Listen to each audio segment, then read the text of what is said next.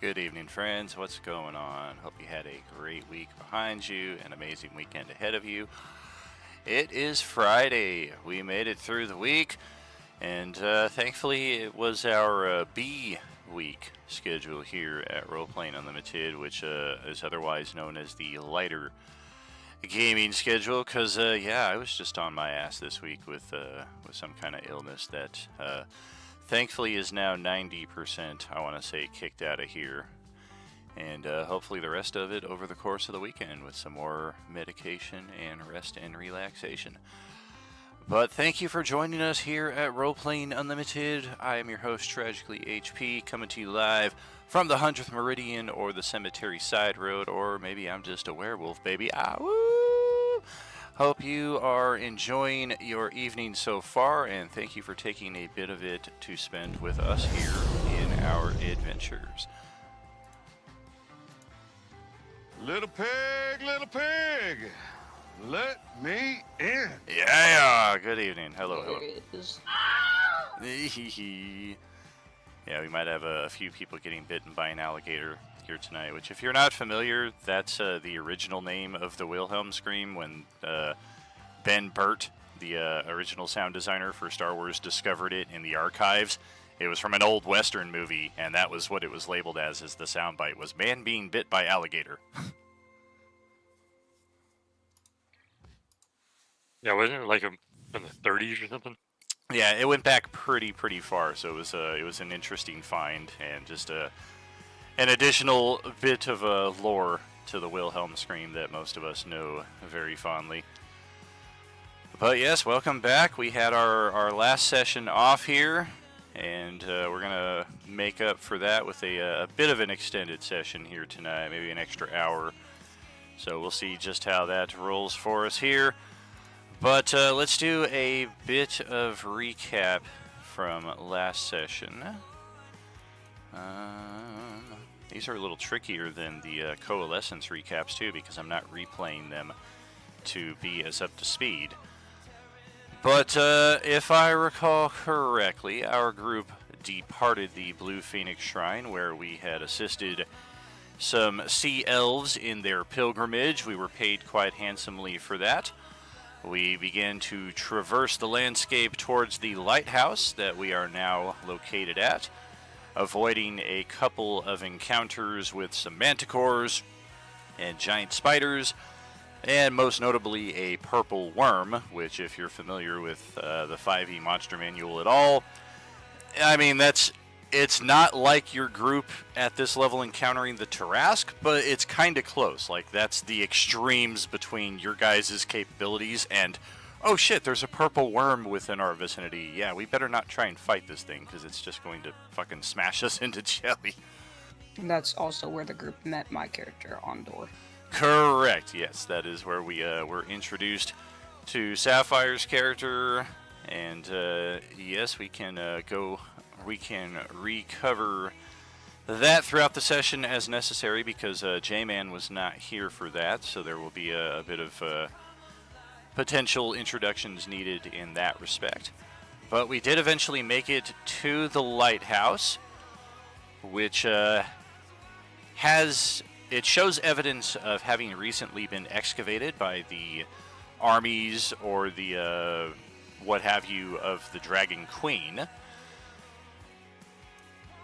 And upon entry into the site, you guys kind of observed it for a while. There was obviously a campsite here and presumably dozens of representatives of the Dragon Queen's army here. But after some time of observation, this place seems to be vacant, so let's go check it out. You guys entered the lighthouse. The top side of the structure is all but gone, like maybe part of one wall remains, but otherwise the structure itself appears to be mostly below ground. So we entered from the ground floor, found a descending passageway to an area that I believe is pretty much where we're at on the map now, so I'm going to move us there. I believe we already made it to the stairs. Correct. I stand corrected as well. The area that I was beginning to recap is up here, and as J-Man is the only one who is not here for that, I'm going to actually send his token up there, specifically around the corner here, where we have a pair of Dimmernesty elf survivors, who one of whom was actually infected by a Sladi parasite, and thanks to the timely efforts of our cleric, she has now recovered. Or I'm sorry, he has now recovered. It's a strange thing. They're using a lady's token for it, so I keep going to she, but it is quite obviously described as a male in the module, so kind of weird thing. But excessively grateful for his life having been saved, Rone has basically said, yeah, if you guys would be kind enough to take me all the way back home to Heart's Hollow, there is 1,000 gold pieces in it for you, and that is this location over here, the High Hunt, location G, or Heart's Hollow. So we now find our way back inside the lighthouse, and yeah, these characters, this one right here known as Yurkul, she is actually the head priest of those elves that you guys helped the last session complete their pilgrimage. They had kind of said that they'd been separated, they didn't know what had happened to their head priest, and that was kind of why they needed your help and your escort through that site. You guys have now found the head priest located in this site, and they gave you more information that, yeah, there's this magic-using draconian who's using some kind of magical stone that they found here in the ruins to try to turn people into more draconians. But something got effed up in the process because they're not being turned into draconians, they're being turned into these slod. And that brings us to this level after we descended. Oh wait, it wouldn't be proper if I didn't drop J-Man's character right here. He missed the session, so it was kind of a womp womp. So yeah, now we will properly get you back in here on the other side of the spiral staircase. And right around the corner over here is where we ran into some of these draconian slod hybrids. Fended off their attacks, kicked their asses, and this is the level. Yes, this is the room right here where we found those two elven survivors. We escorted them back up to the top level where they're kind of feeling a little safer at this point, and basically just like, hey, please hurry on with what you're doing down there and come back here and escort us to safety, because yeah, we've had enough of being imprisoned here. And that brings us to the staircase right here, which we have successfully scouted. I'm going to move all your characters down here real quick. And not all of our characters have gone down the distance so far, but those of us who did scout, which I believe were Lance and perhaps Katie. I know that I did. I don't know if anybody else did. And Doc. Oh, so I guess everybody went down there except for... Yeah, okay. Right. Yeah, I guess Kadar would have been the only one at the time who didn't go down. But, yeah, somehow our group evaded the perceptions of this slod that is just crawling with these weird tadpoles all over it. And we did spot it. We know that it's here. We can see these bridges leading across the way. We can, some of us, I'm not sure who has line of sight all the way over to here. It looks like dim lighting, but we did see the stone in question that has been used to make these metamorphoses happen. And after that, those of us who did come down here to scout, which neither here nor there, went back upstairs to the location we were just at to report to the group, hey, here's what's going on down here. We've kind of got the jump on them. What do we want to do? That's where we ended the session. We have not yet rolled initiative. As we are going to be coming back down here a second time, welcome back, Katie.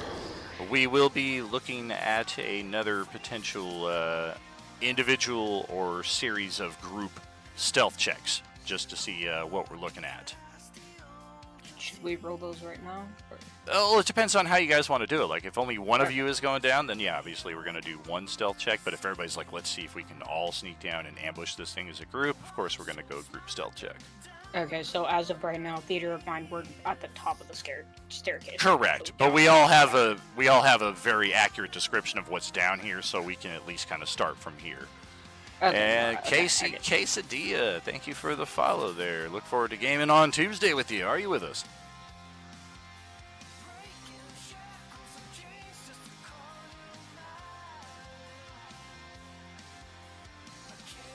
But yes, I turn it over to you. How do you You want said to it proceed? was dim lighting down here that we saw, right?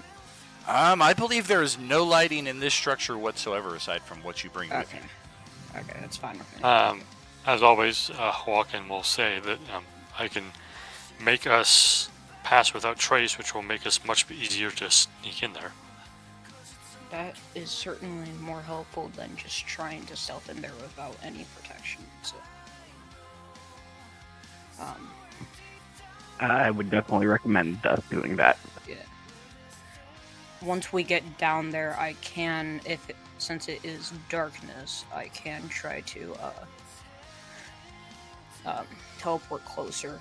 For context, J-Man, I am a Shadow Monk rogue. Or not rogue, sorry, Shadow, whatchamacallit, the Shadow College Something. rogue. He's a shade, I Yeah. believe. I shave my ass.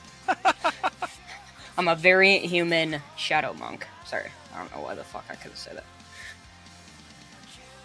Well, so the That's like he's got a silky ass! Oh, shut the fuck up. and now approaching the ring, weighing a svelte 111. Hey, I have to endure spiral staircases as your fucking penalty. Oh man. Oh, okay. Alright. So, pass without trace is going to give us the +10 to our stealth checks. Go ahead and roll group stealth with a massive +10 added to that. Damn, 34. Fucking 30. I'm a monk. Another I'm stealthy, 34. So... Oh, here comes Doc bringing up a mighty 12. Kadar's got an 18. All right. I mean, between all 5 of you right here, that is the average is in your favor, so we can position ourselves at the base of the stairs or within 5 feet of it. Any of these 5 squares right here. Within 5 feet of the stairs. Okay. Correct. Um. And then we can take it from there. As this thing I is would like move my just token, I still cannot get it. kind of rummaging through these barrels and crates down here. You're not sure what it's looking for, if it even knows what it's looking for.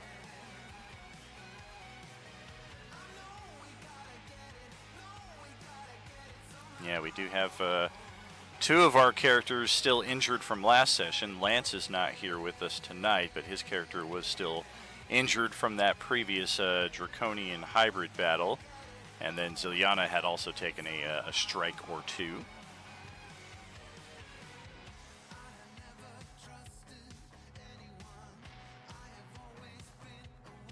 Alright, so now that we're down here for practical sakes, do we get like a surprise round or something, or is that just dependent on what we do? Yeah, if we're going to assault it from right here, then we absolutely have a full surprise round on this thing.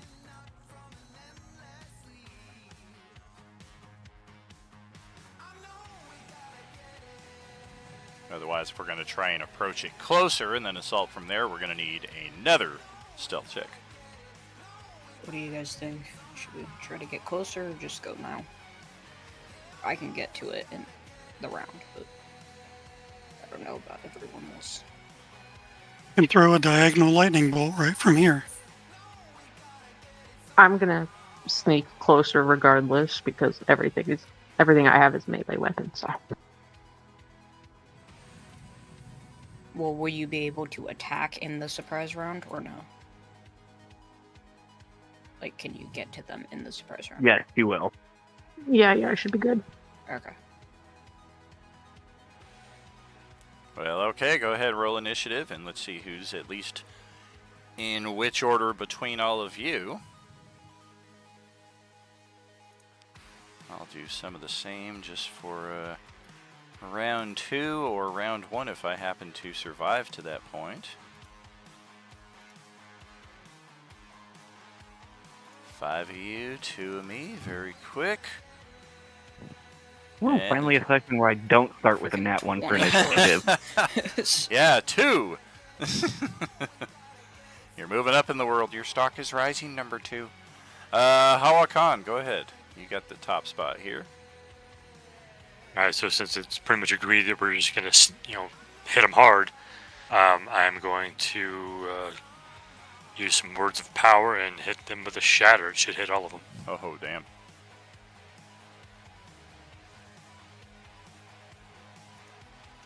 Little close-up look at our little slutty tadpoles and the tadpole-covered slod itself. Level 2, yep, 10-foot radius. That will get us all. Con saves, okay.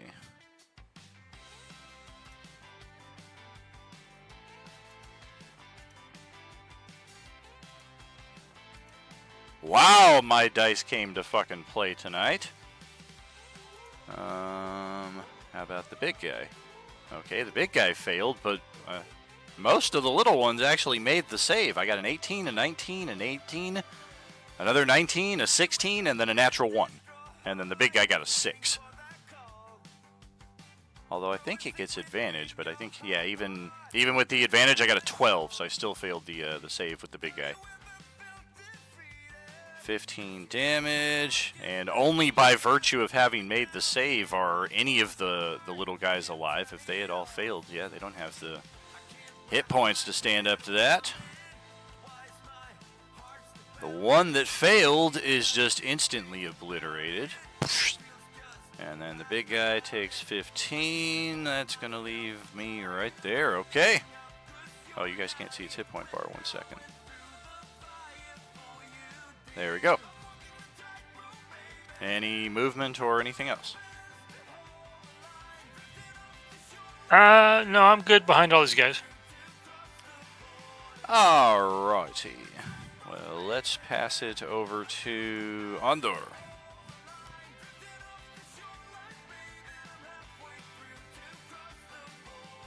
Sorry, give me 1 second. I'm chewing. Remember that, what's his name, did say he was going to lightning bolt him. That means you should move into the path and get yourself a nice supercharge.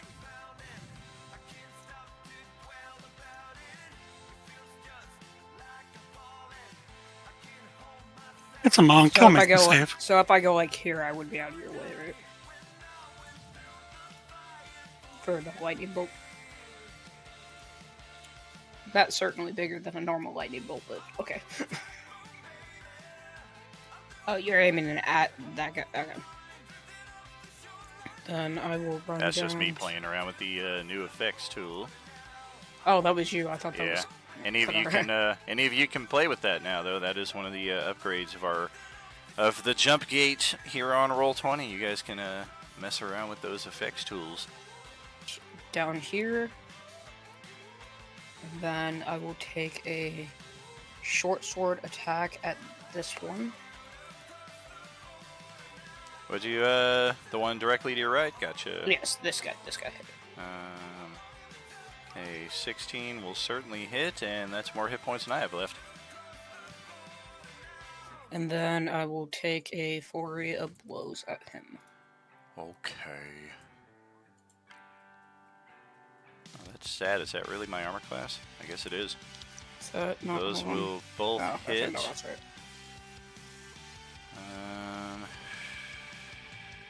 Okay. And that is my turn. Boom, boom, boom. Got it. Kadar is up next. All right. I'm going to reposition before I do this lightning bolt. So My bad. All good. If you move 6 squares to the east and aim it straight down. Oh, alright. Gonna come right here so I can get everything on a diagonal. Sounds like a plan. Pretty sure it won't matter what the little guys roll. Even if you happen to roll all ones for damage and we make the save, that's Yeah, I more think it hit does, points like, a than we have. minimum of, like, 10 or something like that. Yeah, minimum damage. They Minimum only got of 3 6, HP yeah. left. Or, no, minimum of Big guy will get his advantage, so that will hopefully work in his favor. We'll see. Wow, it didn't need it. Got a 20. So we'll take half of that. You did that backwards. It's 8d6. Yeah. not Yes, I 6d8. did. I'm sorry. Okay. That I should can leave also that be- or I can roll the other way. Oh, There yeah. should be you a did. thing on your sheet that you can play. Right. Yeah, it was a spell card instead of an attack. I'll have to fix that between rounds. Yeah, go ahead, roll the 8d6.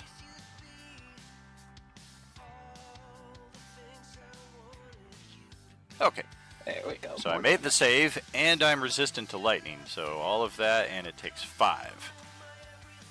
It just looks over at all of you. It's definitely not surprised But- now, but it's staring up at the GM like, can I get a fucking turn now? You got rid of the little ones. I'm happy. Oh, yeah. Yeah, Yeah, who knows what those things could have done to y'all. Katie, that's over to you then. Well, so we are going to get into position here, tab this thing. All If you're right. able to get over here, I think you would get advantage on the attack for blink. Yes, I will use my bonus action to dash so I can get said flank over this dead body, I guess. I don't know. It just looks like the stubby end of one of those graboids from Tremors now. Oh, wait, I didn't even need to do that because I have Assassinate, which gives me advantage on creatures that haven't taken a turn. Okay. Aw. Graboids, that's it, graboids. You'll be sorry if you don't give it a name. Yeah, so. Can I unclaim my dash move? Sure. Okay. Walter, your phone doesn't work. I didn't do it. Okay, and then let's use this bad boy here. Oh, Casey was forbidden to talk for 10 minutes. Whoops. I always forget about that, yeah. Bot protection. Damn it. Which, ironically, the bots always seem to just get through. Oh, damn. 21 to hit for 18? Ow. Well, we didn't like that. But, and then I will, disengage. I'm just gonna, like, look around and be like, oh my god, where did that come from? It's so weird. And that is my turn. The little tadpoles still crawling on it look at each other like, this is not looking good at all. Doc, that's over to you to end the surprise round. All right, so we're gonna go ahead and start off with a spiritual weapon, and I'm gonna cast it right there. Did I give you a spiritual weapon? Doesn't look like there's one in there. Oh no, there's a spiritual mace up there.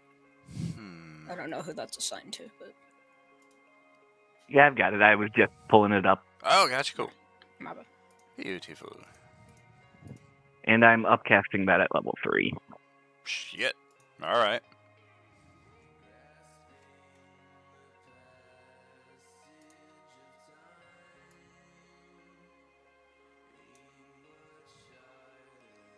Well, shit.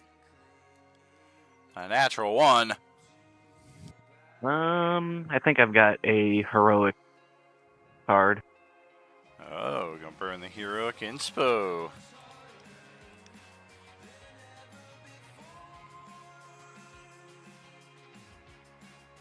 Yeah, a lot of us were out of those, but we did manage to get some new ones after that last dungeon. It's pretty challenging. All We're gonna right. go ahead and burn it. I'll take it. I'll take it again. I will take it a third time. I will delete the card. It's still there on my screen. It's Gone on for mine. me, Yeah. Yep. Yeah, I got a complete freeze here on the GM side. Firefox is working so much better than Chrome these days for my Roll20 integration. Chrome hasn't done any, like, it's been fine for me, but I've heard a lot of people having problems Yeah. with it, yeah. Yeah, thankfully the Firefox is what I'm showing all of you, but the Chrome is what I'm using, and I'm just completely frozen out here, like I can't even do a page reload now. But yeah, that'll work. I'm gonna be a few seconds delayed on applying any damage because I can't interact with the token on the player side of things. I can interact with your tokens. So we'll pass it on to the next round. Go ahead, J-Man. Oh, are you done, Doc? I guess that's just a bonus action, yeah. No, the casting is a full action. Bonus action is to move it. So yeah, I'm done. I thought it was action or bonus action. Okay, I'm able to get a brief page reload here, so if you're doing anything important, save it real quick, because it's going to reload for everybody.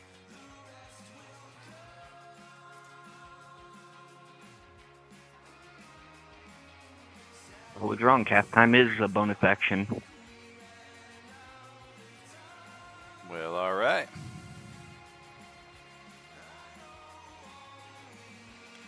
Okay, I'm back in.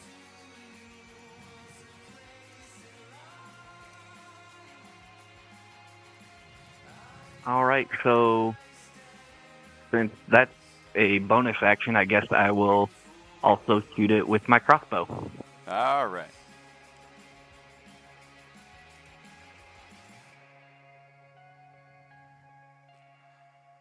Well, that ain't gonna do you any favors. That figure. That'll be my turn then. Okay. Have to find my monster sheets again here. My page reload kicked me out of everything I had preset. Let's hear it for preparation. Woo woo woo. Alright, so now on to the next round, and maybe I'll survive long enough to get something going here. Did you take its damage? Sure did. There. Yeah, I'll pull out my bow and take a shot at it. Okay, that will also land.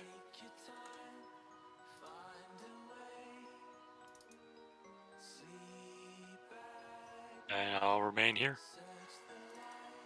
Alrighty. Well, it's got a turn at last here, so let's miss as much as possible.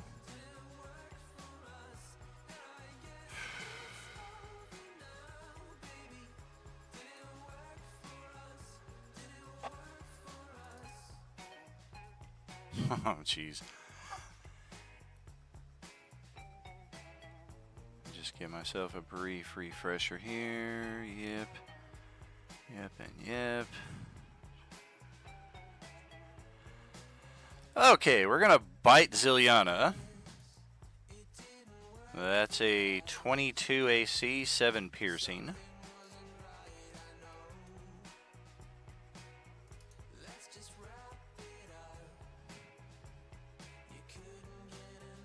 And then follow that up with a claw attack and another claw attack. And yeah, that's about what I expected. A miss and a miss. And then over to one of my favorite Tragically Hip songs, The Inevitability of Death. Ondor, go ahead. Alright, I will go ahead and attack this dude with my short sword. Yep. 7.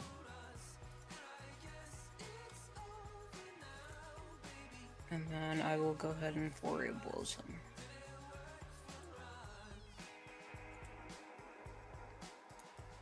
The second one's gonna mess with this one.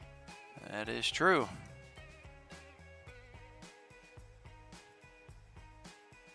I should have probably done this to begin with, but I'm going to go ahead and reposition myself over here. Alright. And that's gonna be my turn. Over to Kadar. All right, we're gonna cantrip this thing in. Just drop a little chill touch on him. Alright. Ow. Well, that's critical damage at this point. That health bar is flashing bad, and the last person we want taking a turn at this point is the rogue. That's why I made sure to get the advantage for her. Yeah, I don't know if she would have been able to sashay that 7.5 feet to the east there to do it herself. It takes a lot of work to sashay the way I do, okay? Yes. Anything else there, Johnny? Nope, gone. All right, Katie, that's over to you.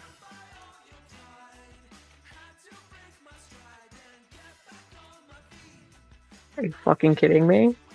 Ouchie, ouchie. Like, for real right now? Yeah, that is a... On brand. that You know is what? a miss and a half. I didn't wake up 20 minutes ago to have attitude. Womp-a-womp. Oh my god, this is the most upsetting thing to happen today. It's And almost dead I anyways. stumbled around campus all day. Okay, yeah, I don't have like anything that will help me out of this bind here. I don't get like another attack or anything. So You don't I'm have just an offhand attack or not? no, I have all the boring stuff, so I don't have anything that I can do for like second or an unarmed or whatever. So I will use the movement and end my turn, just like pretending that wasn't even me. Like I didn't even do anything. Nothing happened. No one saw that.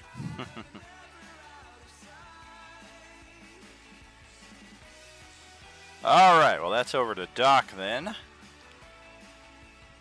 Alrighty, we're gonna go ahead and swing with that spiritual weapon. Okay.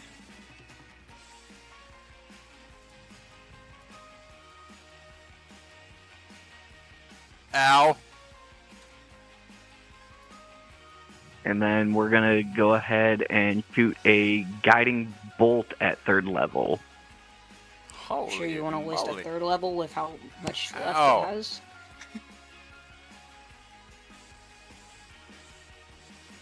Oh, and it missed. Why of all times does it miss? Oh, gosh. And look at the freaking damage. 3, 2, 2, 2. Ugh. Gross. Alright, that's all I can do. All right, well, let's see if Hawakan can finish this thing off. I'm like looking incredulously like, wait, really? It's not dead yet? So yeah, I'll take another shot with my bow.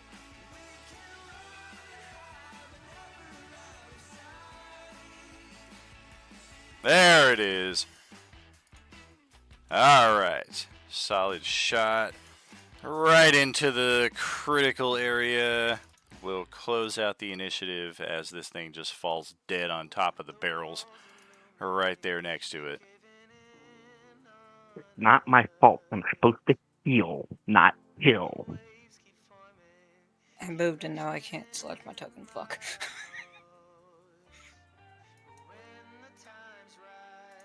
Thank you. That's so dumb. That is like the worst possible upgrade. And I use the term loosely that they could have taken.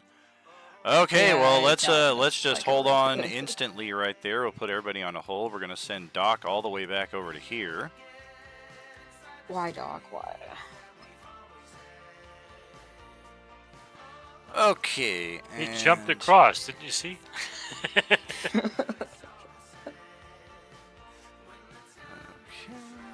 I've got this. I got this. Oh, that's right. I lost that too when I did the reload.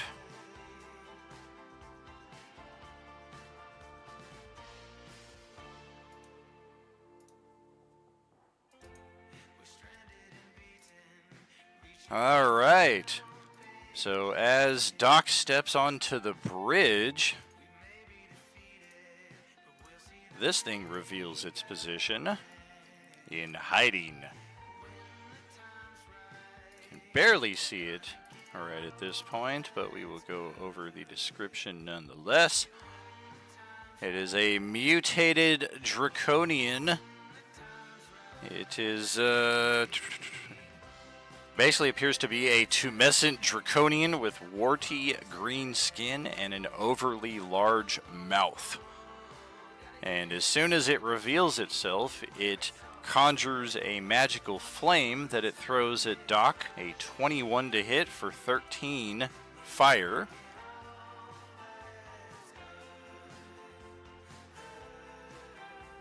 Ow. And a 17 to hit for 12 fire. 25 damage in total.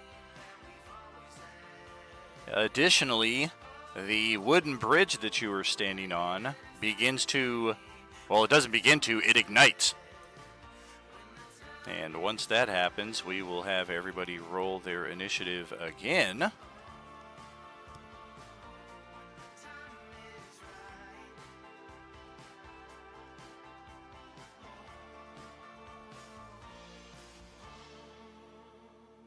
I swear the dice in roll 20 hate me.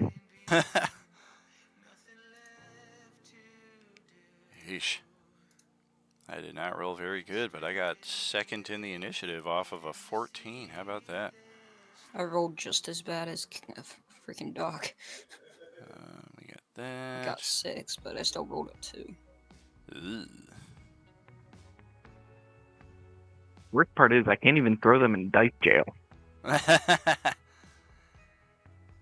See, that's why I want the freaking the freaking dice that connect to your roll 20 that you can roll in real life, just so that I can throw them in dice jail.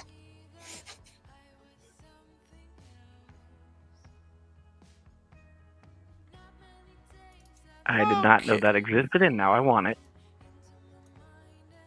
They J-Man. exist, but they're also like incredibly expensive for what they are. So That's I don't over really to actually J-Man, who's got recommend the top initiative here. Go right ahead. Alright, so is just the area he's on fire, or what? The bridge itself is actually smoldering, but yeah, it's spreading pretty quickly. You imagine this entire bridge is just like a dry bit of tinder just waiting for the right spark. I don't think I can do anything about that. And I can't even see this guy. I guess my dark vision isn't long enough yet. yeah, mine doesn't reach it either. So I'm gonna have to move to see him to do anything.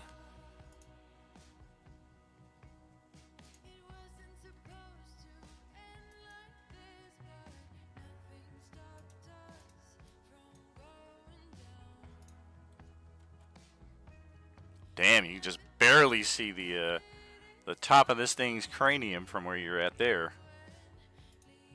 Yeah, okay. I'll yell at Doc, get clear, get clear! Unless somebody can put the fires out. And I'm gonna, I'll just take a shot with the bow for now. Okay.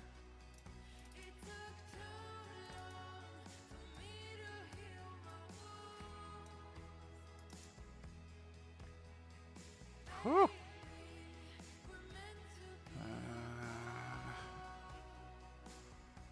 No.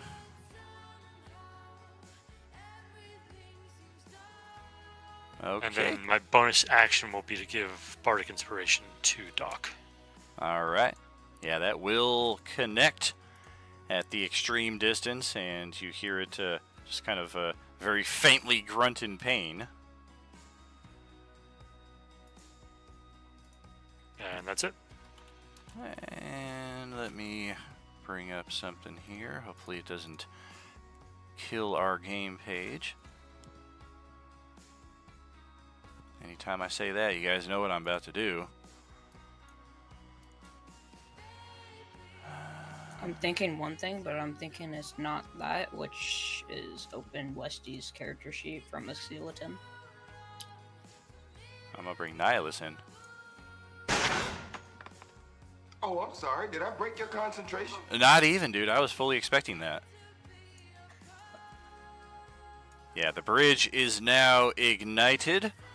Anybody who moves into it or starts their turn on it is going to need to roll a saving throw.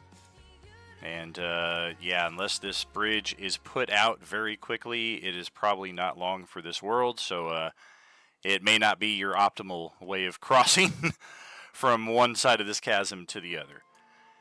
And with the creature's actual turn, we will...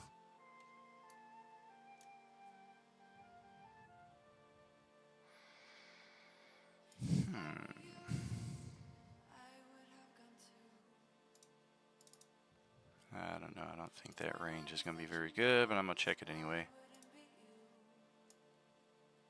Yeah, that does us no good.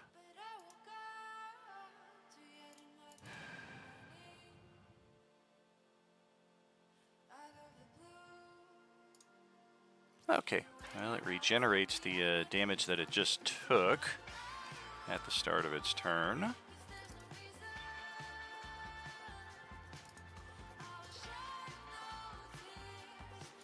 Got a tier 3 subscription. Wait a minute, what? You said it regenerated, so it has a tier. Oh, I was like, I'm looking in the Twitch here. I'm like, what? What happened? That's 3. That's 4. 5. Oh, great. That 6, means it's got like 10 hero Yeah, points. what 7, are you 8. fucking doing to me right now? I don't like this. Yeah, let's throw a fireball. A big green one.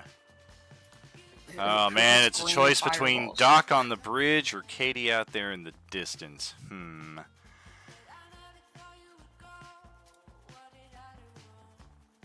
I Kadar, they're just don't fucking know. screwed either way.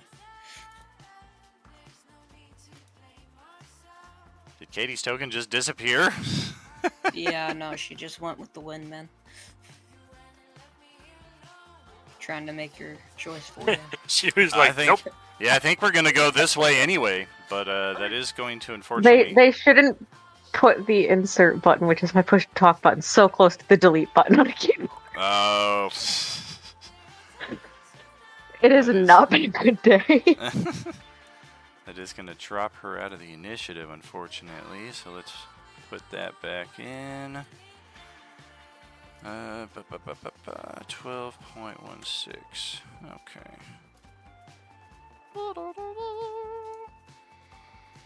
Yeah, it was a better headcanon to think that Katie was like, oh, nope, I'm not there. All right, so yes, fireball, dexterity saves from the 4 of you caught within the AoE.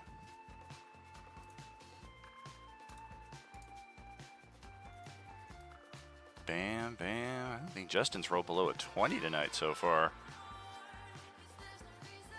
My spell save DC is a mighty... Is that right? Wow, it's a 12. Oh, okay. So everybody Ow. made it except for Doc. And yeah, let's just see what kind of fireball we're looking at here. Boom! Yeah, 33 fire damage if you're Doc, 16 if you made the save. Of course, not accounting for whatever you may have defensively.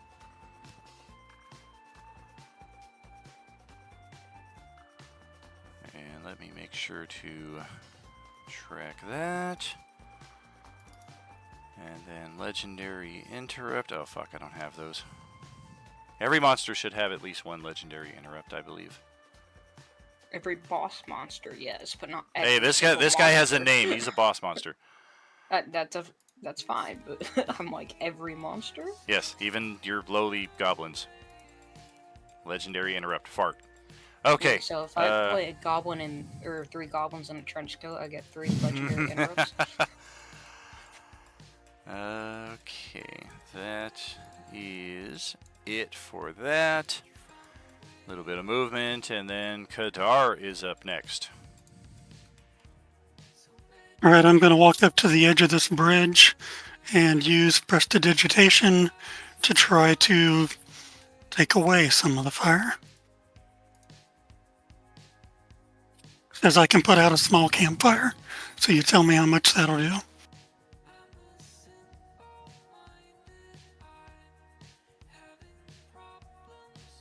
hopefully enough to keep me from burning. I would say with the fire having already ignited, combined with the fireball a second ago, you're confident that any bit you put out with this is just going to catch a flame again rather instantly, like the fire is already out of control. All right, but hopefully I can get a little bit of it there by Doc away. And then bonus action, I am going to Misty Step across. All right. Wing. Hey, get out of here! I'm going to counterspell your Misty Step midway and cause you to fall into the chasm. All or nothing, man. It's all or nothing. But if you could actually like time counterspells like that, that'd be fucking awesome. Yeah, that's like some That would be palladium. disgusting. That's some palladium interactions right there. All right. And any of your actual movement remaining that you want to use, or are you going to stop right there? Yeah, I'm going to give myself a little more distance than this. All right. Okay, well, Katie, that's going to be over to your turn then. Groovy. All right. Let's see what we got going on here. I should probably catch up with everybody else. I cannot move my token. I do not know why. Yeah, that makes no Because sense. the replay, so. Yeah, try a page reload because all the preferences are set. Are you sure you're on the cursor and not like the effects token? I really don't remember. I remember we departed from our bodies. We woke up in Ivor City.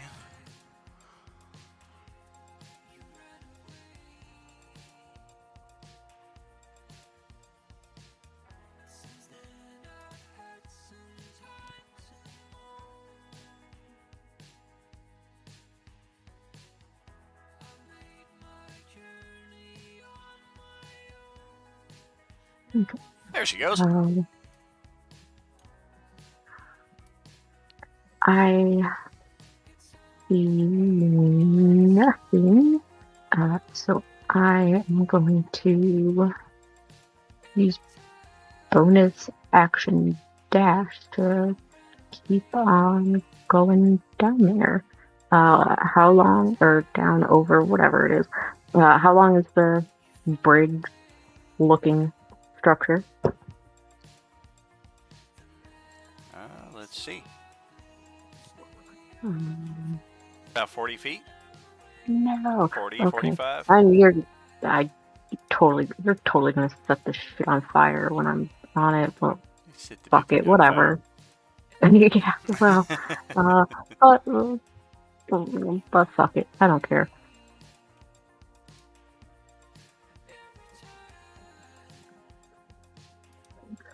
Pretty about right there, more or less a question mark. Oh, I think a little bit more. A little more. Okay. And then oh, that dude ugly. fire. Oh. Hello. How are you? Oh my god, I cannot believe you got a picture of my sister when she wakes up in the morning. That is Oh, damn. so crazy. That's okay. I'm a little insulted that you haven't introduced us yet. That is literally like every time you show us like a close up with a big bad, like I always take a picture of it and send it to her and be like, dude, you're in our game. Oh man, that's so bad. Did you She's say just like, that why did I talk to you? we had to enfuego you? No, I will never use that as a verb. Like, I'm sorry, I cannot. I know that verbs are an open lexical class and we technically can. However, Oh, I staunchly refuse to. I just can't. I will cry and burst into flame. I will be enfuegoed myself before. But yeah, that's my turn because I don't have like a bow or anything. So All right. Well, Ondor, over to your turn. Well, I was going to say, if you could use your action to also dash again and get off the bridge. Oh, that's true. You just wanted to move, move, move. Yeah, could be like, yes, but also, do I want to get closer to it? Do I really want to get closer to it? What's the bigger threat, you know? Because it's a save if we're in the line of fire. If you were to set this on fire, it's a save, right? Not like a. It is, yeah. If you're on a burning bridge, then it would be a saving throw. I think I'll risk the saving throw because my armor class is not high enough to protect me if he actually attacks All me. right. So Playing I'll the take odds. the My risk. dex is better than my AC. There you go. All right, Rick, what you got? Move 10 up to there, and then I will go ahead and do a shadow step down to here. 1 second. Trying to get into his face. Perfect. Okay.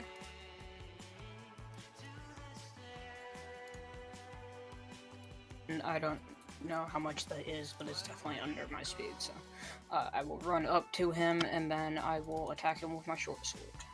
Okay. And Well, then, alright. just for shits and giggles, let's try to stunning strike him. Alright. DC is How many key points 13. do you have total? I count 3 used in the last 45 minutes. 3, I have 2 left, I have 6 total. Alright. And that is a con save for the stunning strike. DC Hopefully 13. 17 makes it. Yes, it does. Alright. It was worth a shot, damage. but Definitely. and then that's my turn. Okay. And Doc beginning his turn on the bridge. Yeah, that flame has already come back your way, so dexterity saving throw. Oh, that is close. Oh, it's a 14. You do have a Bardic Inspiration right now. That is correct. You need a 2 or better Yep, on that Bardic Inspo. That's a D4, right? Oh, D8? Wait. Yeah, right now. Nice. So yeah, no fire damage, but this bridge is not long for this world. Either try to cross it here or back off and hope it doesn't crumble under your feet. I am actually going to do something a little bit different. If I can find it.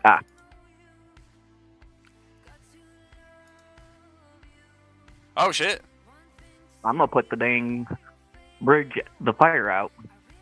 That right there, I would say, would do it. This bridge is very, very unstable at this point, but you hope that it, as long as it's not, as long as there's no excessive pressure or force put on it, it should function. All right, then I will run on over. Right there. Okay. And then I'm going to recast my spiritual weapon at 3rd level. Oh, damn. And smack him. Well, that's all I got left. I don't have any 2nd levels left.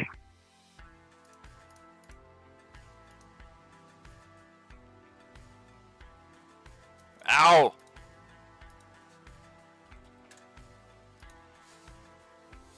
Well, alright. We'll take that. 10, 20, 30. It doesn't start within 30 feet of you, right? Is it 60 feet? Yes, it's 60 feet. Gotcha. If it was 30, you'd be out of range. 60, we are well within. And okay. That will be back to the top of the next round then for Hawakan. Alright, since it moved out of my sight again, I guess I'll have to approach on the bridge here. Yep.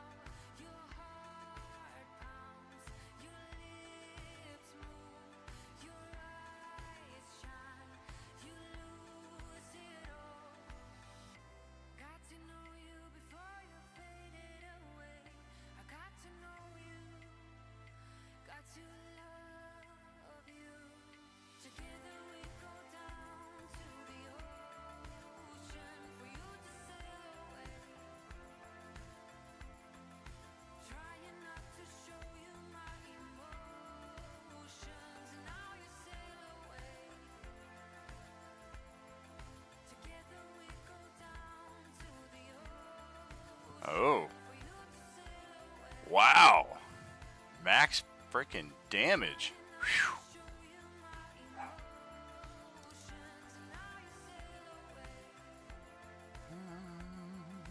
Yeah, then I just, look at him and kind of. I mean, Katie would hear me because I'm right behind her. It's kind of a whisper under my breath, and it carries the words across the way into his ear, and he's just like, "Ah!" Oh man, it made the 14 on the money. Oh shit, and it's all or none, huh? Hold that thought.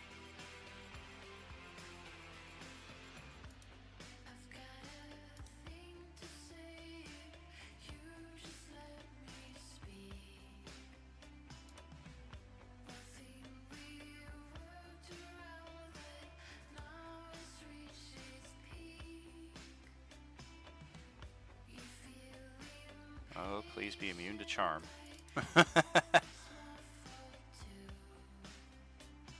Aww.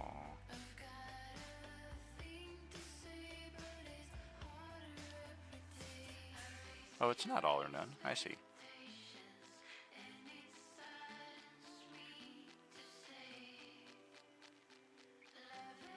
All right.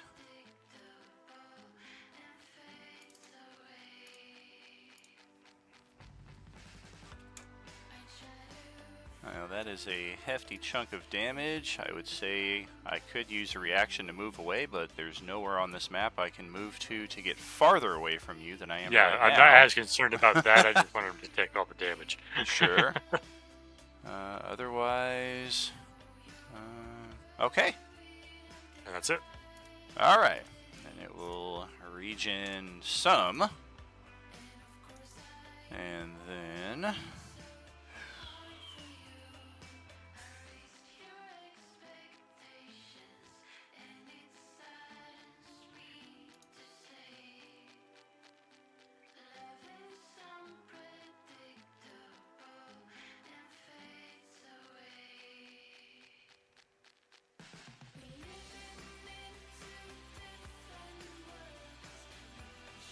yeah, we're going to cast an invisibility spell.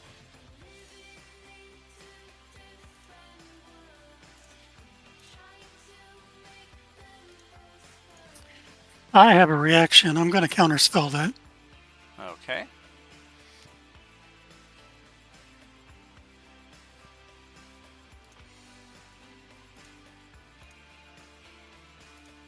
Alrighty. And that,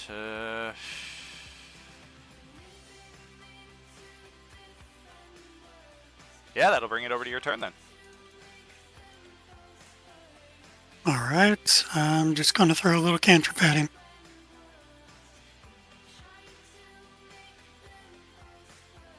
And I'm going to miss. Alright. Katie, how about your turn?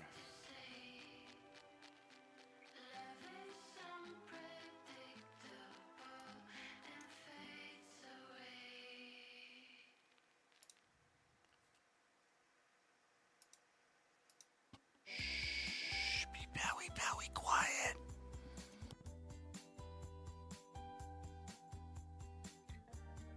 All right, so me. Sorry, I was making sure the dog didn't pee in the house. I admire your honesty. Okay. Let's see. Let's go measure some stuff. Be fun. Oh, just enough movement to stay. Okay. Let's go in. Right there. Let's see if we can move the map a little bit. Can I can't occupy the same space as his spiritual weapon, can I? Oh, you can. Yeah, Oh, it's okay. just a ghostly weapon. It doesn't provide Okay. flank or anything like that. Okay. Then I will occupy said space. And hopefully not get like a fucking nat 1. That Since he's in the button corner, would this count as flank or no? doesn't matter. It does not. Why did you say it? Why did you have to say it? You know what? No, it's because I didn't roll a single nat one on Wednesday night. That's true. I'm only gonna get nat ones tonight. That's Oh, it. no. That's all that's gonna happen. Zilliana's just gonna have like a mental breakdown. Just be like, "What is wrong with me?" Shit. Oh, man. And then I will. I will bonus action dash to try to get some distance between me and this creature, and then that will be my turn. All right. We're going to try to bite you on your way out of here with our reaction.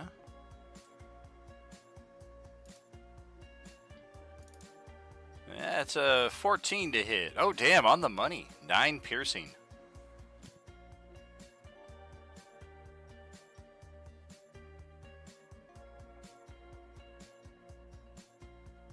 This is not my night.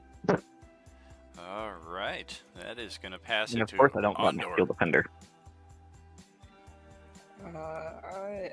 Short sword attack, That's good. and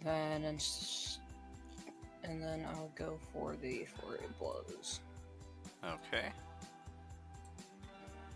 2 for 2 again. That 16 hits on the money. This thing's got a And little we'll higher spend AC. We'll spend my last key point to try to stun him again. Okay. There. 18. Damn. Alright, well, whatever. I'm out of key points, but I can still attack twice, so. Show. All right. And I'm an idiot. I'm gonna do it right now. I forgot that I have extra attack, so extra short sword attack. Oh, shit. All right. I completely forgot about that. That's my bad. But going forward, I have 2 attacks now. Ouch. Alrighty. That's over to Ken then. All right, let's go ahead and smack it with the spiritual weapon.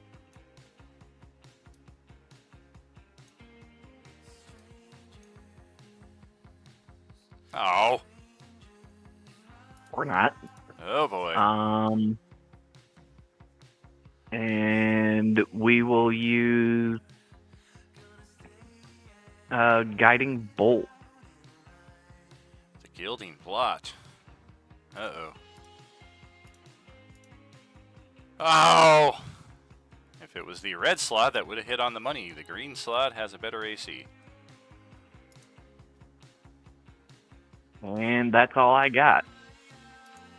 All right. And still standing on the steadier bridge at the top of the next round. J-Man.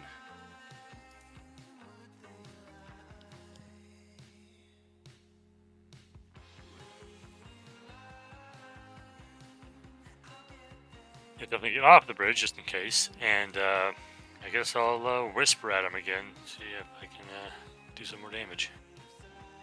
I think a particular devious use would be a mimic bridge. Yes, get on me. You have to.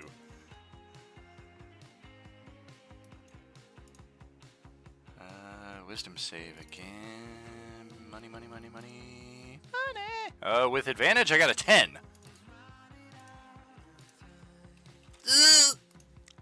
And then I'm going to give Bardic Inspiration to, let's see who's coming up next.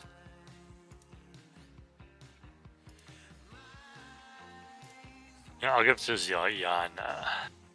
All right. Oh, shit. Do a little regen. And I don't know. I ain't never heard of no mayor.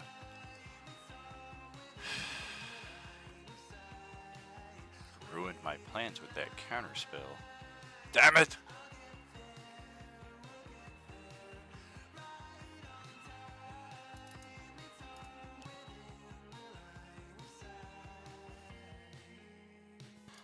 Okay, we're gonna try a bite attack on the dude standing next to me. 23 to hit, 14 piercing.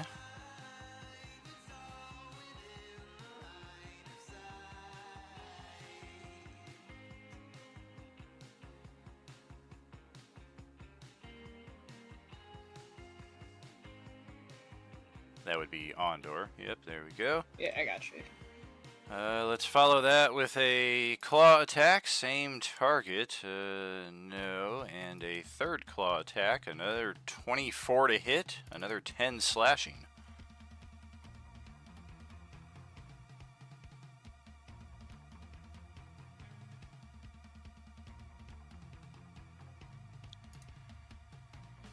And we're going to take just a little bit of movement right here.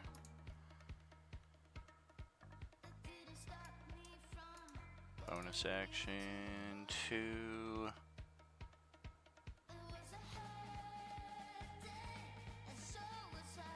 I can't even creatively come up with something for that. So, alright, Kadara, over to your turn.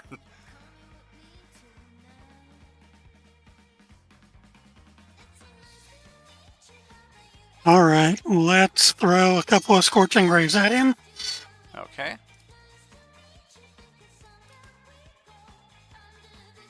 I'm trying to time my mic around an upset child. I'm sorry. Oh, yeah, that's totally understood. All right, so 3 problem. rays incoming. Okay. Doe. Yay! Doe! Alright. Well, it is resistant to fire, but those second 2 will hit, just for half damage. That becomes 9 points of damage total. Okay. I'm going to stay where I'm at. Alright then, let's have Katie take her turn.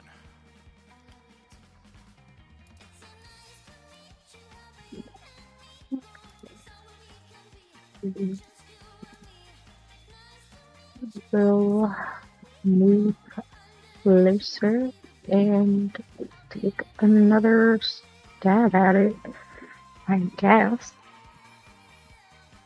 Oh, perfect. There. Uh-oh. Damn flinks. Oh! Hey, all right. Oh, that hurts. Oh. Good. All right. And I am. Yeah, I think that's it. I don't think I'm gonna dash away or anything. I'm just gonna hang out right here. Alright. Well, let's have Rick take his turn then. Alright, I will go ahead and teleport away using my shadow step and then shoot at him at advantage. Advantage didn't do anything, but still. Correct. Technically, the advantage is on the first melee attack also. Ouch. Oh, okay. Well, I did not know it was melee, but it did not have an impact. Sure. At the Yeah, second hits anyways. either way. But yeah, no. For future. That is the end of my turn though. Alright. Doc, that's over to you. All right, then I am going to go ahead and move a little closer to it. Yep, right there should be fine. And I'm going to take the acid flask I found in the last thing and throw it at him. Alrighty.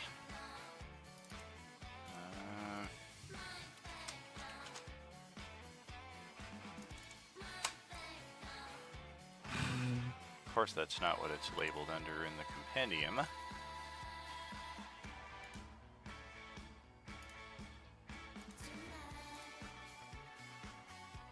Fuck it. I guess I'll I think roll a we saving have it throw. as a...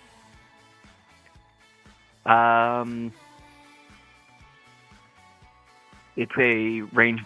It's considered a ranged attack, because I couldn't find it in the compendium either. On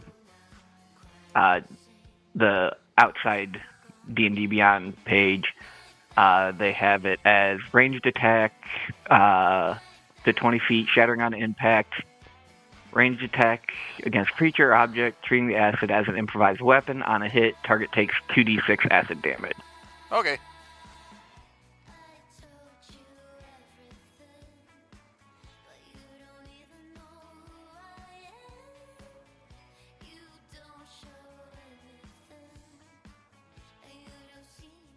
You do still have to roll to hit it, though. Yeah. Well, shit.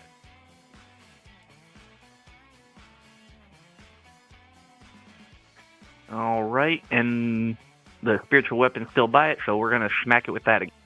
Okay.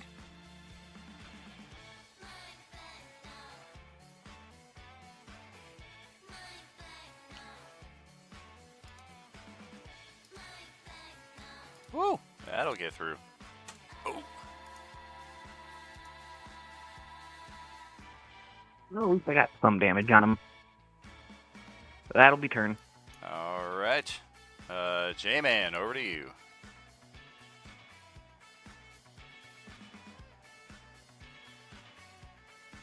Oh man, I would hope the rules for whatever you're trying to coach your blade with would have that included in there. Otherwise, it might be under the general poison rules or what have you. Well, that will hit.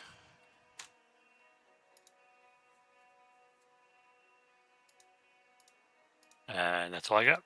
All right. You have a magical weapon? I'm not certain that a vial of acid put on a normal weapon wouldn't just melt it. Fair. All right, so we'll regen a little. And we're going to try the invisibility again.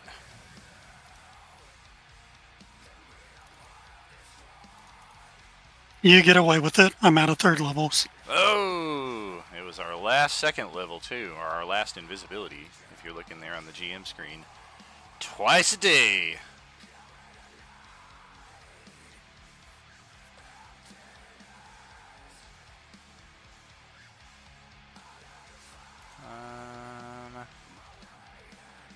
Just check a couple things here.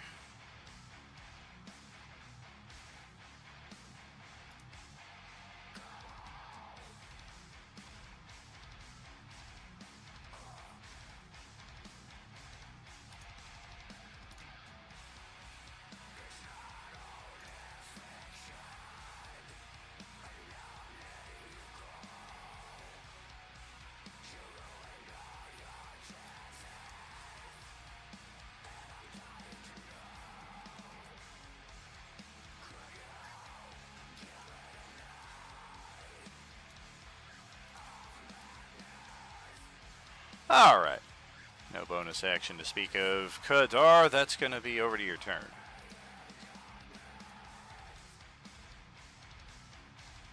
All right. Kadar's just going to go invisible too. Oh no! I will counterspell. Oh wait, that'll reveal my location. Never mind. And for your case, we will slap the little invisibility icon on you there. All right. I'll just stay where I'm at. All right, Katie, that's to your turn then.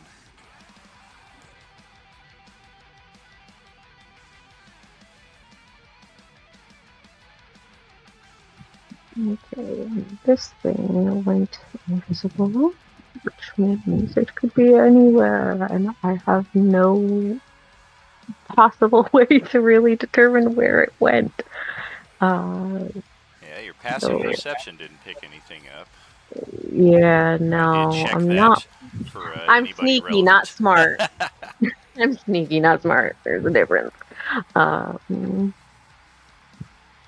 So I think I am going to just use my turn to drink a healing potion as my action.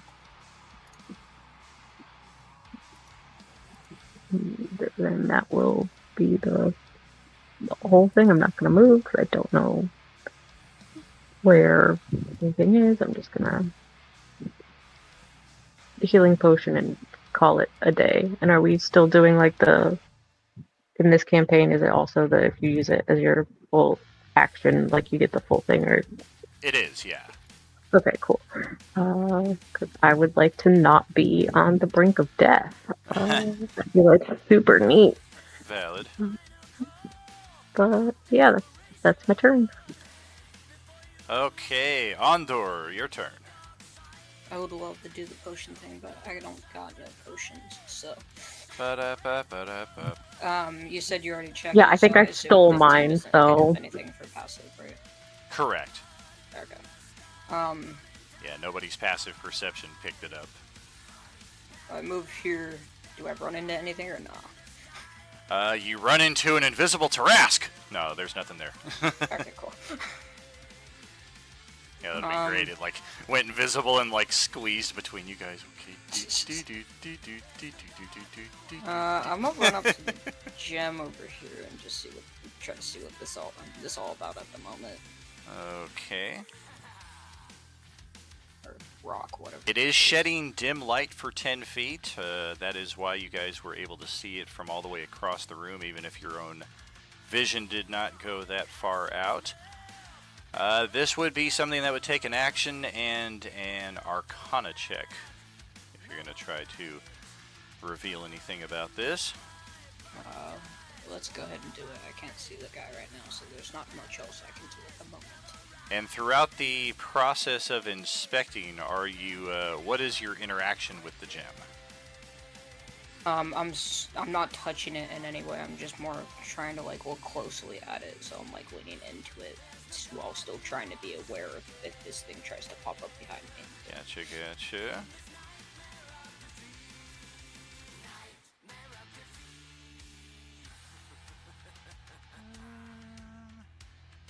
Yeah, this is a shard of some kind of ancient magic that, based on a quick inspection, you're inclined to believe that it can corrupt living creatures in horrible, horrible ways. I'll kind of just relay that with everyone, and then I'll turn around and I think I have this. Then he jumps on the gem and hugs it. You're joking, right? You regain 30 hit points, gain 9 levels of experience. Oh wait, that's only if you actually do it. Yeah, I'm not doing that. I'm not falling for that shit. Come on. I mean, you get all that, but then you also become Running an down here to do NPC. anything. Yes. I'm gonna scoot on They down talk to you like this. Yes, he becomes the staff, and now it's his character from Friday night tormenting his character from Tuesday night. I'm gonna assume I'm not running into anything, right? So far, so good. Okay, that was. I'm just gonna round up to 30. I have 25 movement left. That was 20, or that was 10, so 15, 20, 25. Nothing. Nothing over here, no. Alright, that will just be my turn. Okay, Doc, that's gonna be over to you then. All right, then I'm going to actually use my perception to try and see if I saw the ground disturb as it moved, or if it looks like it moved at all after turning invisible. Sure. Yeah, go ahead and roll that active perception. We'll take your action. Yeah, no sign of it. You can't tell if it's still standing there or if it moved away. Well, then my spiritual weapon is gonna swing at where it was. Okay.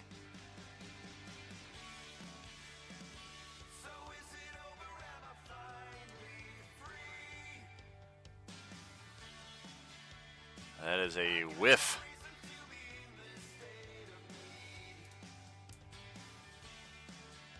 And since I don't know where it is, I'm just going to stand still. All right. And top of the next round, Hawakan. So, this ground, is it just like hard stone? What are we looking at? It is, yeah. Some There's yeah, no some loose tracks. bits of rock and gravel and rubble and what have you. So there's no, like, obviously no tracks or anything left behind. Correct, yeah. If anything, you might like catch little skitterings of rock across the way based on its stealth and your perception. Yeah, but now that, our guy also went invisible. I don't want to shoot him by accident. Oh, yeah, sure. I mean, So could I have gotten advantage with my stone cunning on that then? I would say an argument could be made for that. Same result, however. The invisibility bonus that it gets put it outside of the 22 even. Fair enough. So, seeing that there's not cracks, there's not like a lot of loose dust I can throw into the air to try and coat it with. I'm going to bonus action healing word myself and then pick the dodge action.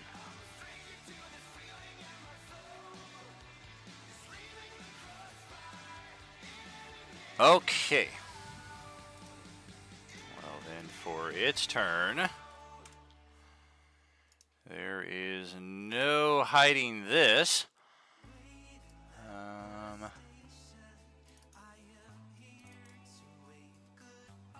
Yes, it obviously is on the bridge and hustles across very quickly at 30 feet of movement. And that's the last you guys catch trace of it after that point.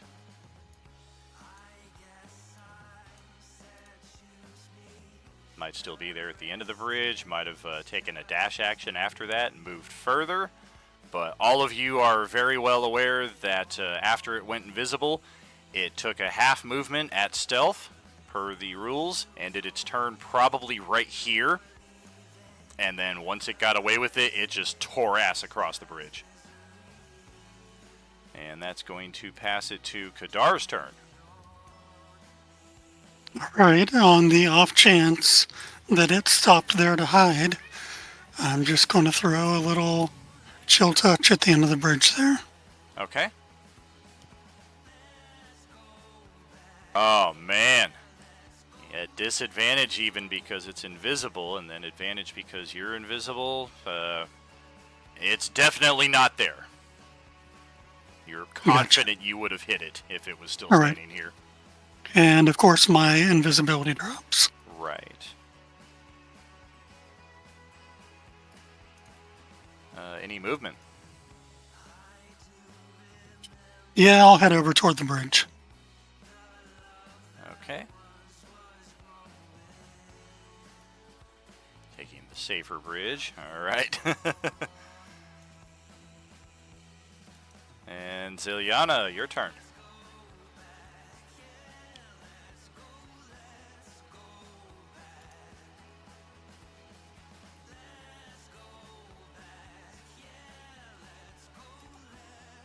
All right. I think I am also going to recross the bridge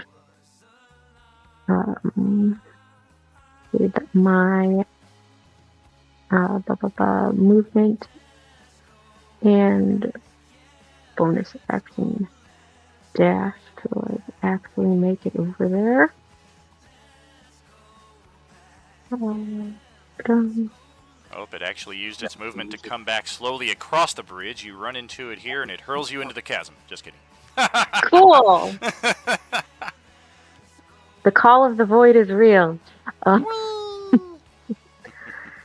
Next to kind of look around and obviously not see him and just be like, what the fuck? And then just I'm gonna call it a turn right there. Okay. You can also take a ready action. If it appears, you can attack it. You can take the dodge action, so if it does choose to attack you, it would do so at disadvantage. I'll I'll ready an attack. That I Okay. should probably do dodge, but I'm gonna ready an attack instead. All right. Ready there. Okay, Ondor, your turn.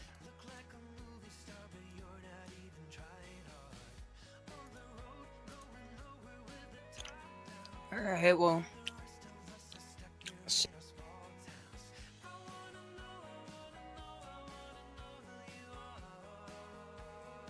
Teleport to 60 feet there. Okay.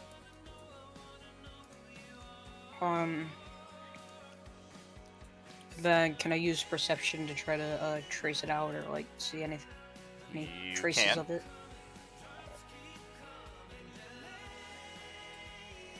$17, probably not.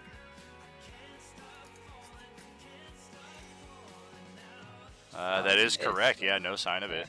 Okay, then that's my turn. Okay. I will make sure to pull out my short bow, but that's it. Sure. Doc, over to you. All right, I'm going to go ahead and start moving. And I'm going to action dash, which will put me right about here.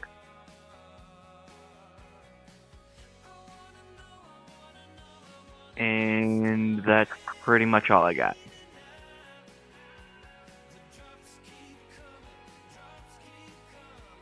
All right. Hawakan.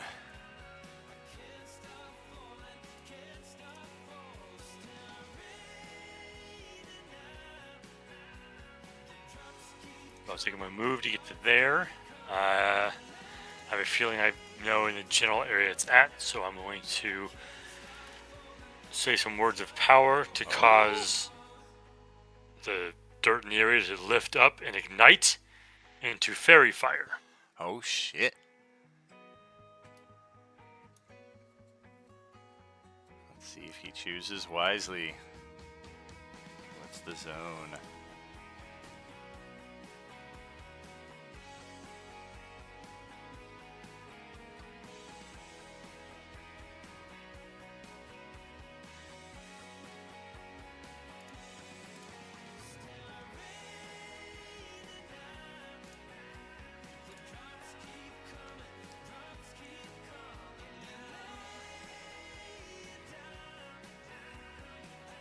Yeah, these are always weird because they give you like half squares. I think you have to choose to like start it at the crosshairs. Okay. If that's an option. I think the Yeah. crosshairs is the center. Yeah, center, not edge. Or maybe edge, not center. It might be top right. There we go. Yeah, that's proper.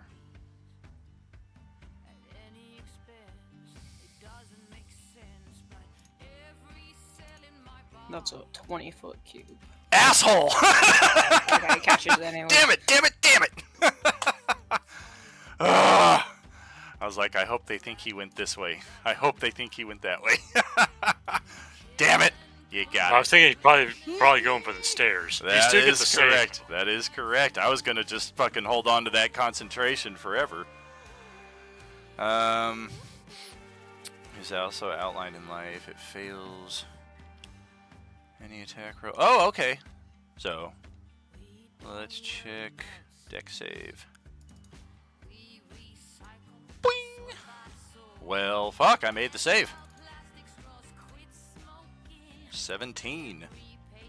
Well, if you want, since he already revealed him, I will use one of my portents and give you a natural 9.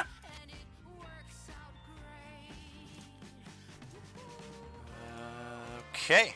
All right. So yeah, I burned that, and then it all With makes bonuses, sense. though. Is it bonus like a +5 or better?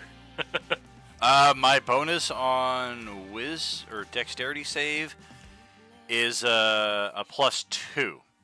So I would have only gotten an 11. It Yeah. fails. I was gonna say it would suck if it's like +6. Oh well, oh well. I'm still good. All right, so that's is that everything for Hawakan? Yes. So, yep, that's it. Okay. Well, we're gonna regen another handful there. I would have gotten away with it too if it weren't for you stinking fairy fire. Okay, let's try some of this. Okay. Why is it doing that? I said edge.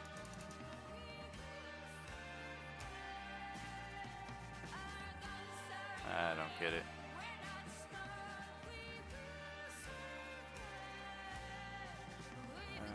Oh, it's 30-foot cone.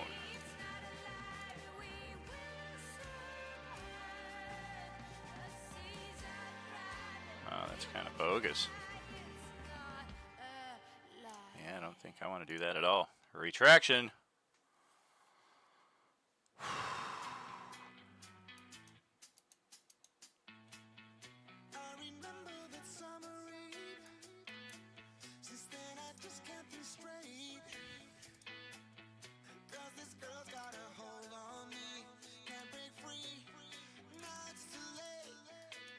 Alrighty, we're gonna charge Doc here. Go for the bite attack first. That's a 23 to hit. That's 10 piercing. And I'm down. Oh boy. Well, we will step up to Ondor here then, and try to get a little bit of the same with some claw action. That's an 18 to hit. That's 8 slashing. And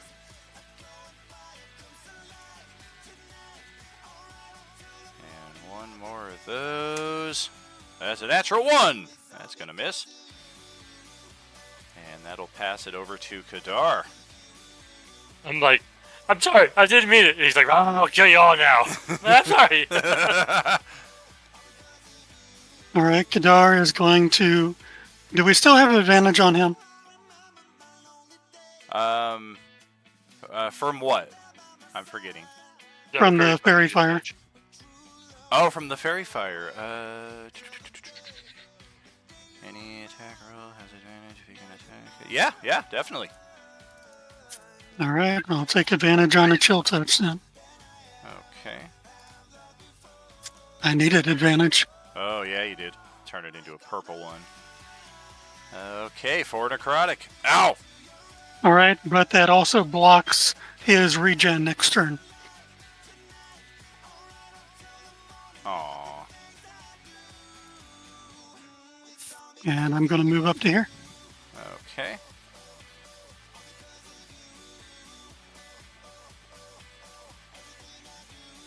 Katie, over to your turn. We're gonna go ahead and come up over here and go for another stabby stab. Okay.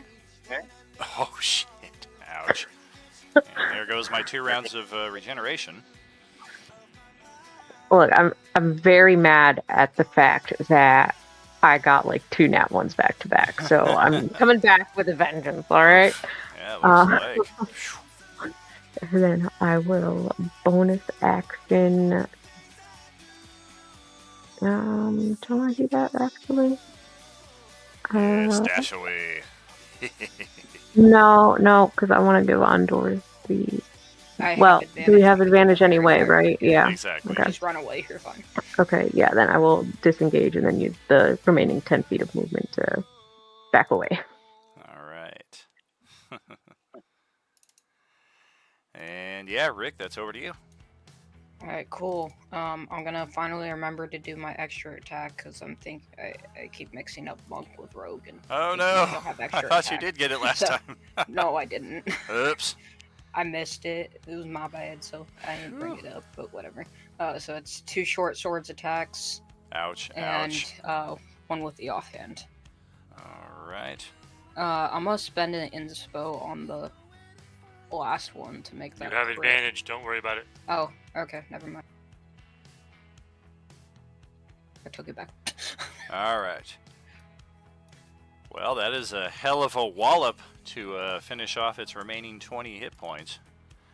This could have gone much differently if it had not gotten revealed. It was just going to sit back and regen all its hit points and come assault you guys where you were, and that might have been a TPK had that happened. I'll immediately run over to Doc and start trying to pick him up. All right. And Liliana's just gonna like skip around checking the bodies, see if there's anything fun to take. I'm gonna hit Doc with a healing word. Use one of my potions. I have Did Doc not get I have that a 4 hit potion of- points from Justin? I think he just didn't mark it down yet. But... Yeah, he did. I'm healing him now. Oh, I thought he threw that earlier. No, that I was healed now, myself but- earlier. Oh, right. Okay. Yeah, so this healing is for him now. Gotcha.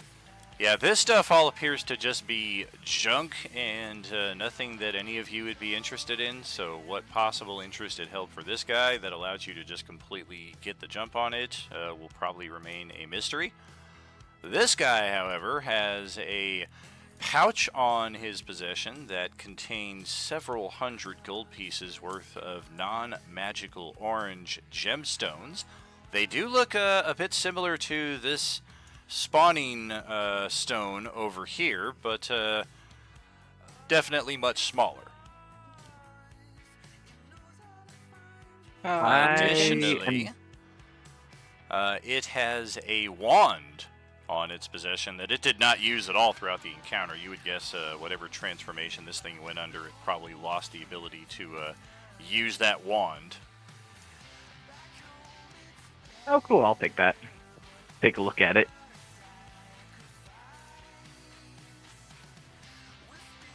How many gems was that so that we can mark that down? There's 900 gold worth of non-magical orange gemstones. Doesn't really matter how many there are, but the value, I imagine you can split as equally as you like. And in the corner where this thing started, there is a pile of tattered notes on pieces of parchment. I will definitely look at that.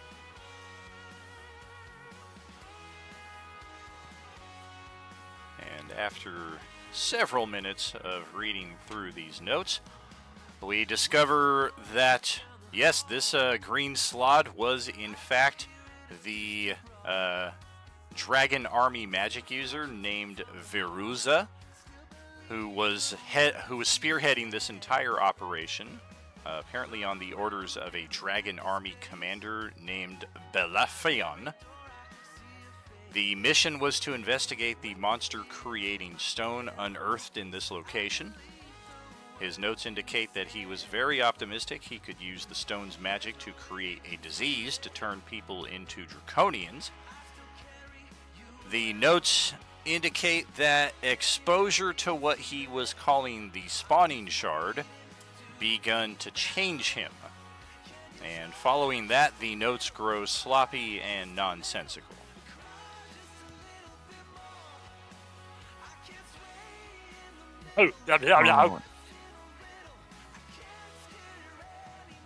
Once all the characters have moved over to the stone and started communing with it, we can begin our next transformation of slots. Everybody roll a Constitution saving throw. Because you guys all want to be slots, right? Hell no. Right? I don't like salad. You get to regenerate 10 hit points per turn. What's not to like? That I can't use all my class ability shit. Yeah, that's neither here nor there. But I would that, at least take a look at the stone, see if there's any sort of religious. We're talking about this guy right here, right? Yes. As far as I know, it's a stone that like transforms these things, but yeah, no obvious religious connotations to the stone whatsoever. Not even non-obvious. Like after spending some time in research with this is definitely you would guess some kind of aberrant item, possibly from the abyss or from the 9 hells? I honestly am curious what it does, but I really suggest no one touches it. I can try to break it. That I would recommend. Zilliana's just gonna like inch closer, like look at everybody else with the eye just to see how far she can get before someone stops. If you get within 10 feet of it, I will teleport in front of you and just step in and just look at you. Oh, and then she bumps you into it. Roll a con save. As I see Zilliana move towards it, I would actually tell her to stop and say, we should not get near this. We need to find a way to bury it or make it inaccessible to anybody else ever again. Have everyone back away. I'm gonna Oh, try to. but where's the fun in that? Blast it away.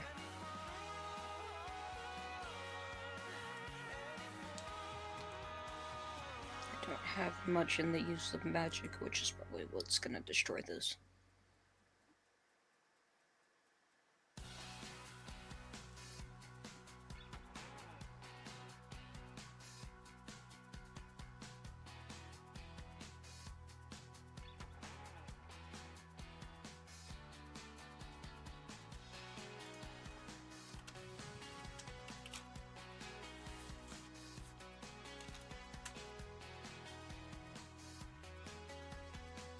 What's the damage?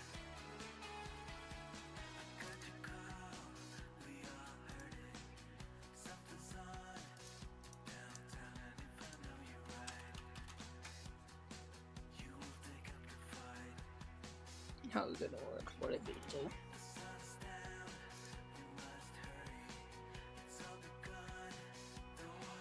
Yeah, that has a very noticeable effect. This gem, while obviously a powerful magical item of some sort, did not roll very well on its saving throw against that.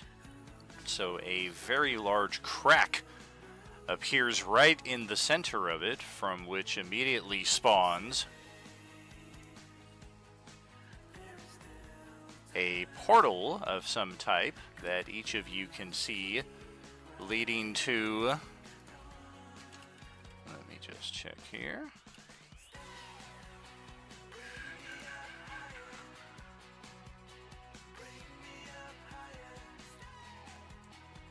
Yeah, if you guys had to guess, that is what you're looking at on the other side of that portal is Limbo.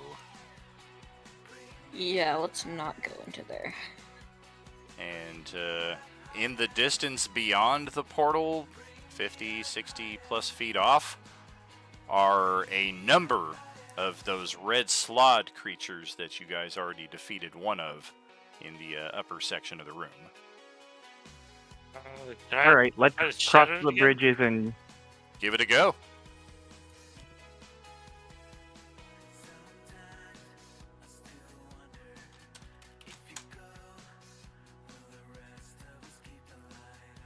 Who's trying what? What happened? We got that, and oh, of course. Yeah, the Sladi on the other side of the portal take note of the rip that has suddenly been opened in their vicinity. And of course, this time the stone is all kinds of resilient, rolling a 19 naturally on its saving throw. But the Sladi on the other side are a bit slow in responding as they're all kind of looking over at each other. Doesn't really appear that they have any cohesive plan. This is definitely not anything they were expecting. So at least for the time being, there's no immediate incursion onto this site. Should we get across the bridges and just cut them down so that they can't get to us? yeah.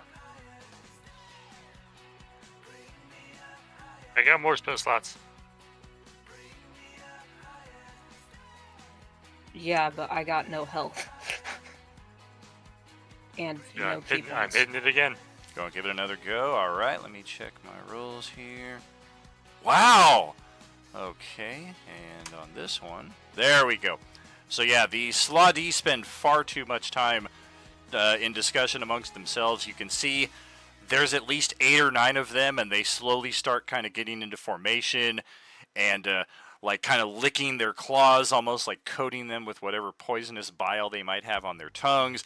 And it's a very ominous approach as some of you begin backing across the bridge, discussing how you're going to seal this off. And that second shatter that gets through successfully destroys the crystal, and the portal closes. Okay, good. Sweet. Are there any chunks of it left? There are. Please do not go. No. Do they appear to be retaining their magic qualities, or do they just look like regular chunks of stone now? There is still a dim light that the larger shards do emanate, but otherwise a detect magic spell would probably give a better answer on that. I kind of look at the rest of the group who were ready to just run with the open portal. Like, it would have been a very, very bad thing to leave that open, because who knows how long it would have remained. So I was more of just saying get across there so we could start sniping them off instead of facing them head on with our dwindling resources.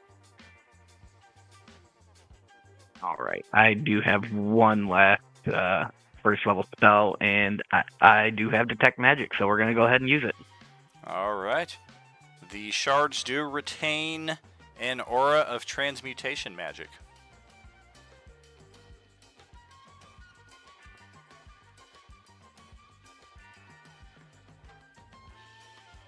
Alright, we should find a way to... These shards still have the magic in them. We need to make sure that these don't fall into the wrong hands somehow.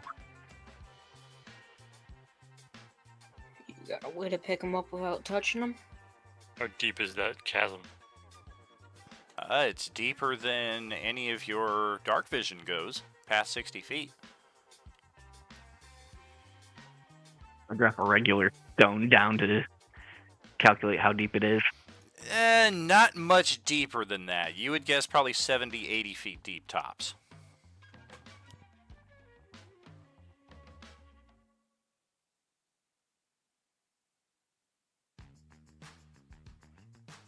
The wand, by the way, is easy enough that we don't need to spend any real identification. We'll uncover its uses throughout the next short rest or hour of light activity. It is a +1 wand of the War Mage.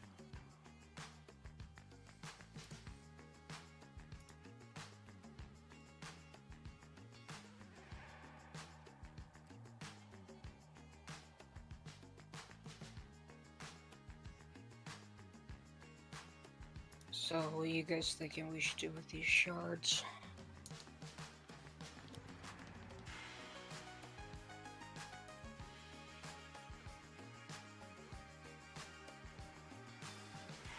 There were like barrels and boxes and stuff up there. Was there like any like cloth or leather? There are.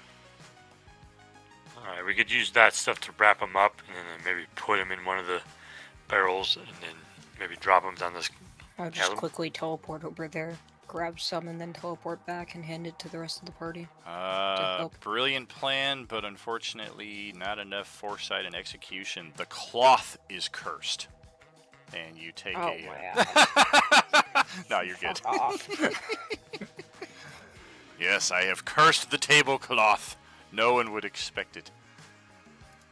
I mean, honestly, that's what I would expect something out of you. But I mean, that's what I would do. I don't know that a module would ever go to that level of detail. Hey, there's a cursed butter knife. Yeah. Can I go could see around Brad stabbing taking people that. with a fork and call it the new cursed weapon? So we're going to gather the shards in the cloth and then drop them down into the chasm? Oh, we'll put them like in a barrel or something and then drop it. Okay. Oh, okay.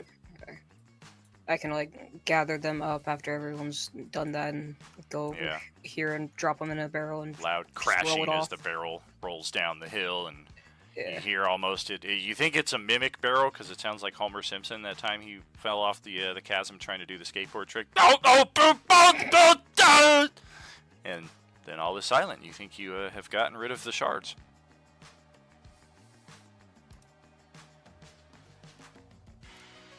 Just look at the rest of the group, and I'm like, I don't know about you guys, but I need a rest. But we should also get out of here and return those two elves No. to their town. I don't think we're gonna make it to their place before we have to rest.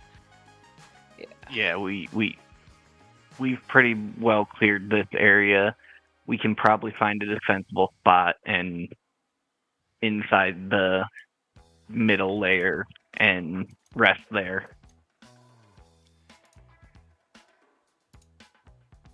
Yeah, let's drop the dynamic lighting on this map, so you guys are If free to move about from layer to layer without me needing to teleport you around. And we can. Did somebody choose- grab the notes? Oh yeah, grab the tattered notes down here.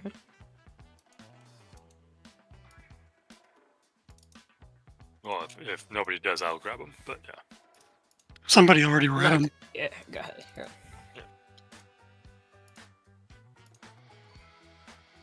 All right, so I say long rest in the middle layer. What y'all think?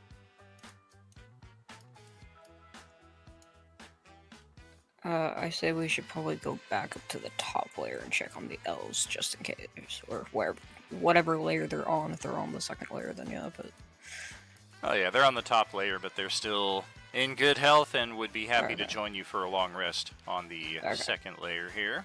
I just want to make sure that they're with us so that they don't get lost or something. Oh yeah, they've survived the worst of what this place had to. You still have walls around everything. You need to teleport us. What the fuck? I turned the whole thing off. Does a page reload fix it for you? Let me check. Otherwise, yeah, I guess I can. Oh, I can't move either unless I go to the other side.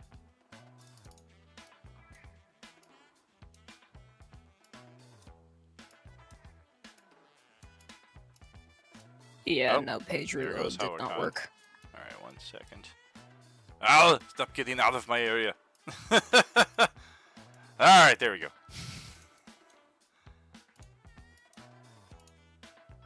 And yes, we will see our chances of getting a short rest in here. I'm sorry, a long rest. And yeah, all looks well in that respect. So we can go ahead, click that long rest button.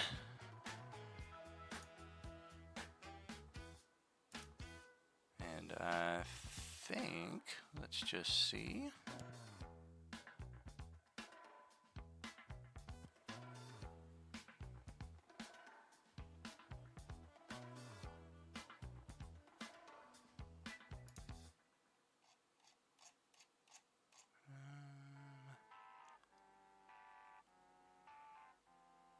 Okay, yeah, we do still have a bit more to do before that. So yeah, we'll get our long rest.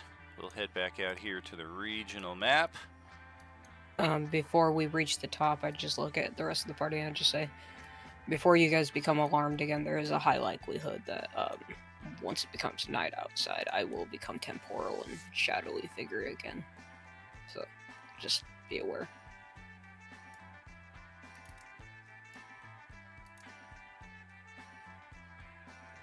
I'm like, what? It was when you were gone. When you were gone, but my character's backstory is just flavor text. But basically, whenever there's like a full moon or like more than like half moon, it's my guy's body becomes like kind of see through and covered in shadows.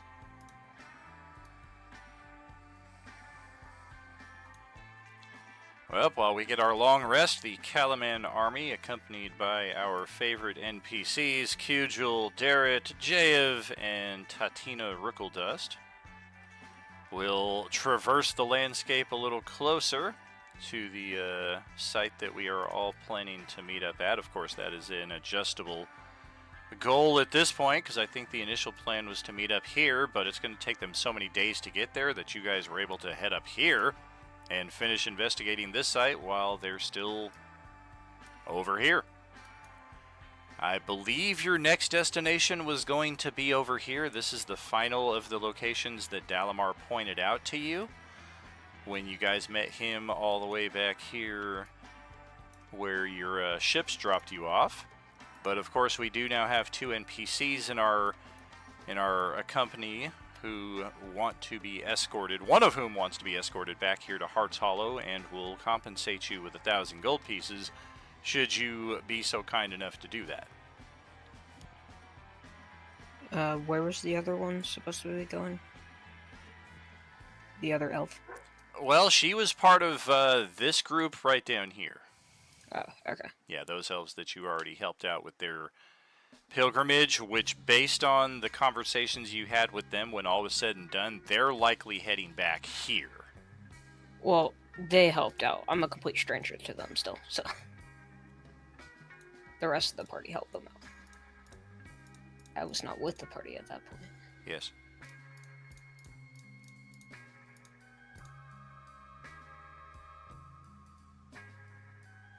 So the one that wants us to, is the other one, is the one going the other way just gonna leave at this point and go their own way, or what?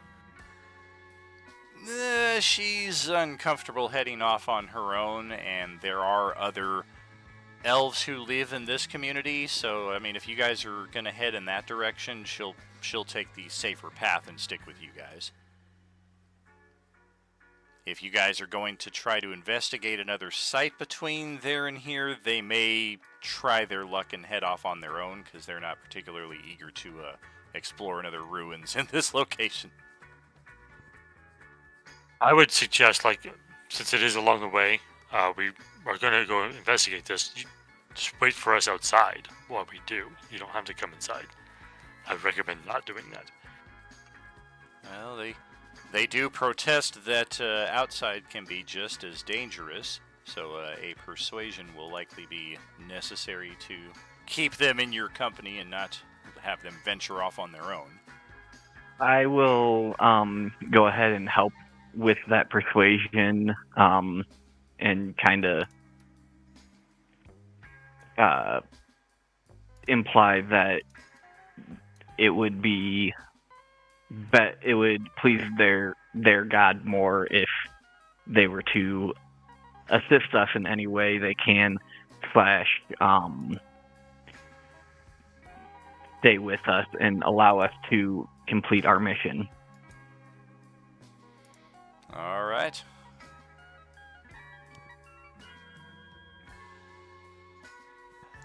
They are definitely nervous about staying out here longer than they would have hoped to, but they see the wisdom in what you're tossing them.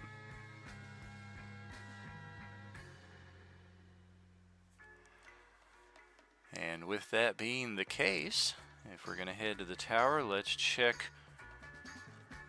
Nope, that's the wrong spot. It's this one.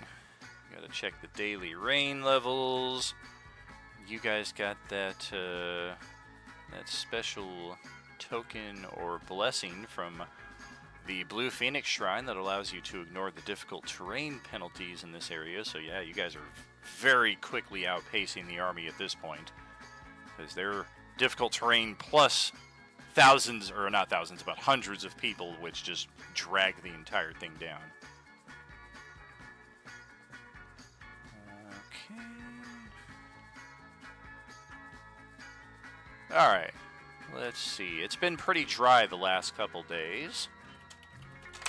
Today is... Oh, the wash is high. It fills the canyons. So we're going to want to adjust our path accordingly. We're not caught inside of a wash at the time, so no danger in that respect. Just have to take a slightly different way out of here than we took coming in. Any encounters? I like encounters.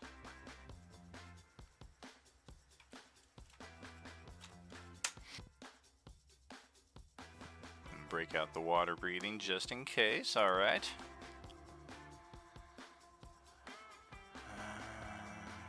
Oh, we're gonna have something here.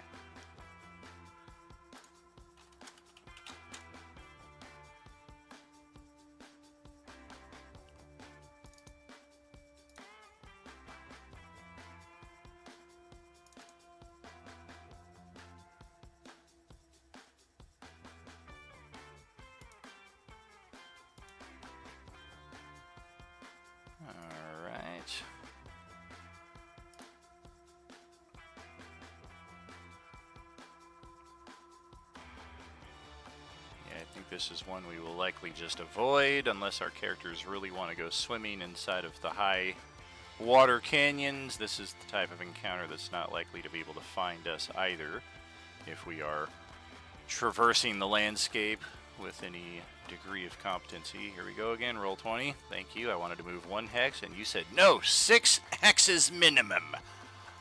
That's 3, that's 4, that's 5. And we are almost to the tower by the end of this day's travel. Nothing else in that respect. Looking good.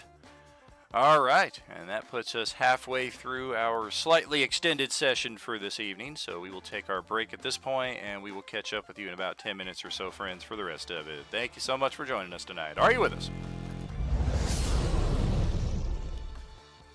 I always find 5E's travel distances hilarious. Yeah, they've always confused me at times, but they make sense, kind of, in some contexts, but in others, they make completely no sense. So. Well, like, traveling over...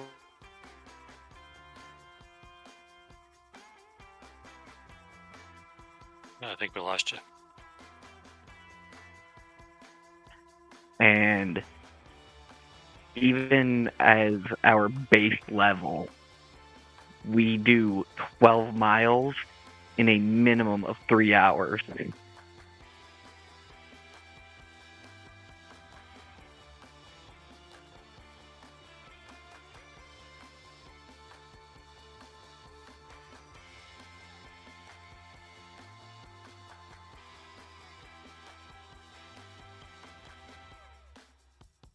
I don't know why they changed it from what they did in 3rd edition. That was a little better.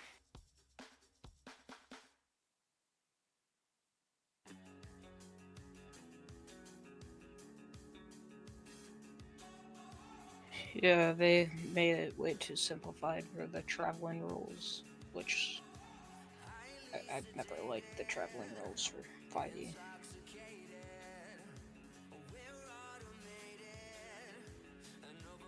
I don't really see a pro or con in any respect. It's moving across a map, and unless your GM is a dick and is like, haha, you were only able to move 5 hexes instead of 6, the campaign ends due to your inactivity, I don't really see that it makes much of a difference. Yeah, fair.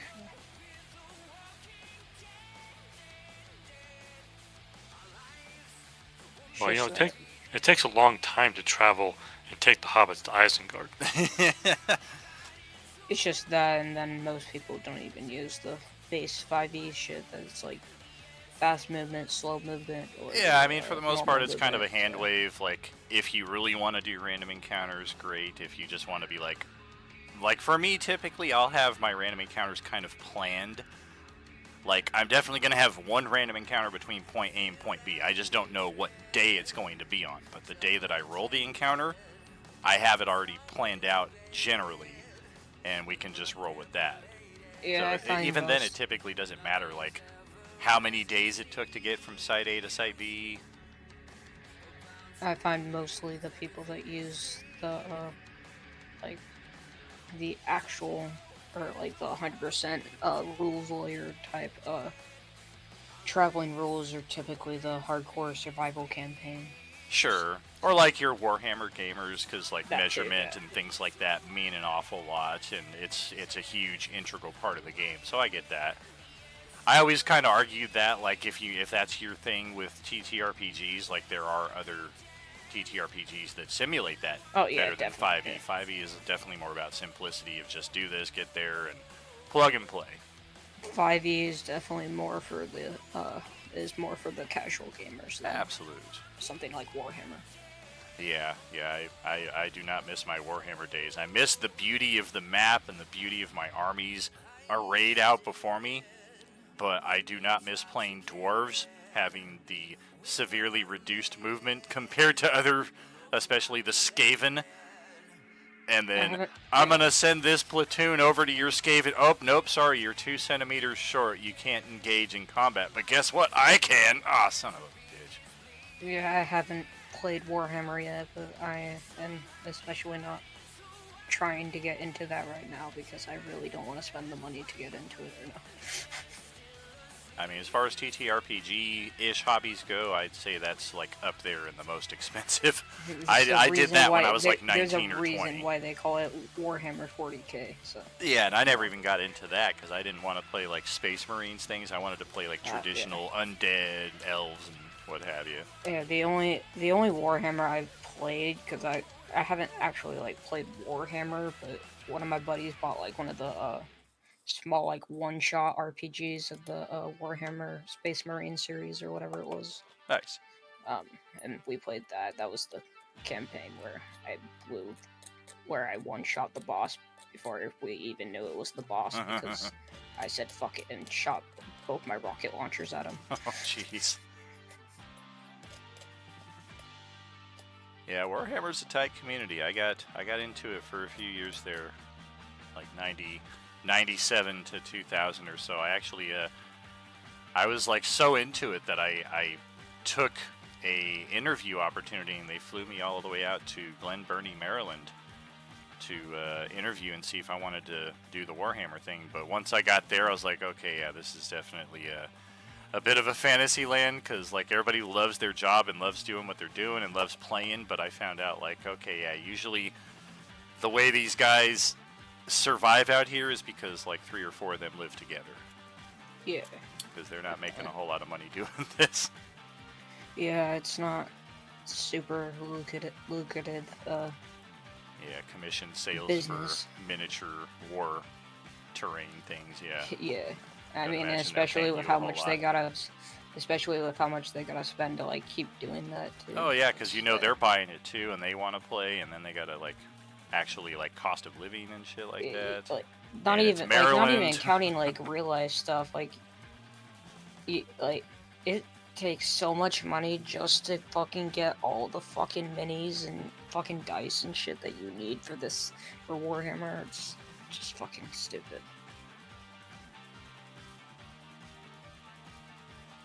Unless you're counting like whole It is platoons expensive. and like one token, which just gets fucking confusing. Yeah, and even individual tokens can get expensive. I remember my Exactly, armies were the dwarves, the undead, and the mercenaries. And the mercenaries were by far the most expensive.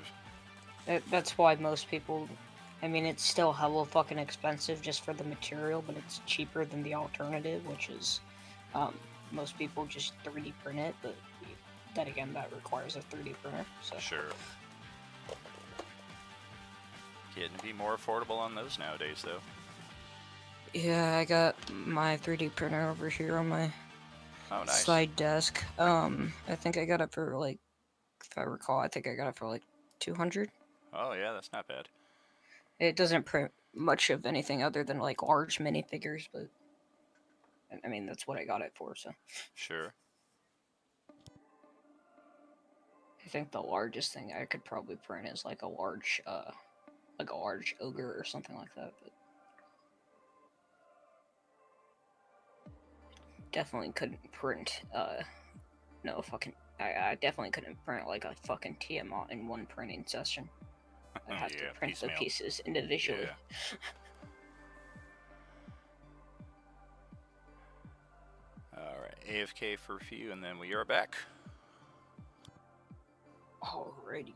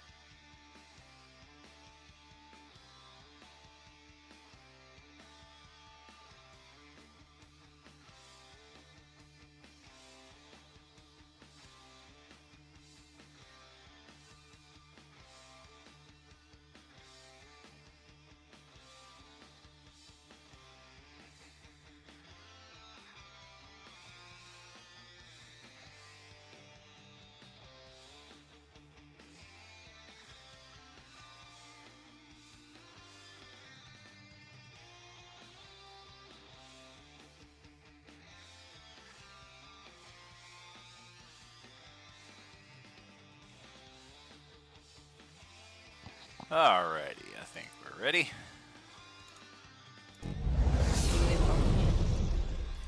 Excelente.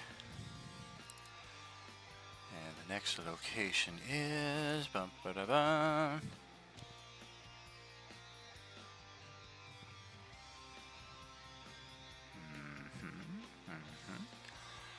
So yes, as we make it to this location, we have not had any encounters throughout today. We should all still be nice and long rested. When ahead, a pale stone tower juts from the rust-colored landscape. Carved with the likenesses of 1,000 elven warriors, the tower has relatively intact lower levels, but as it climbs towards its 80-foot height, the upper levels deteriorate. Rather than falling, the crumbling stone hangs in the air, the tower's disintegration frozen unnaturally. A rusty iron double door at the tower's base hangs ajar.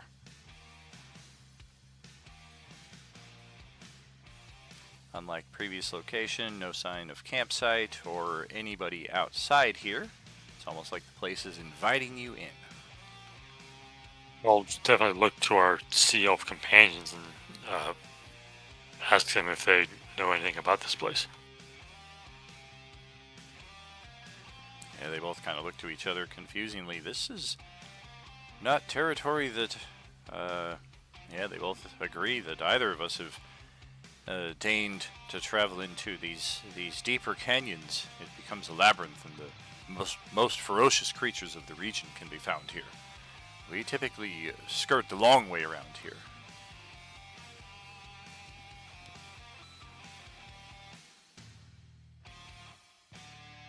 And is it currently water in filling it, or what? The canyons are still high, yes. So a bit of swimming will be necessary to bridge one landmass to the other, or some means of overcoming that. And that's when we'll use the carpet to carry everyone across. Is the tower itself in the water or not? It is not. Okay. Yeah, it's on the We top so of this did have plateau that water across the way. breathing as well. Yeah, we've got water breathing, we've got a carpet, we've definitely got means of making it through here without having to rough it as other groups might. Looking at where the tower is at and like where we are now, would it be better for our two guests to be on over by the tower, or like hiding somewhere over here?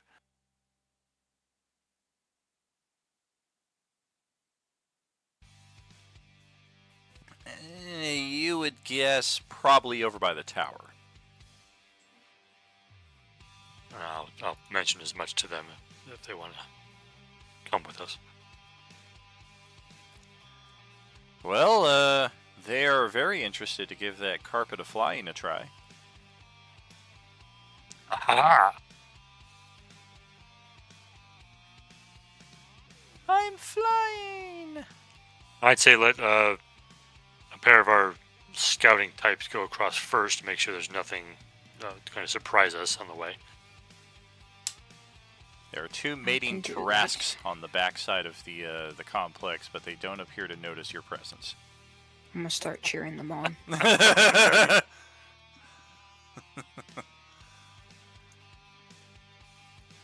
Yeah, area appears to be clear, as most of your day has been so far. I guess we start ferrying across. Beautiful. Alright. And once we are in that position, let me get your tokens. Do we want to send somebody up in the carpet to see what they can see about what's up there, all broken and stuff? Like on the outside of the tower is what you're saying? Or- Well, yeah, because it's all Yeah. like broken and floating. I think we should probably. Yeah, take a no, look at I that. would, yeah. Just asking. Absolutely. We can fly up and check out the floating debris, as well as possibly look into the upper layers of the tower.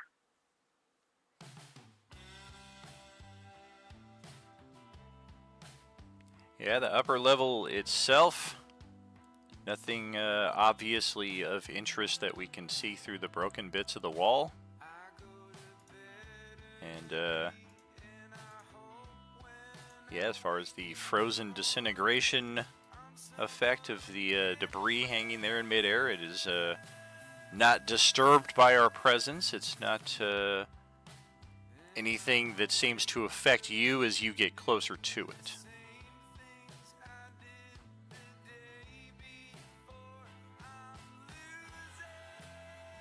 All right. Do we want to try and enter this tower from the top or go down and enter through the front door?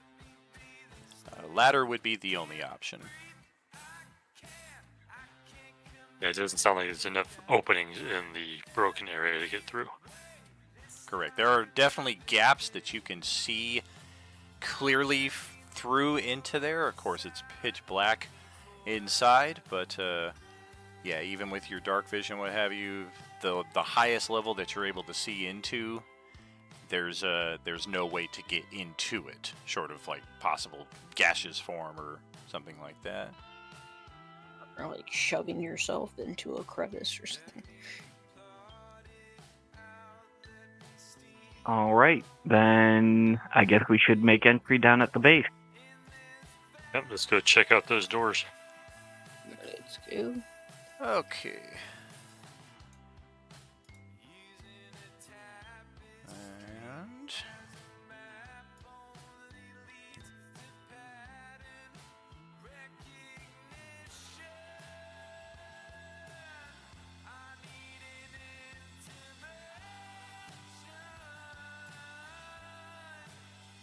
certainly the most sturdy of the levels that we are able to see here. The iron doors stand here before us.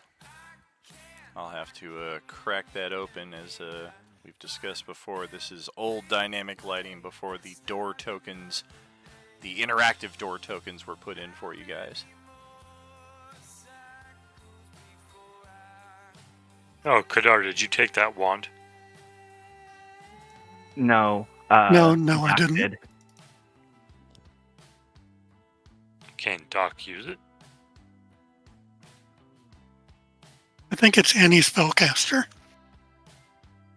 Oh, okay. I thought it was only like wizards and spell sorcerers or something. My mistake.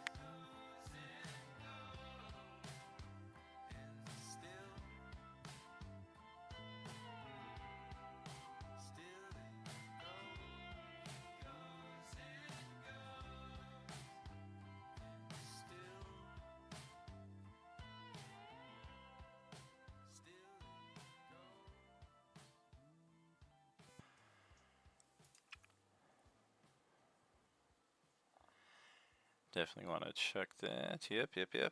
All right. How do we want to approach? This is the front door, you said? Yes. Okay. Yeah, Is whoever's it like opening, head on up. wooden doors or what is it? They're iron doors, but they're Iron doors. kind of hung open, so you can definitely tell that they're not locked.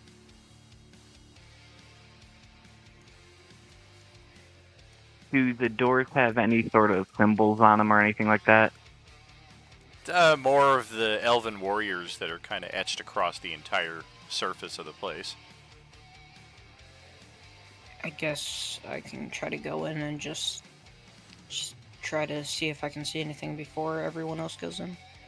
If everyone's cool with that. Or if anybody else wants to do that with me.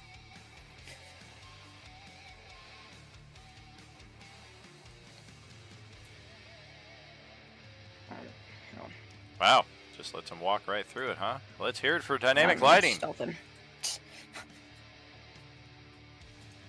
Why this is never set as default. I cannot think of an instance where dynamic lighting restricts movement shouldn't be used, aside from like the occasional rooftop. Okay, so yes, you must open the door to go inside.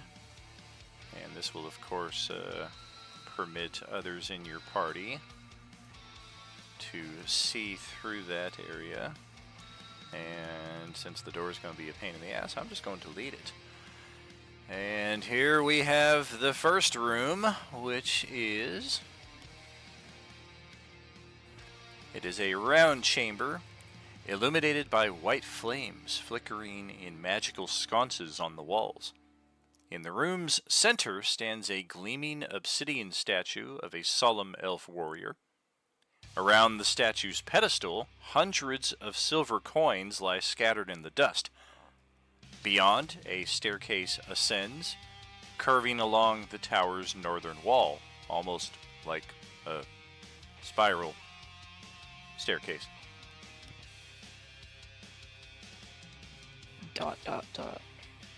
And here are some common features of this tower. The ceilings are 20 feet high.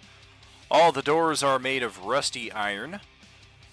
The door that you interacted with so far opened rather easily, but it was very noisy in so doing. And the area here is lit very brightly by continual flame spells that are cast on the wall sconces. Does it I look would- like it's been recently inhabited? It does not.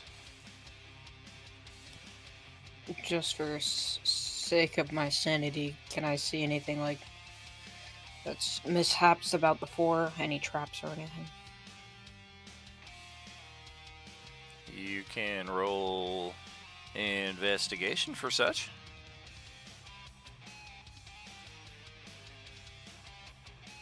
No obvious traps that you see.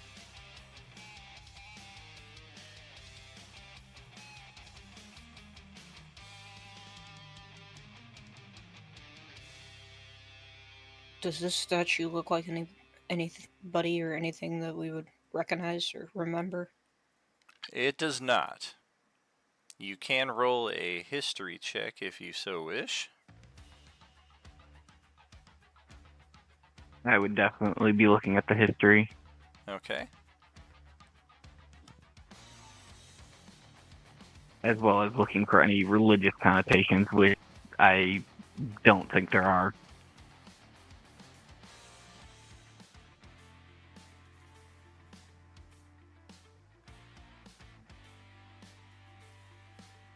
Yeah, Kadar is able to identify something interesting about the statue. It is a guardian common to Sylvanesti burial sites.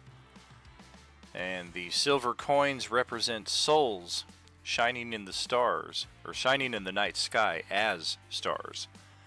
Good. You would also know that the tradition dictates each visitor should leave a silver coin on the statue's pedestal. We don't have one. Can we just say we transfer some of the gold we have into silver? Hell no. Fuck no.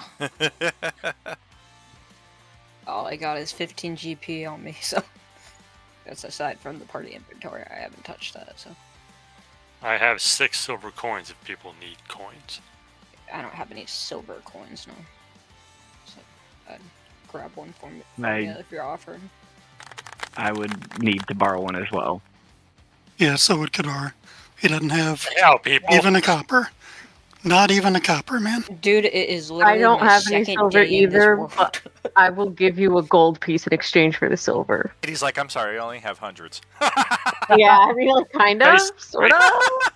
All these, it's like going into this thing with all these rich motherfuckers pulling out $1,000 bills. Like, oh, I don't have any change. I'm like, I got quarters. Who else has quarters? Fuck you, people. To be fair, Dude, to it be is fair, my second I day in this world. I have my stole starting all of the gold, money that's I it. have, and half of it I stole from people in our own party. Yeah, exactly. Lance is still like, I've got my money. Oh, wait, where's my money? To be Yes, fair I have to actually Doc, 6 silver pieces on my carriage sheet, so I got everybody covered, I guess. Well, that works out. All right. I mean, Doc Well, assuming- gave all of his coin to the group fund, so Awesome. what he didn't spend on the water breathing potions. Right. Assuming Katie actually drops her coin into the pedestal and doesn't pocket it herself for extra pocket change, I think we're good to go. As a Sylvanesti elf, I will do the proper thing. Tries to trick the fucking statue Yeah, Indiana exactly. Jones style. All right. When we are ready. ready to proceed, then we may head up to the base of the spiral stairs.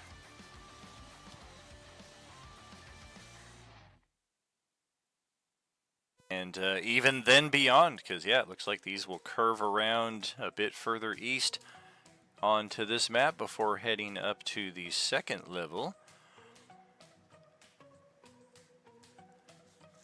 where we will find heaps of rubble that have fallen from this chamber's partially collapsed ceiling. The room holds 2 stone crypts, while the walls are sculpted with empty burial niches. A door stands to the southeast. Sconces on the walls shed light tinged a faint green. Let me get y'all over to that map. Okay. Let's see. Yeesh. Oh, Katie's like kind of half inside outside here now. Just that.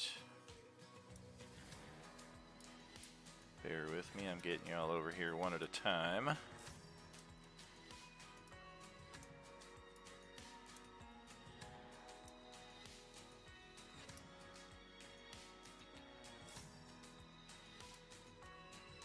Okay, we are now all officially up here on the second level. Found a glitch in the matrix. I can Oh, see. well, yeah, that's part of the that's like part of the busted walls that I was talking about. But yeah, go ahead and proceed further along the stairs until you get into the area itself that has been described. You'll see the 2 burial areas, or the 2 coffins right there. Yep. And let's not spill too far out into the room. I'll wait for Katie, and then we will have the next event.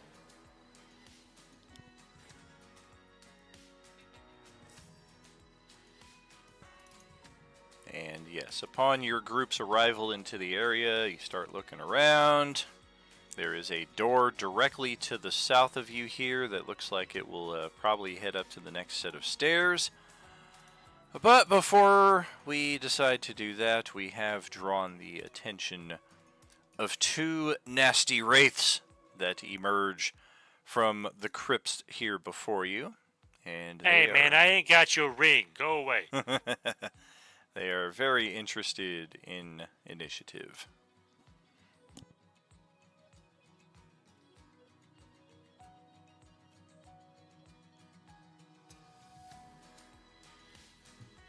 There it is. Oh, yep. You and Katie really hate the Wow. dice today, don't you, Doc?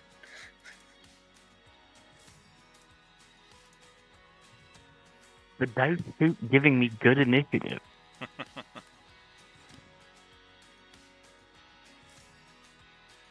least Otherwise, you're the not. healer- At least you're not J-Man on Tuesday and can't roll over a freaking 2 for his chilling touch.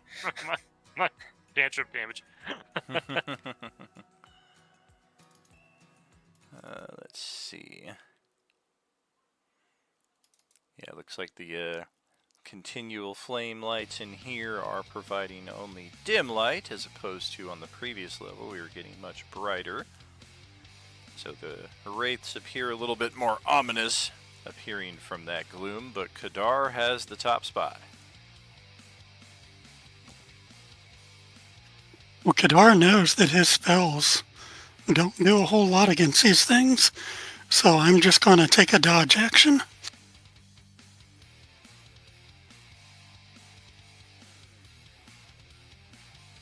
All right, and how about for Katie's turn?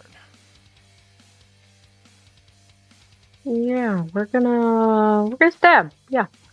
I'm gonna go up to this dude. Let's do that. All right. That is a good news, bad news situation, as it does hit And we discover that it has resistance to non-magical attacks. What? Take half of that damage. Okay. That's Still 8 damage. great information. Awesome. Love that. And I will bonus action disengage and move my remaining 10 feet. She played Ring Around the Rosie with her or something. Hey, that's fun. Yes, Queen Slay. Yeah. I will disengage and then back away my remaining 10 feet and just be like, that did so much less than I thought it was going to do. Well, hearing all of that, I'm gonna put away my short sword, and I should post this, and I'm gonna run at it fist blazing. And that will be 3 attacks, 2 for main attack and 1 for bonus action. Alright. Okay, those will all get through. And then I will go ahead and reposition myself up here, mobile, so he doesn't get the attack. And that's the end of my turn. Alright. Oh, J-Man, over to you.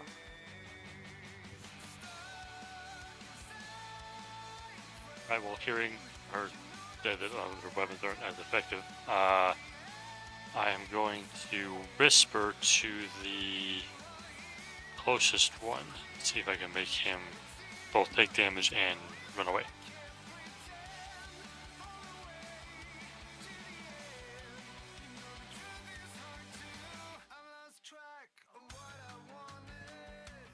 Alright.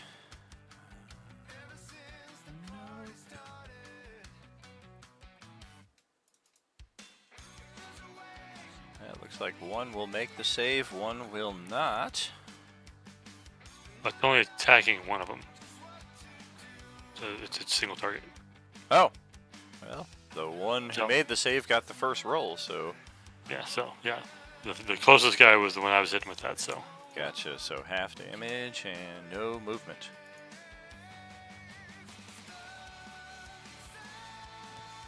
Yeah, and then I'll stay here. Okay.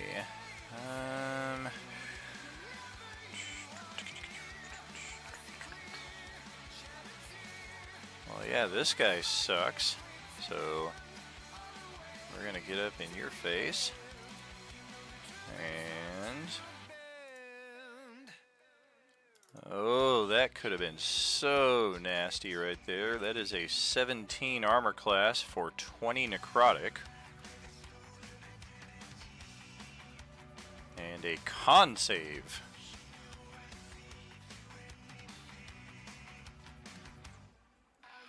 On the other side of the die, it was a natural 20, which would have been 40 necrotic. What's the DC? 14. It is 14, yeah. Your hit point I can't maximum make is reduced by 20 until your next long rest. That's bullshit. That is rough, because the other one is going to get up and try a bit of the same, but with flank advantage. And that is a natural 20 for 38 necrotic. I think he just died. Yep. No. No, you get a con save, and if you fail this con save, you're dead. Otherwise, you're just at 0 hit points like you would normally be. Okay. And Still it's at DC DC 14 again, right? Yeah. Okay. Oh my god! Wow. So these things I'll just go craft showed a new right character. up. They just showed up and killed your dude in 2 frickin' shots as the rest of the party's like, oh my god! And, yeah, I'll go Doc. craft a new character that possibly will come back. We'll see. Alright, brother. My condolences. Oof. No hard feelings. I don't care. Hold on. It's all fun and games. We have revived. Sure. Oh, we do? Okay. Sure. We have potential. However, his hit point maximum is still 0 until after his next long rest. Well, So, now I he's don't know how dead, so you who saved knows? me. Who knows how that's affected? 1 second, Okay. though. Let me check. Is this action or bonus? Okay, yeah. Go ahead, Doc. All right, give me just 1 second. I'm double checking one thing.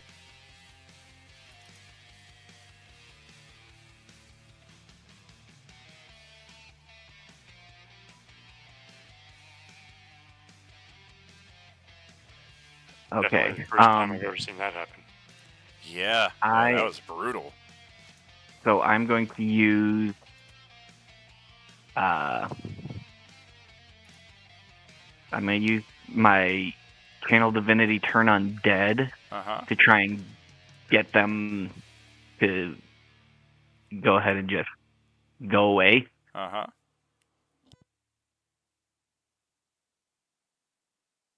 Wisdom saves are... a 6 and a 4. Yeah, I'm pretty sure both of those fail. Okay. And yeah, okay. All right. And then I'm going to rummage through our combined through the party inventory and see if I have any diamonds. Uh-oh. Guess we'll see if there's any in the inventory. Any movement for you, or is that it? I will move up right by my freshly fallen companion. Okay. I see gemstones and pearls. I don't know if those count as diamonds, though.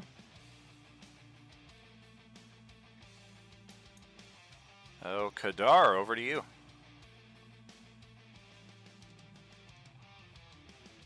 Kadar is kind of blown away by what just happened there. Am I aware of the turn undead? Definitely. All right, then I will just continue to dodge then. Okay. Katie, over to your turn. Yeah, so that was a lot of uncool bullshit that just happened. So even though it doesn't really do much, I mean, it's all I can do. It is turned. It looks like it's Non-magical about to stuff. flee. Yeah, well, I don't care. I am mad. Oh boy. The thing is, once Zill's mad, she's mad. She's dig mad it. the only person who shared even close ideals with you died, so... Yeah, pretty much. Pretty much. So quickly, too. That would have killed any of you except for Doc with the amount of damage that was rolled. That will hit once again for half. And negate the turn undead on this one specifically. And then I will bonus action disengage so that he cannot attack me when I move away. And then that will be all I can really do. Okay.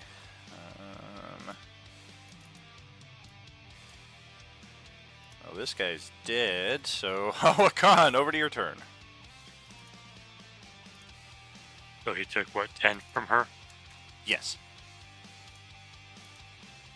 And he's not trying to run away now, so that's not good. I need to deal with that.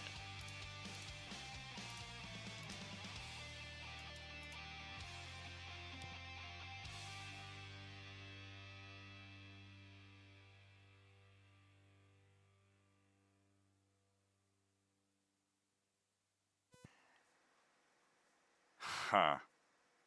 That's interesting. Alright, I'm going to try Distant Whispers on him again. Maybe he'll fail this time and run away because of that. Alright. Reminder for myself, just Player's Handbook, no DMG, right? For content. Correct, yeah. Player's Okay. Handbook and the Dragonlance content. Do you know what the abbreviation for the Dragonlance content is? I would guess SDQ. Okay, something. Yeah.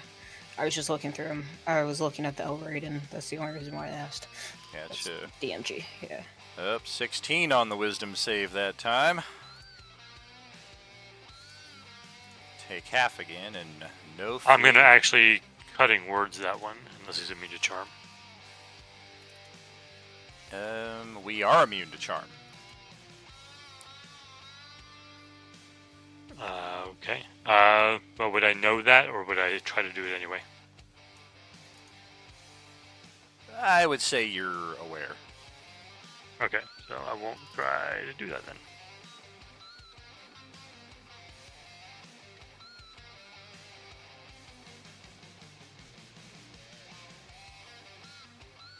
Yeah, that's it for me. Okay. I'm just gonna check. Oh, okay. I see where the loophole gets closed. Nice. I was gonna find that to be pretty cheesy. I was gonna be like, okay, so I'm gonna take my wraith that is not turned and move over to the other wraith and just backhand him for some damage and then negate his turn as well. But yeah, there is a something that will close that loophole. I don't know that it always can be closed, but that was an interesting thought I just had. I was like, wait a minute, what if the monsters that save attack the ones that didn't? Instead, we are going to target a humanoid within 10 feet that has been dead for no longer than 1 minute and died violently. The target's spirit rises as a specter in the space of its corpse or in the nearest unoccupied space and is now under the Wraith's control. So I don't like you. we are going to convert our fallen player character into Can't see anything. one of these. I'll just watch the stream, I guess. I guess we'll have your lingering essence kind of over here observing what's going on. But we all know that this is now what used to be Ondor. Ah! Well, he did say he would be looking all ghostly at some point. Yeah, he did. Premonition. Yeah. Though, when I go inside, it usually wears off, but... And then we will Apparently step not this over time. to give our newly risen buddy a flank on Doc. And because of that flank, it's a 18 to hit instead of a natural 1. 7 necrotic on Doc and a con save.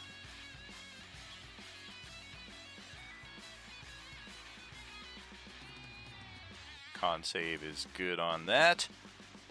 And then this one is going to move and use its incorporeal movement to just go right through the wall. Screw that guy. And that'll bring it to Doc's turn. Okay, so the gems that we have, they are orange, but they wouldn't happen to be diamonds, would they? Those ones are not diamonds. They're not. All right, then I'm going to yell at Juliana, ask if she has any diamonds on her, because I know she steals everything. Wouldn't it be great if That is so presumptuous. What if one of the absent characters had diamonds? That would be the true travesty.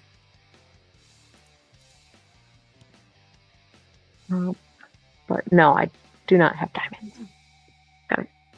Got some gold. Well, that don't help, because I need a diamond. I need diamonds to you revivify.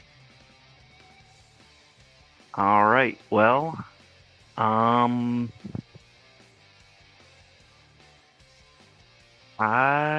am going to. What's this do again?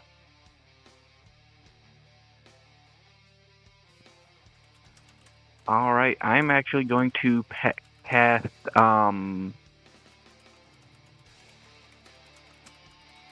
protection from evil and good on myself. All right.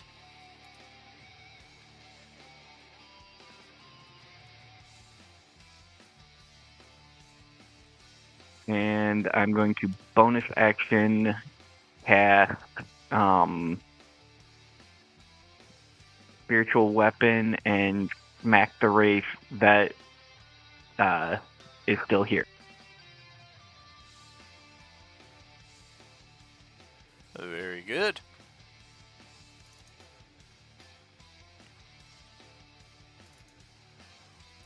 That will connect, and force is not a damage type I am resistant to, so we'll take all that. A little too little too late now. The guy's like, yeah, great, I'm already missing 50 of my hit points. Thanks, DM.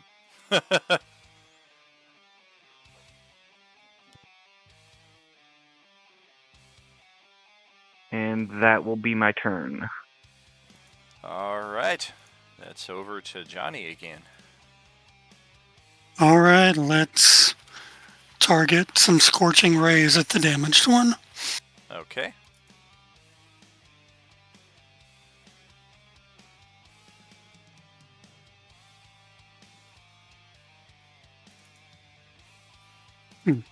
I may be frozen. Oh, there No. you go. They're coming slow. They will both hit. I am resistant to fire. That becomes 6 total damage after all that. All right. He gets the third one too then. That will also hit for another 3. All I got. All right. Ziliana is up next. I guess I will go and try to finish off the guy that looks like he might be almost down.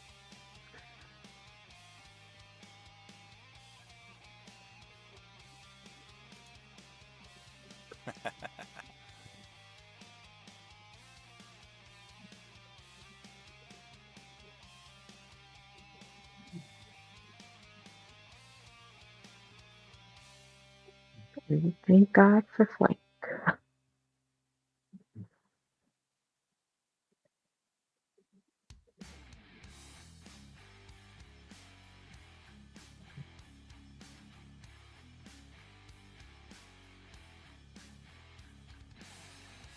Does that one dying make the other thing go away?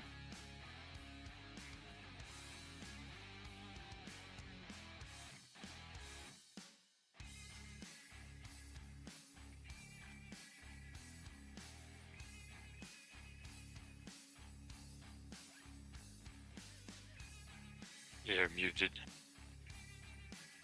Oh, yeah, good looking out there. So yes, it is not. It does not go away. The Spectre does not have anybody to control it at this point, but they technically don't always have something in that respect. There's not always somebody holding their hand. The Wraith itself, however, once defeated, it turns into an incorporeal elven spirit. And the spirit quickly fades away. And anything else for Katie's turn? Nope, that's all I got. All right. And Hoa Khan, back to you.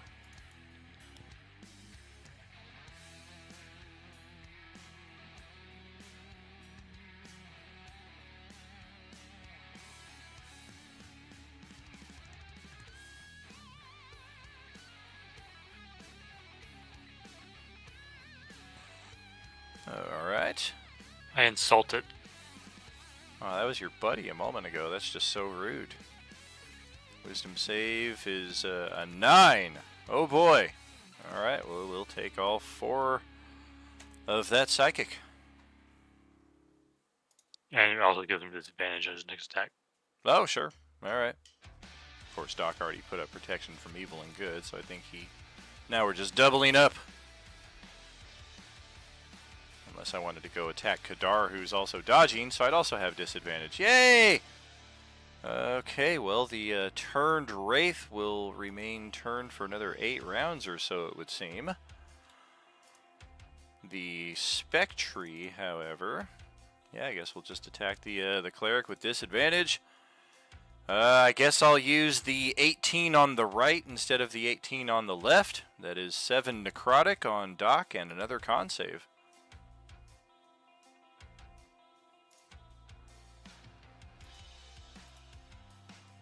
And you made that con save as well. This one has a lower threshold. It's only a 10. And that'll pass it to your turn. All right, seeing as how it's still fighting, we're going to go ahead and move the spiritual weapon up next to it and swing on it.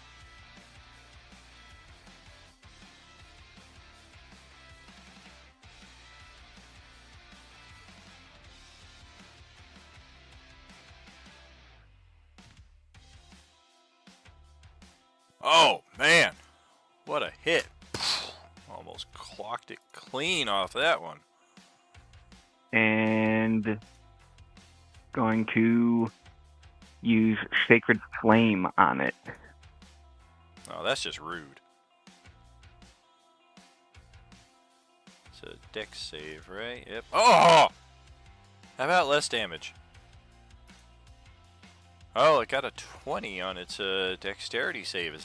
That's an all or none, right? It is. Fuck. Would have killed it if it hadn't made that save.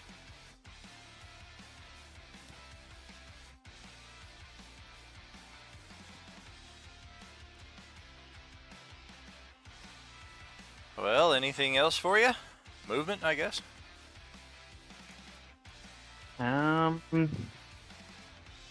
Nope. I'm going to stay right where I'm at. Okay. I guess the specter remembers it used to be a monk and it's like, dodge, dodge, dodge. Yeah, sorry. All right, I'll do what I can for Doc. I'm going to walk up to the thing and try to shocking grasp it. Okay. Are you going to give yourself a, I guess you don't need the flank. And, well, this is always fun. I am resistant to lightning. And only by virtue of that will this thing have any hit points left. Well, it doesn't have a reaction now, so I'm Uh-oh. going to step away. Just glances longingly in your direction. All I can do for you, Doc, is take its reaction.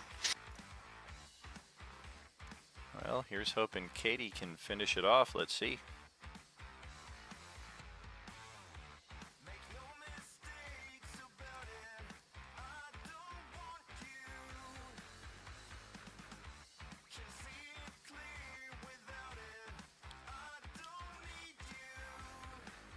And thank you for the flank, because that will finish it off. Thank God for flank once again.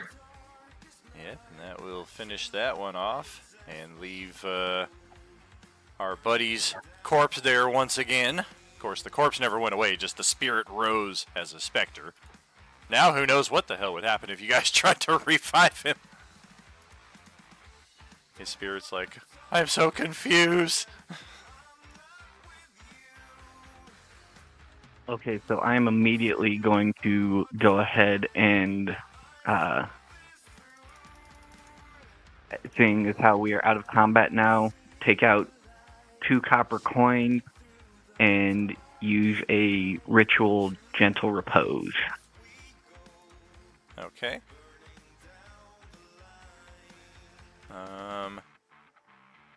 Does the ritual increase the casting time? Is that my understanding of it? Is that correct? Yeah, ritual, it increases it by, Is it what is 10 it again? times, Hold or on. does it just go to a default 10 minutes? I feel like anytime I ask this, somebody's like, yeah, it takes 10 minutes. The ritual is take the normal casting time, add 10 minutes. Oh, add 10 minutes. That's like I said, 10 minutes and 6 seconds, technically. Yeah. All if right. it's one action, then yeah. Gotcha. All right, then. Well, we're going to have about a minute later. This guy's coming back for some action then. So I would say while you're in mid-casting of that, we're going to have to deal with the second Wraith here. So another round of initiative is called for.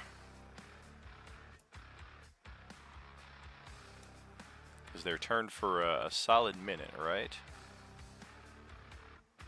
Scroll back up. Yeah. Turn undead. Right. Yeah, 1 minute. Whew. Man, it's going to be hard to beat those.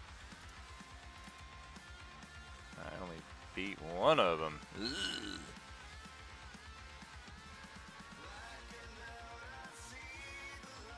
Oops. Let's wait to the other one. There we go. Okay, so yeah, it pops out of the wall right behind Zilliana, and she's like, holy shit, and you got first initiative. This is super fun for me. I'm gonna just kind of walk right up to him and stab at him.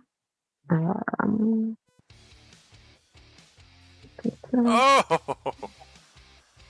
Sucks Too that I bad it take only half. does half damage. Yeah, that sucks, but it's like at least you get your normal true damage.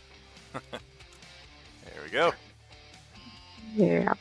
And then I will bonus action disengage and use some of my remaining movement to back away and hopefully not die.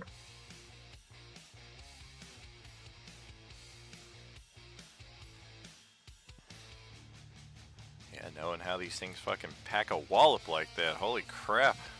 Any of you can just be killed in an instant. Kadar, your turn. Alright, it'll just be half damage, but we're going to throw some Scorching Rays. Okay. That will hit. That will hit. That will miss. Take 6 damage total.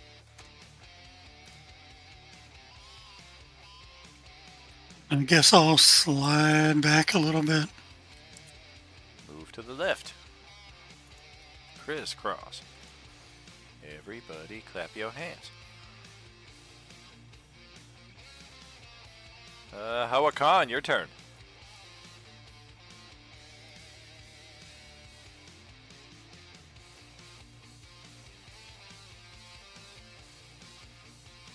I would insult him. Alright, I'm going to add both of those together and still fail by 1, so yeah, we'll take all 4 of that. Oh, Yeah, damn. He's at disadvantage. Aw. That's I'm gonna- the main thing I'm doing with that. I'm The going to roll damage that is save different, again. I'm going to roll but it It gives again. you disadvantage to attacks. You son of a... Okay. And I'm going to give Bardic Inspiration to Silyana this turn.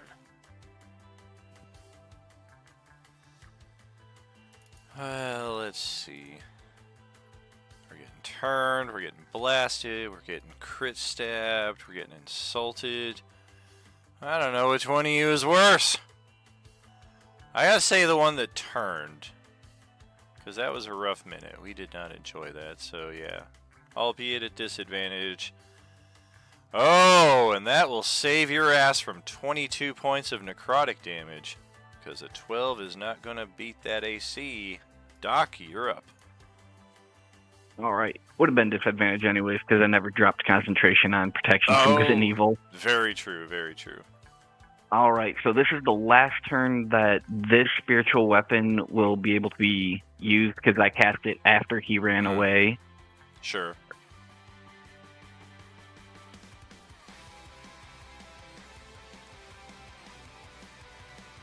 Well, shit. I figure. And because he came back, I'm going to obviously stop the ritual gentle repose and go ahead and just do a regular gentle repose. Okay.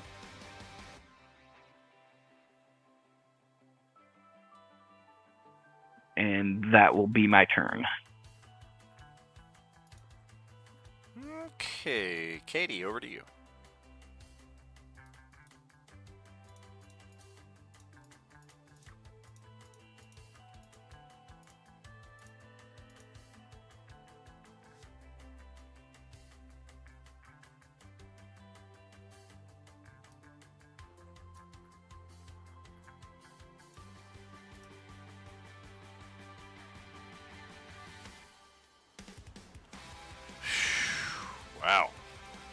Not a lot, but anything is better than nothing, TEH.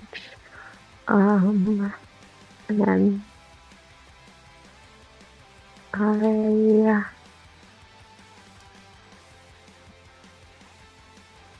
can I like prep a bonus action dodge? I don't think you have a bonus action dodge. I don't know. I don't know. Yeah, you're right. Oh, okay, no. If it would be Yeah. under cunning action, but I don't think. Yeah, I cunning don't think action it does is. that. Yeah. Okay, yeah, it's hide. Hide is the other one. Yeah, okay. But yes, I will just probably be making a mistake by doing this, but I will just end my turn with that, and just hope that if he comes after me, my uncanny dodge as the reaction will help it not to kill me. Well, let's see what Kadar's got. All right, do we use the same loose flank rules here? Yes, we does. All right, let's try another shocking grasp on him. Okay. Oh! Ouch. Even at resistance, that hurts. And since he doesn't have reaction, I will step away again. Stop it!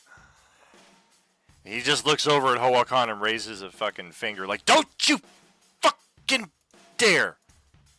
Alright, your turn. What's the matter, little baby? Stop You it! can't handle it? Stop it! Getting tired of this! Getting insulted and stabbed and blasted and burned and singed. I just want to exist. No! Alright, that's okay. We're gonna make the save this time. Son of a bitch, we failed it again!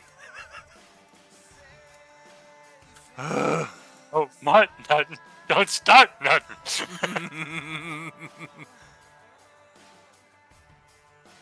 Oh, You can always run boy. away.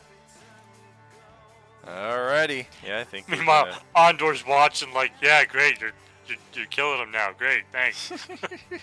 Yeah, exactly. Alrighty. Yeah, and the one that got the big hit on him didn't even have the flank advantage at first too. But yeah, we're gonna stick on. Well, no, Doc didn't attack us last round, so maybe we have a different idea.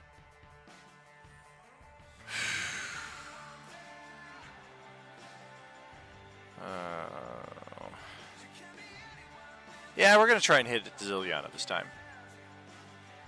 That tin can is hard to penetrate. We'll try our luck with Katie. And it's a natural 1 thanks to the fucking disadvantage. And okay, I Doc live is another up. day. All right. I am going to hit it with a Sacred Flame. All right. And oh man, yeah, this thing just has no defense anymore. It's failing save after save after save. Full damage from Radiant, of course.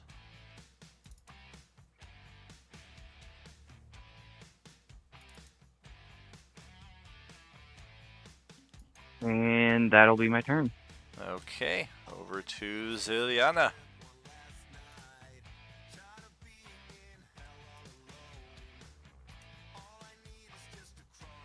I don't suppose 14 hit. 14 will hit, as a matter of fact. What? Oh my god, this never happens to me. Yeah, they have a low AC, but they've got that resistance to kind of compensate for it. So, yeah, we'll take the 7. And that is like all I can do. So I will stick around right here in case someone needs the flank. All right, Kadar, your turn. Same thing as last round. Flank shock. Oh, 4 damage, and yeah, we are in critical mode now. Just a tiny sliver of HP. Did I insult him again? Oh boy. Yeah. This is make or break unless you roll the absolute minimum damage. Well, if he saves, he doesn't take anything. Exactly.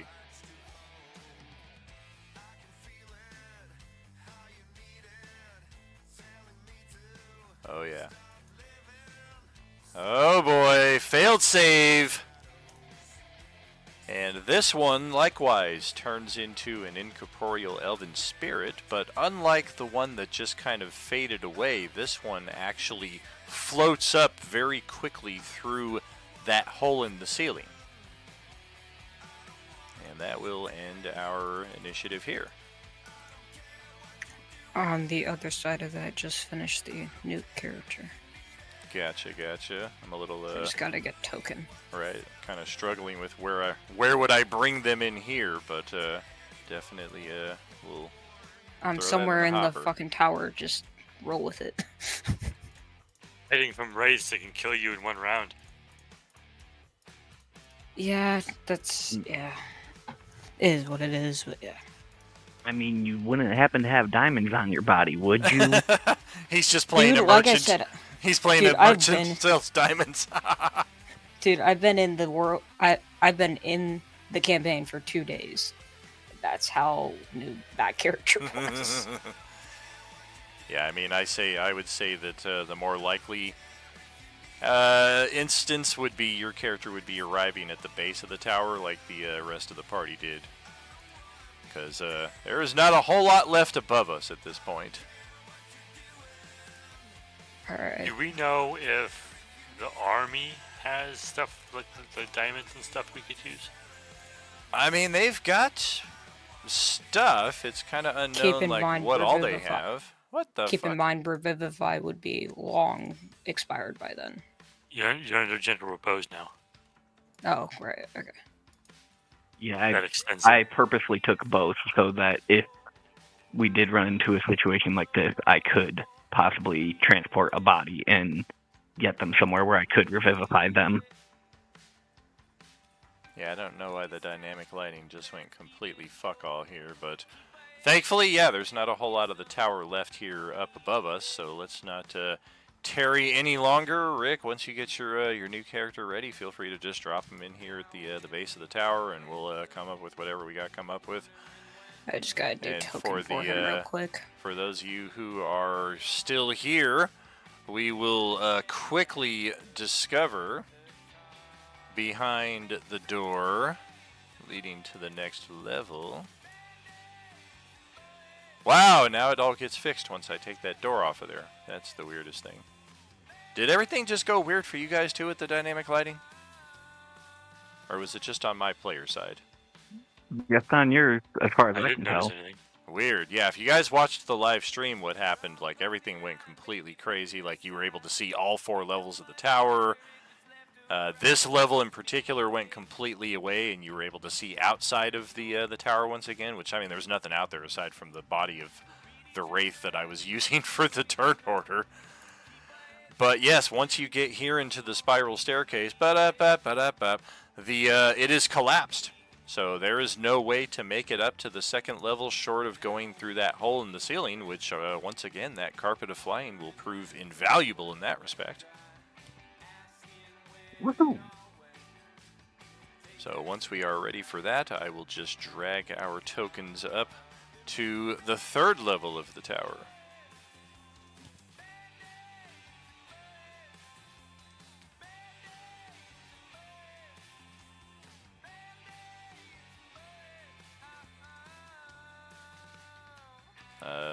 I guess we're ready. I would have really quickly checked around the graves here because Okay. as a obviously major burial site, there might be something useful. There might be. And in And fact, I'm gonna kind of loot Ondor's body. oh damn. Like secretively Go or ahead, like there's before there's everybody's nothing on it. eyes? Well, I mean, I am like kneeling at his body, kind of praying over it. That and there's like Like, I nothing mean, of like, I'm just value gonna, on there. I'm just gonna, like, I'm not even gonna try to, like, hide it. Like, I feel like y'all know me. Like, it's cool. Reggie ain't here, so everything's fair game. Well, when you I mean, started to unless touch you him, I No, go. but When you started to touch him, I go, "What are you doing?" What do you think? and I will immediately start yelling at you in Elven, just absolutely pissed off that you would. Yeah, everybody attempt to just get speaks this body. Elfin, don't they? So it wouldn't matter. Yeah. They does. They're like, it wouldn't matter. You might as well yell at me and go, yeah, yell at me all you want. I'm going to take We're going things to if I bring want him them. back to life. He's gonna need his things. Need or want? Both. Does it matter? Yes, if he just wants it, meh. He could want it in the future, but I want it now. There's the We potential do that I not give it back. desecrate our friends. Well, not with an attitude like that. Don't make me come back to life and beat your ass. You tried that already.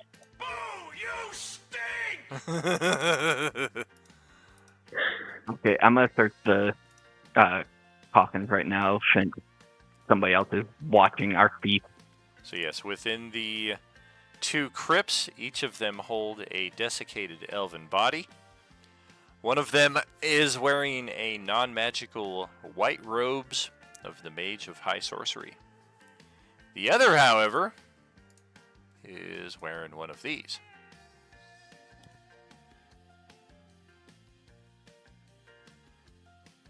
All the pertinent details right there on the handout. Pretty common magic item in D&D, although of course it's uncommon rarity. Should all be generally familiar with the Cloak of Protection, very handy item. Ziliana was searching the wrong body. Yes, he was. I will actually tell Ziliana, here, leave him alone. Take this.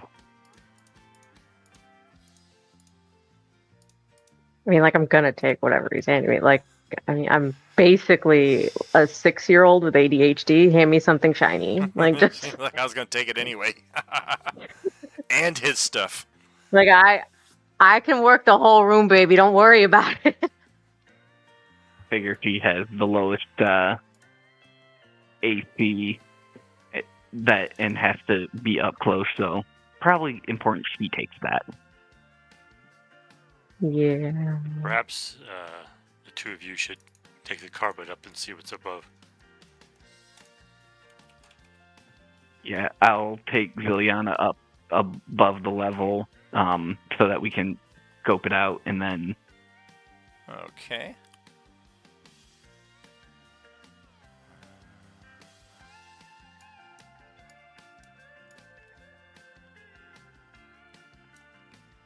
We'll move you up here to that level.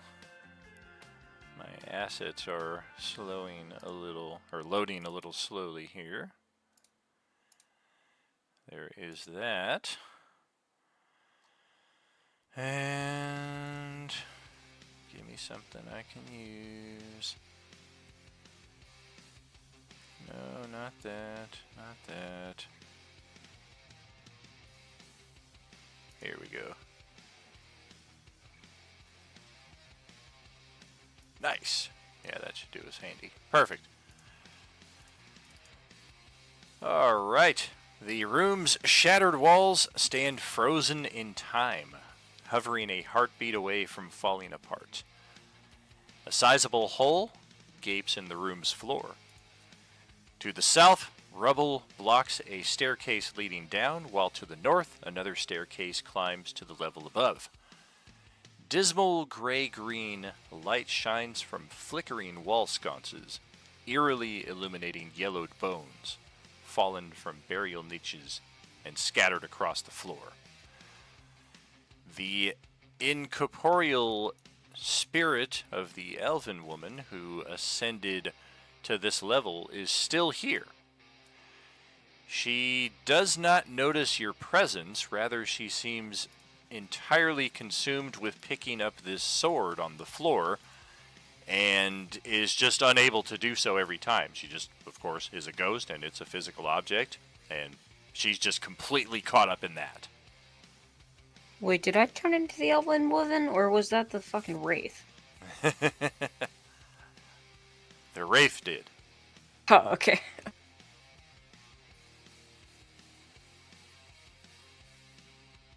All right. I will actually try and speak to the elven spirit in Elven and ask what happened here. Well, upon being addressed, she does turn and acknowledge you. Hello, I am Gentida, a guard of the Sylvanesti delegation, sent to the Astarian city of Onyari. And who are you? I am Doc P. Wypestis, cleric of the goddess Mishakal, searching for the city of lost names. I know you. I know not of this city you speak of, but I know you. But from where, from when? You make me angry. This anger is unnatural, fueled by something higher in the tower. You dare not risk this anger falling upon you as it has me. Do you know my sister, Tanadria? She's a diplomat. She disappeared from the delegation. Yeah, you guys just look at each other like, no, I have no idea who she is.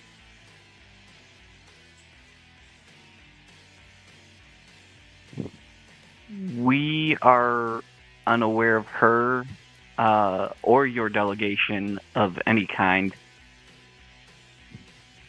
What year Why? do you think it is? Your questions enrage me. Why do you insist on angering me? And she floats right up to you like she is going to kick all kinds of ass before, with a bit of surprise on her own features, she seems to fade away almost against her volition. Okay, I'm going to set Viliana down and ferry everyone else up here real quick. You know, set her down right here above the gaping hole, because she'll just fall right back down to the second level. No, I'm going to set her down safely. Yeah, he's going to put me next to the pointy weapon that I am going to try to steal. Yeah, by the time everybody else gets up here, it's like, what sword?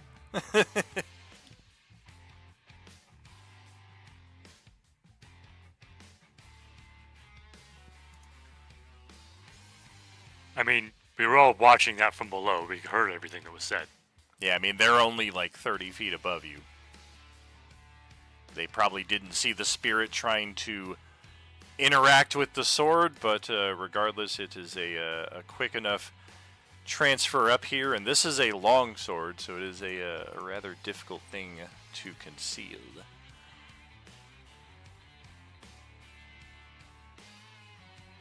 You guys also catch some signs of some scattered onyx gemstones here on this level. Let's go ahead and collect those for the party funds. Look for diamonds! Yes, continue to look for diamonds. Sadly, no sign of any diamonds, but the 6 onyx are worth 200 gold each. It's another 1,200 for the party coffer. And the sword in question that the spirit was trying to pick up, we're definitely going to need to spend some time with this, because this is a very rare magic item.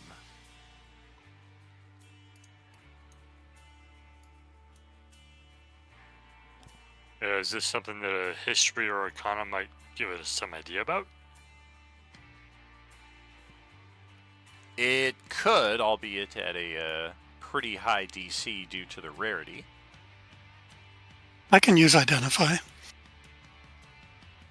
Yeah, of course, if we have Identify, that's going to give us everything. History is Man, this is a pretty badass looking blade, but no idea what it might be. I do have identified too. I'm not casting it right now. Show. I'll use I'm this just like one. looking at it like this is the best fucking thing I've ever seen in my life. With like just temptation coming from every part of me. Just like, I'm going to take this. Of course, as a longsword, you don't get your sneak attack with it. That is the downside of it. It is more of a martial weapon than a sneak weapon. But Identify will reveal it to be a dancing longsword. Very rare, requires attunement. You can use a bonus action to toss it into the air, speak the command word, and it essentially gives you a bonus action attack every round for the next 4 rounds, after which point it comes back to your hand and then you have to do it again. Pretty handy little item right there.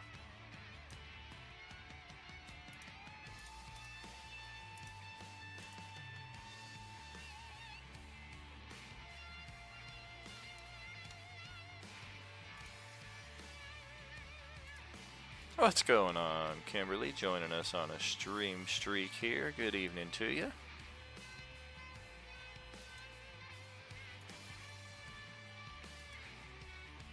All right. So, barring anything else being here, I would say we should continue up. Stands to reason. Anybody want to lay claim to the awesomest item that we've found so far? Everybody just went quiet in disbelief. I can't use I'd it. like to think it's out of respect for me because we all know that I'm going to like take anything sharp and pointy and able to stab. Yeah. So does any of our group have like a bonus to their strength? Since it is a strength-based weapon. I mean, have a I've minus got a plus one. 1 to strength.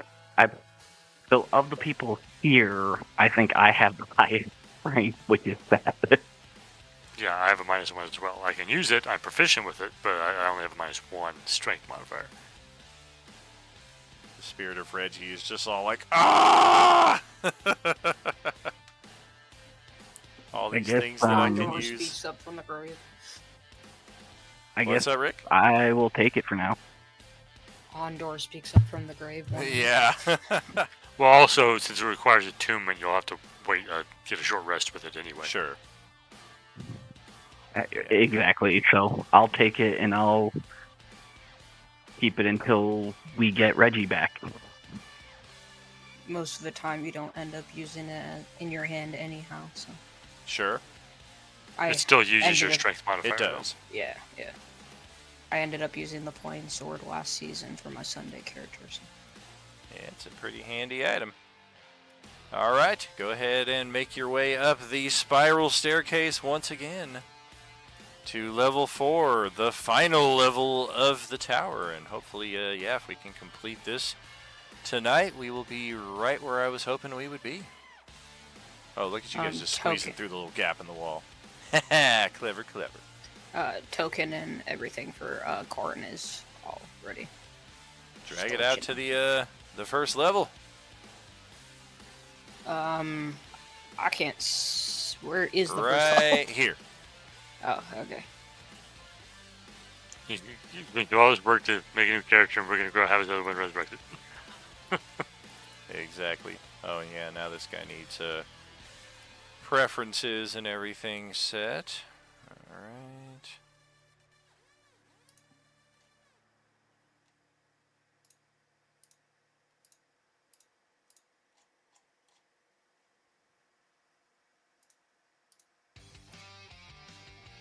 Doesn't have any AC or hit points attached to it. Oh, let me fix that. Does the character have dark vision? Yeah, he has 60-foot dark vision. Alright.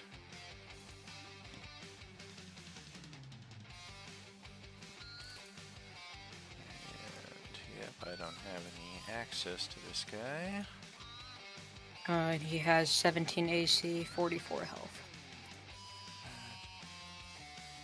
What the fuck? Yeah, there's like What? nothing on this character sheet at all. Oh, you must be looking at the Yeah, you're looking at the wrong one. The one Oh, below that. Wait, why is it? son of a... Okay, I'm confused. Who the hell... Who is this? Who is Naizi? I think that I may have hit it twice by accident. Oh, and it did yeah, and that. it's... Okay, and it's got your name attached to it. That's what keeps throwing Okay. me off. Okay, yeah, I think I just hit the plus character by accident. Twice. Yeah, it's the Let's Korean try this again. Duix. Ah! And now... You son of a bitch. Alright.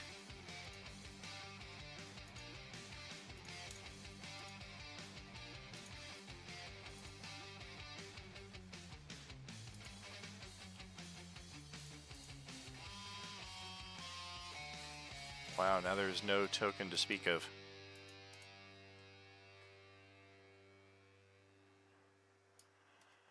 Oh man, this is consuming infinitely more time than it should.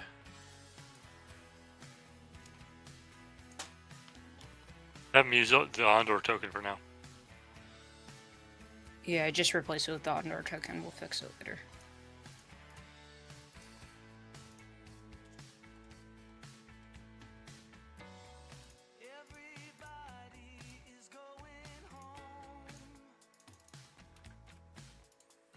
How you Alright, there doing, we go. Katie? You still with us? Yeah, we're here. It's fine. It's Friday night. You can stay up, right? Almost there. I'm young-ish.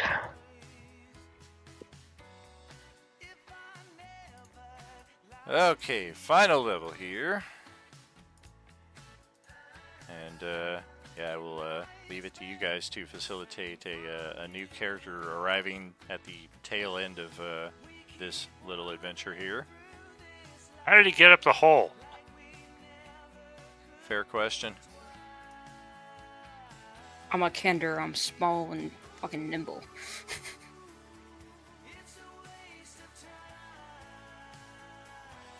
Does that mean you can float? It means I sting like a beetle and nothing else, apparently. There we go. Looks like in all of that I lost my notes again.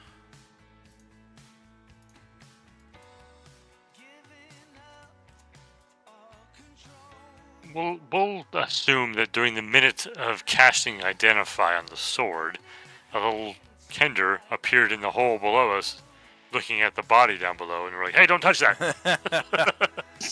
Yeah. Why there are so many random wanderers just appearing out of the woodworks here in the uncharted north, we will perhaps address at a later time. But also why this guy's specific motivation as well. But here on the top level, we find atop the broken tower of jet black stone, standing in a barren, unfamiliar landscape. There are jagged peaks of colorless rock stretching for miles, and the wind howls mournfully. Behind you, faint light shines from an identical version of the stone archway you just passed through.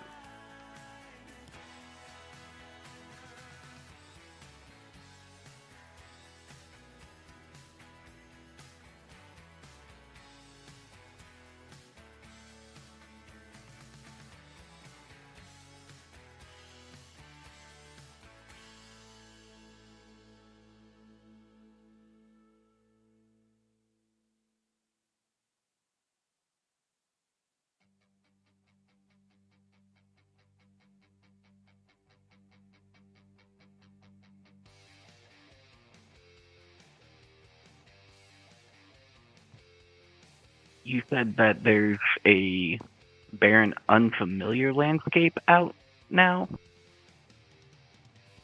Correct, yeah. What you guys are able to see through the gaping holes in the top of the tower here does not resemble what you guys saw from the outside looking in.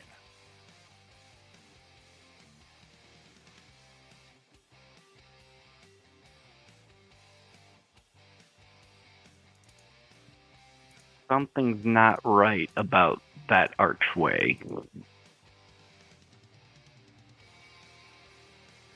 I go over to the wall and, like, purposely look out into the landscape.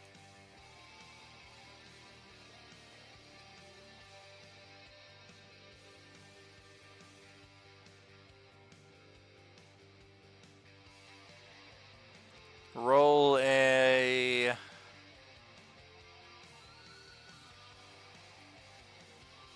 wisdom saving throw.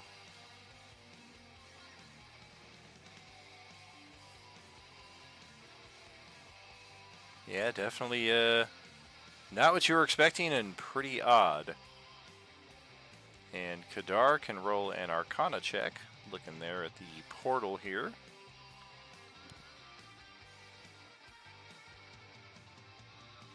Horrible rolls. Indeed. They are sculpted dragon heads that are surrounding the portal.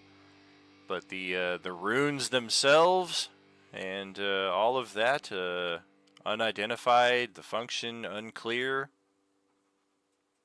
It is definitely an active portal.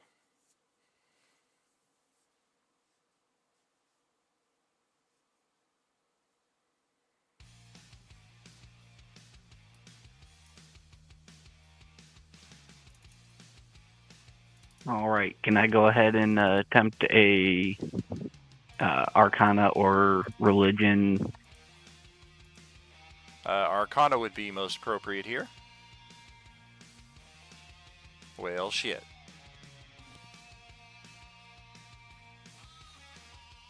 Meanwhile, in Cartagena, all right then. Meanwhile, the guy who's actually part of the Towers of High Sorcery. Yeah. Okay, so the sculpted dragon heads are those of green dragons. The runes themselves relate to the natural magic of the plane on the other side, which you successfully identify as the Shadowfell.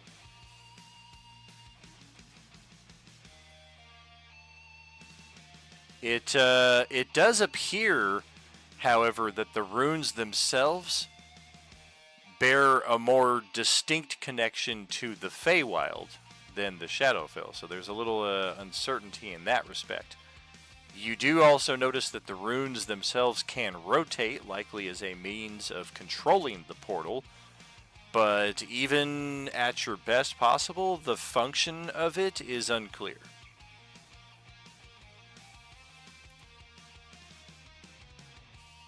I will explain all of that.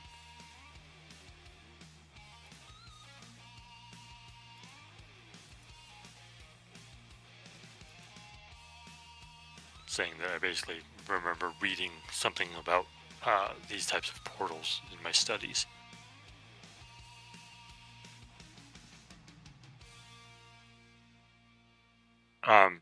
Do I know, are they generally two-way portals? You would guess this to be accessible from both sides, yeah.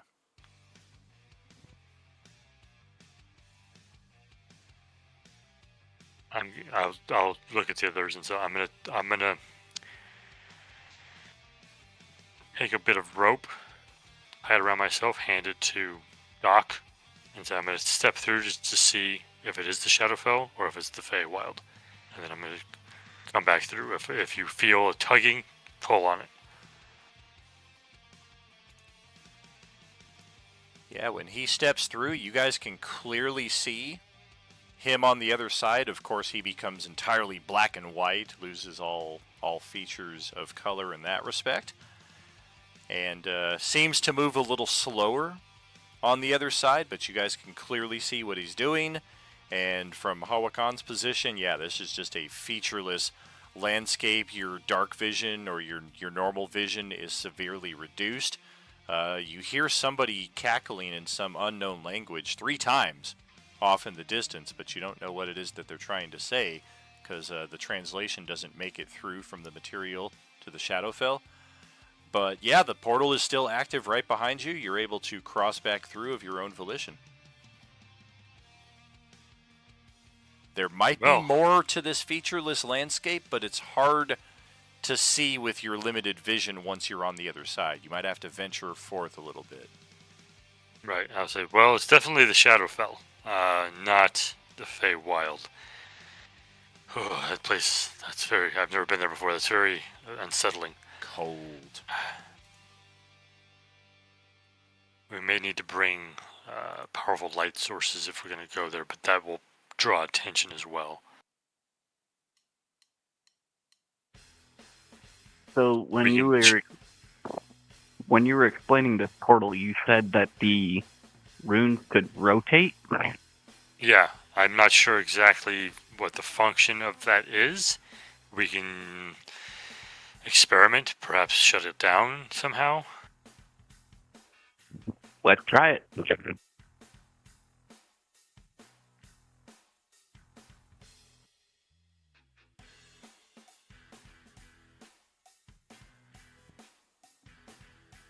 Doc will pick one and try and rotate one of the runes. Okay. Roll a Constitution saving throw.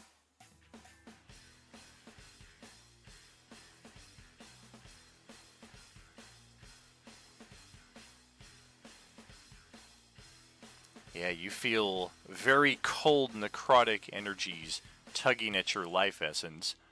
But otherwise, your attempts to manipulate the runes, I mean, you turn it this way, you turn it that way, it doesn't really seem to have any effect. And then you almost end up taking some damage in the process.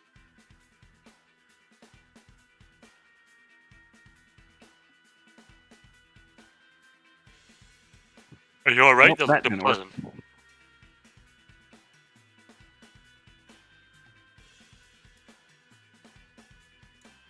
I'm okay, but that definitely... Anyone with a weaker constitution would have definitely been hurt. I'm going to I rolled the investigation check to see if I can, look at it and puzzle out its function, perhaps?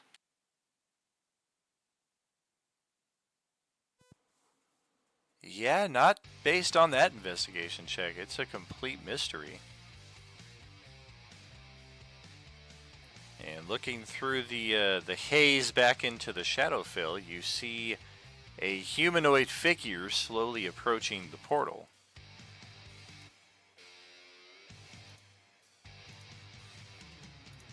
Someone or something is approaching. Yeah, likewise made entirely of shadows, as you would expect to find in such a locale. Perhaps not dressed so in such a fashion, but I thought it was a cool token for the effect. You can hear it very faintly speaking through, and once again, it seems like everybody speaks Elven. Hello? Who goes there? Are you within the tower? Are you within Wakonrith? Hello? Hello, yes. We are in the tower. Who are you? Where are you? Beautiful. I am known as Veriel, the caretaker of the tower.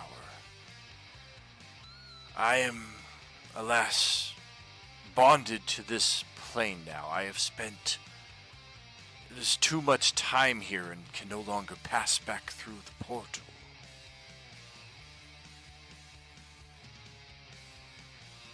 We have met two others here who had been corrupted into wraiths and had attacked us. Yes, the Shadowfell's magic, I imagine, has had significant impact. I cannot tell how long it has been since I arrived here. This tower was built as a symbol of peace between Sylvanesti and the kingdom of Istar. The Tower of Wakonrith also served as crypt for the elves who lived in Unyari, though it saw little use. When the time came that Unyari began its slow fall across the skies of the north, the monolith of Wakonrith broke from its foundations, toppling toward the ground. As it fell, I did the only thing I could. I invoked the tower's magic in hopes of transporting it to the Feywild. However, the wild magic in place at the time, the magic of the displaced tower, went horribly awry and partially transported the upper levels of the tower to the Shadowfell. It did help the tower itself survive, however it has corrupted the spirits of those who rested within, and trapped the site in a state of perpetual dissolution. It is possible to reset these magics, but only from the side that you are on. I could help instruct you in such if you would be willing to help sever this link.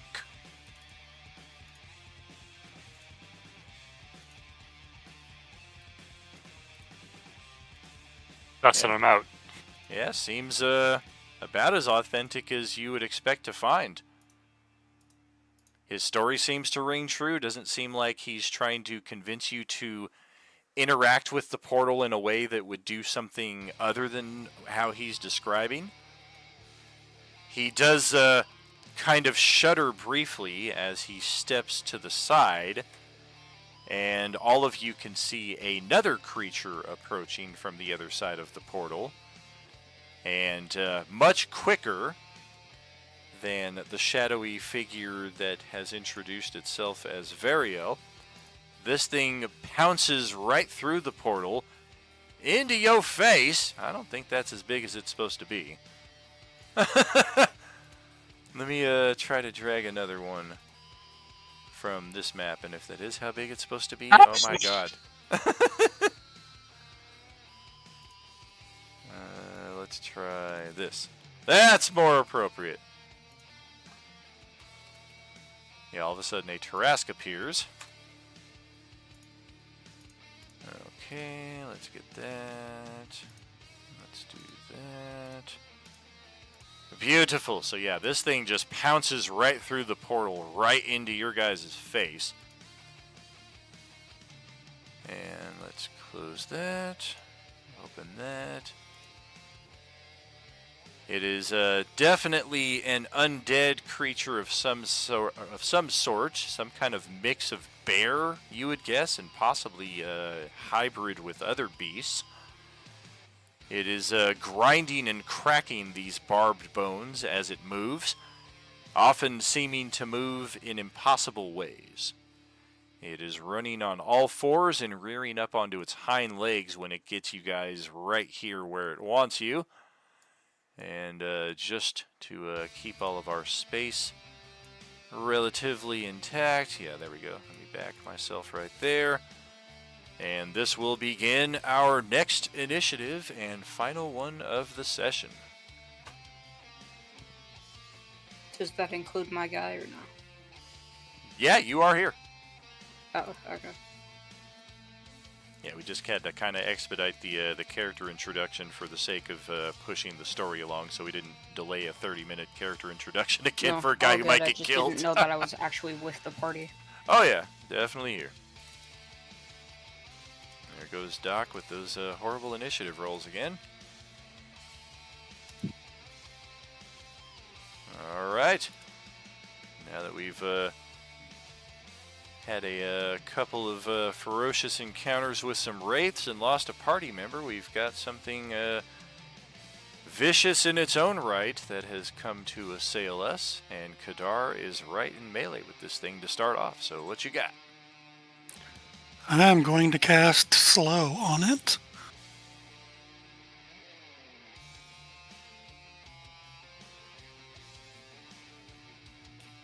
And that's a wisdom saving throw from him.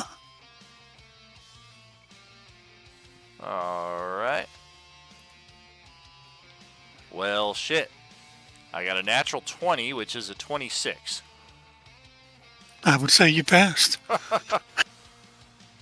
If I had disadvantage, I got a 25, so I just burned a 19 and a 20 defensively there. So yeah, this thing is none too happy at that, having almost been slowed. All right. About the only thing I can do is slide down a little bit to give flank to my buddies. All right. And up next is our new Kender, who may be an ally, may be an enemy. We don't know. We just met him. What's he going to do? I'm gonna go try to steal the flank. No. Nice. I steal the dancing sword. I steal the cloak of protection. I take my 300 gold piece diamond and go resurrect my other character and give it to him. Exactly. I will go ahead and run up to him and start fucking punching him, because fuck it. Yes, I picked monk, but I Why picked a not? different subclass. Oh, alright. Whatever. I was way of the shadow before I am way of the open hand now. Oh, okay.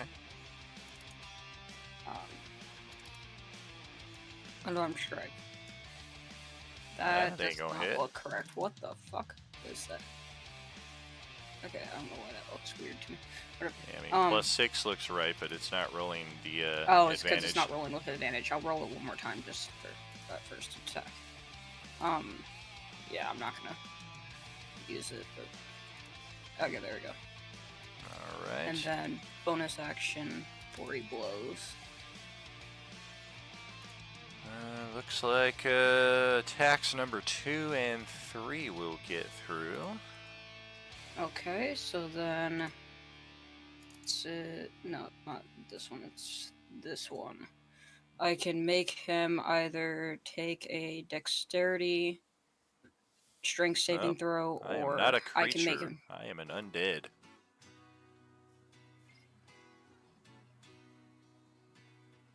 That makes no sense that undeads aren't creatures, but okay, sure. I think that's typically how then- we've done it. I mean, that negates like 90% of all abilities, but okay. Then I guess that's the end of my turn. Or am I just, am I too 420'd at this moment? I feel like we just recently did that with one of J-Man's abilities or something in that respect. I think No. you're referring. No, I think you're referring to my whatchamacallit, the Soul Eater ability. Well, I remember that misread specifically it. couldn't Yeah. target undead, yeah. Yeah, I Okay, that might misread be it. it then. That might Yeah. be it. Okay. Okay. No problem. Because, yeah, man, it's not like this is anything OP. I just thought that... No, it's not. My no. mistake. I'm not even picking the saving throws ones. I'm just making it not have reactions until my. Oh, I next gotcha. turn, so Okay. it's one of the three. It's not all three. Yeah. Yeah, I think they put creature in there when they should have probably just put target. Sure, sure. Or just monster. Welcome- Monster would be, I think, universal. Yeah, Although, but then, like, yeah. Yeah, I see you'd be already. like, well, I hit my friend, the human. He's not a monster. Exactly, yeah. Well, welcome to the 2014 edition. Sure. Okay. And then I'll run away, and that's the end of my turn. Alright. Let's see. You can do this, and then, J-Man, go ahead.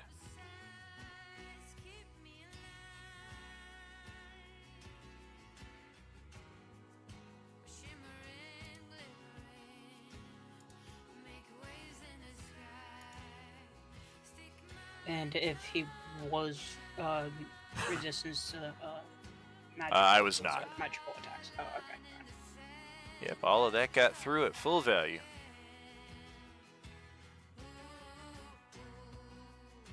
Wow. Well, I don't want to be this close to this fucking thing, so seeing as how it was like somehow locked up and couldn't attack him for running away, I'm going to move away. And hope it still can't do that. Looks like it.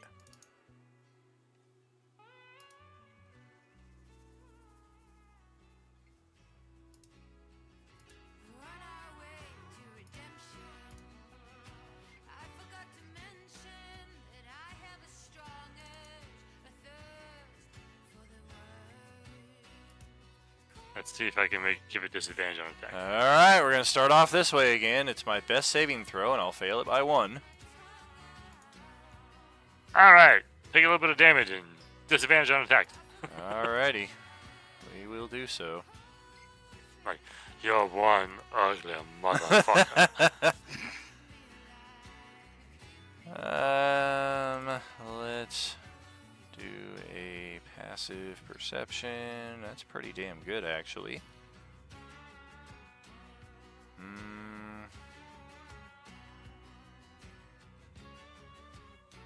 yes, we are going to take 3 attacks, 2 claw attacks, and 1 entrapping rend attack. And we're going to do it in reverse order. The entrapping rend on Doc is a 27 to hit. It is for 29 piercing. And if the target is a large or smaller creature, you need to roll a strength saving throw.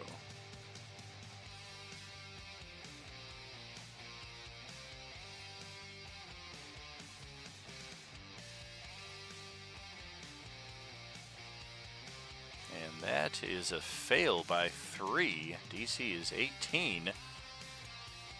On a failure, you are trapped in this thing's rib cage and grappled. Until this grapple ends, you are also restrained.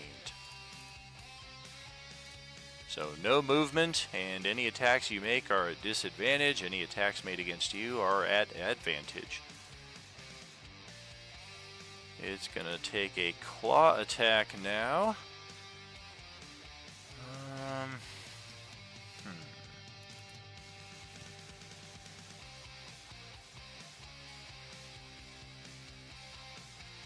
We're going to step up over here into this and give Kadar an attack of opportunity with whatever melee weapon he might happen to be holding.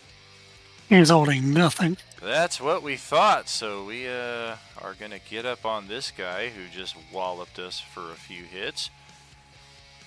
A claw attack of, oh man, you're glad I didn't have advantage. That was a natural 20 on the other side. 26 to hit for 18 piercing. And that is also going to be a strength saving throw.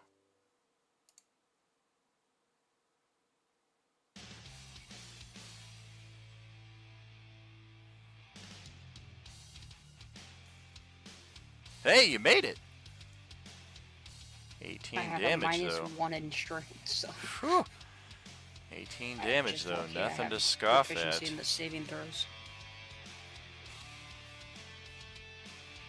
Man, alright, even at disadvantage, yeah, this thing is just leveling. Well, With undead no or not, problem. it's still a Tarask. It ain't no What you Tarask. expect? It's not a Tarask. I think we're going to try and hit Hawakan the Insulter with the final claw attack here. At disadvantage, that is a 15 to hit. It is 12 piercing and a strength saving throw.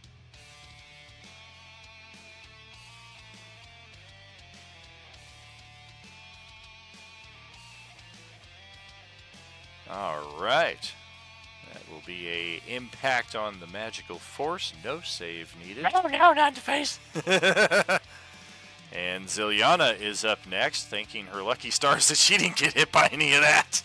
I mean, like, basically, yeah. This Okay, guy well, just steps back to the portal to watch what's going on, like, oh, fuck. Well, dude's already here. I don't even have to move. Alright, let's try it. That is good enough to hit, and we take all of it. Hell yeah. Alright, groovy. And then I will bonus action disengage, and then take my movement to try to. You don't have to use the disengage. It still doesn't have this reaction. Oh, okay, word. Either way, I'm moving away, Right. so Might be a hopefully moot it point Yeah, with no, the come limited, after me, Run away. with the which which is limited like movement Jesus objects. It Christ. might be a moot point. Yeah. Yeah. Can only get But so yeah, far away I'll from it. go kind of. Ironically, had you guys gone through the portal and faced it on that side, you had more room to move around. You just weren't able to see as much. And then that is my turn. All right. You skirted the side of the portal. You didn't go through it, right? Or did you go through it? You went through? You went through? I did not go through now. Son of a... All right. All right, and now trapped inside of the gullet of this thing is Doc. All right. So I have disadvantage to trying to attack it. However, Mm-hmm. do my spells, specifically my spiritual weapon.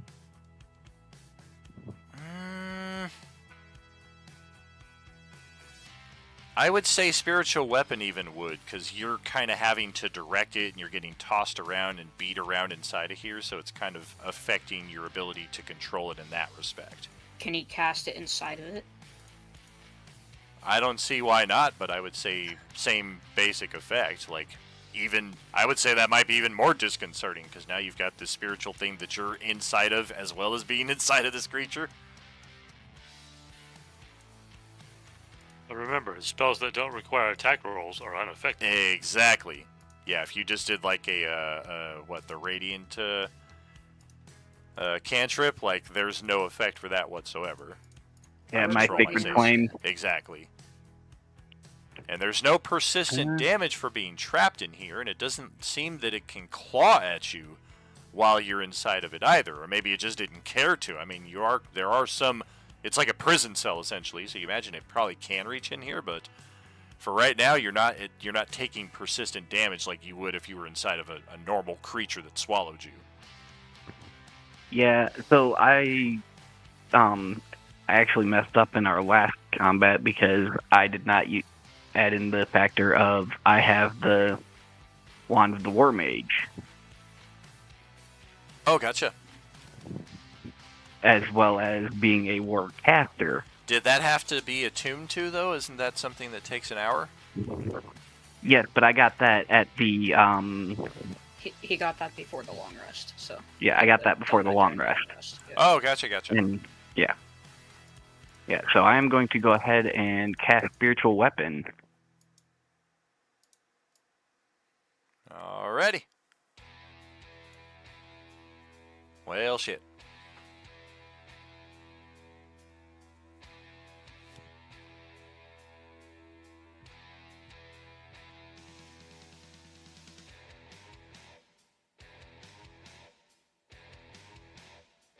And I might as well try and smack him from the inside with my new sword. Was that a long sword or? The dancing sword? Yes, because dancing sword can be any sword. It is a dancing longsword. Okay. Yeah, I'm gonna go ahead and splash at it with it. Okay.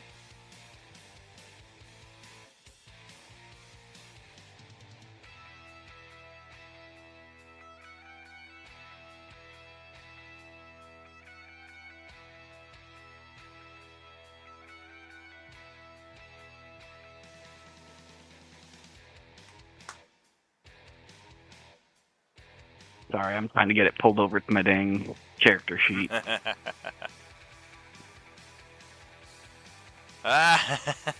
Good job there, Shags. Good to see you there, buddy. It's the season for the scaring stuff. Oh, yeah.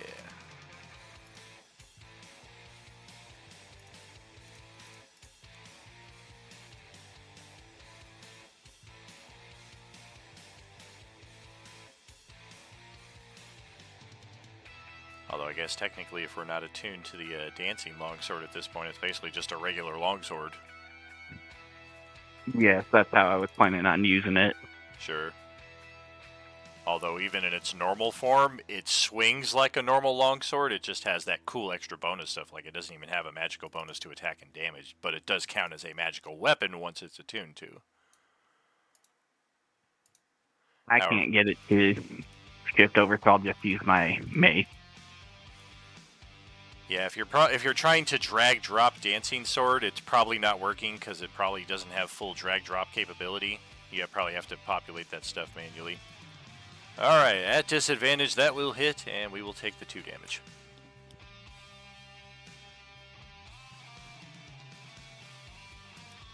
And that will be my turn.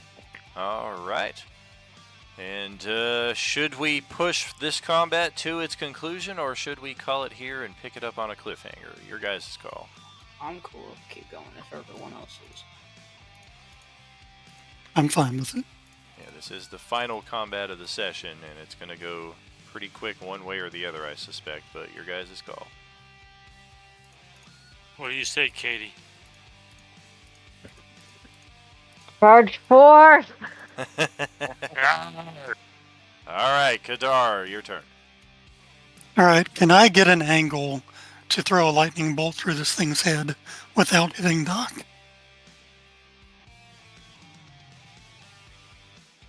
I should say so. Certainly large enough.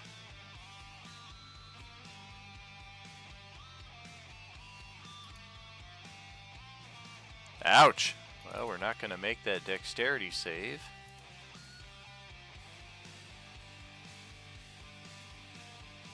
And we have no lightning resistance, so that's a lot of damage. Alright, I'm just going to slide away.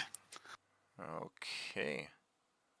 I think I have my reactions now, however, or am I mistaken? No, since it has not been my turn yet. Oh, and it's since you it's my who did next turn that. yet. Alright, Yeah. well then you take your damn turn already then. Alright, cool. I'm gonna do it to him again this turn, just so you know.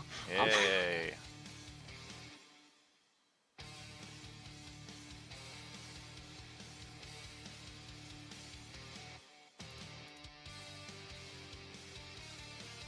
I'm Okay, waiting. Sorry, I was trying to set up something that needed a tracker for, so I could keep track of how many uses it was using. I'm going to use an action to use Wholeness of Body to heal 3 times my monk level, which is 18, which is exactly what I took last turn. Okay. So. That is your action. Yes, no, that's my action, yeah. And then I will use a key point to bonus action 40 blows twice. No, I think you have to attack to do that. I was just about to check on that, because I Don't think you are need correct. to, not for the Post- offhand attack. Post flurry of blows.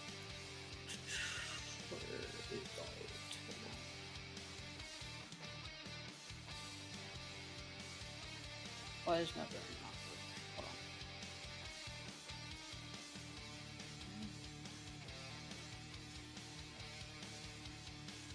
Yeah, I feel like a lot of 5e with these extra attacks as bonus features are kind of predicated upon starting with a strong salvo, not being able to use the action for something else and then having attacks as extras, but I could be off base. Where's the, I don't even see it in my fucking thing. What the fuck? Alright, I got it right here. Okay. I just I'm searched sorry. it up. I don't Immediately even see after it in you take the list. attack action on your turn. Oh, okay. Then I will go ahead and I believe I have one that's should be. Is that bonus action to? Yeah, disengage. Okay. So then I'll step upwind and disengage out of here. Alright. Hooray, I have my reactions! For all the good they do me, as everybody can just do all that stuff. And Hawakan, your turn.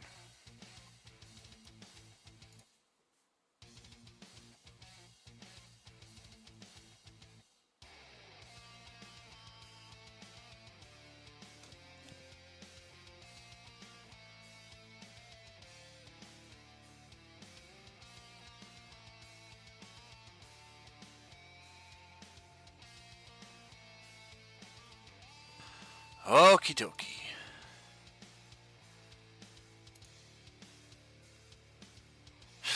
Once again, failing my best saving throw. Alrighty. Good. Go away.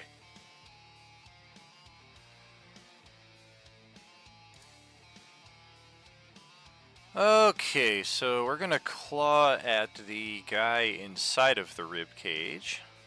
Since we Well, get did you see that advantage you on have that. to use your reaction to move?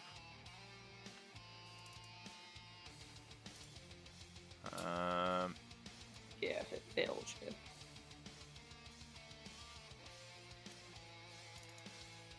Okay, so I run 50 feet away, and then on my turn I can come back 50 feet, right?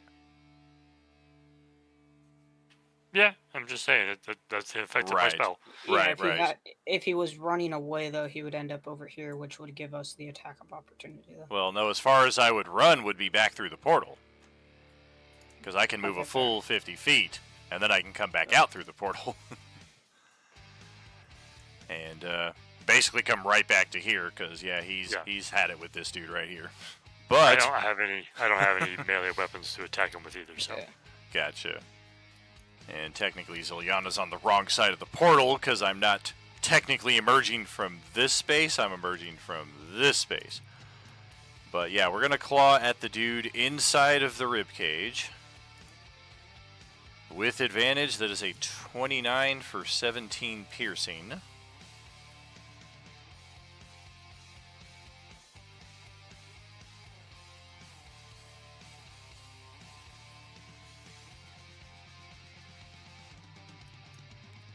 And then, Ow. I mean, that didn't work out as we had planned, but yeah, we're basically just going to open up the rib cage, release the grapple there on you, which anybody can do as a free action when you have somebody grappled. And we're going to try to entrap Hawakan at this point. hey, what did I do to you? Leave me alone. That'll be a 17 to hit.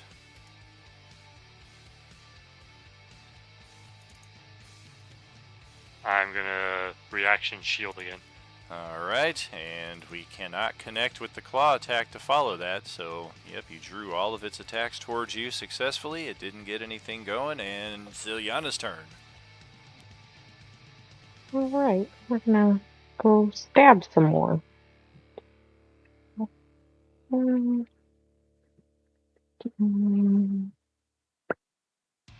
Hell yeah.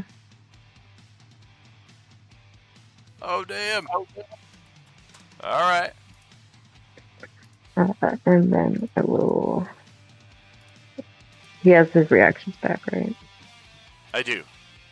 Okay, then I will bonus action Well, disengage. he used his reaction to run away, so he doesn't really. But then my turn came right back after that. Oh yeah, that's right. Yes, I will bonus action disengage and use my remaining 5 feet to back away just a bit.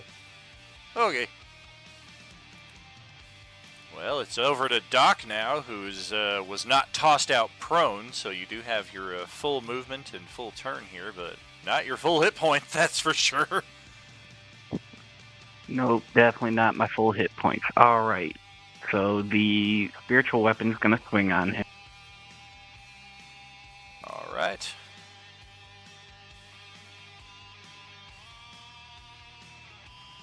Oh, nice. And then I am going to cast Inflict Wounds on him Oh, at 3rd level. oh damn.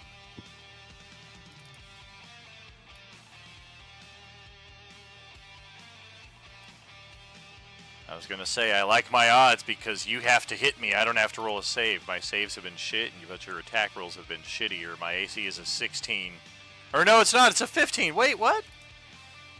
It is a 15. What the hell? Jeez. All right. Momentary glimpse of excitement there, and now... Well, he had flanked anyway. Does he? Oh, with you, yeah. I'm not even seeing you up there. Not even seeing you up there. I'm like looking at Zilyana like, no, she's not in melee. Well, damn. Yeah, that is a lot of damage. And that's going to be my turn.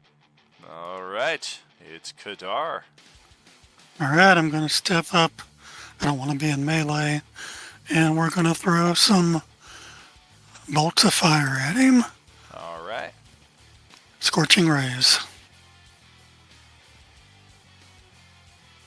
That's a miss, but then that'll more than make up for it.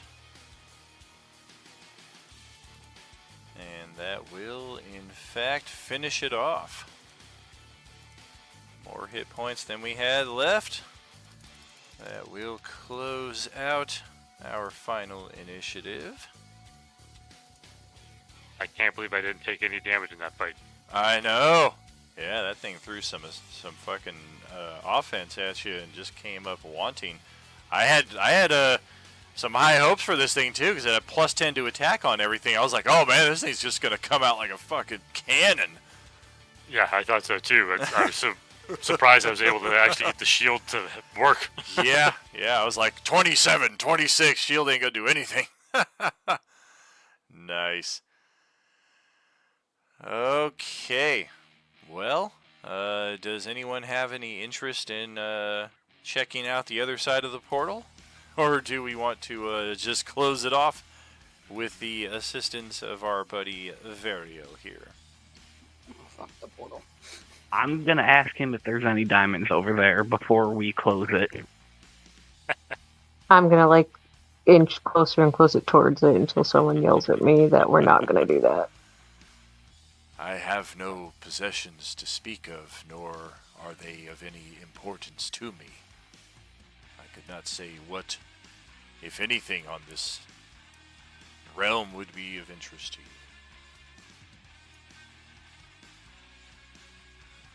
But I mean, close what it do you- off. What do you do? Just stand around the portal all the time? More or less. It is not a enjoyable existence. So when we close this, then what would you do? I would see what else this land holds. Attempt to find new purpose. The tower should be safe and secure once closed off from this place.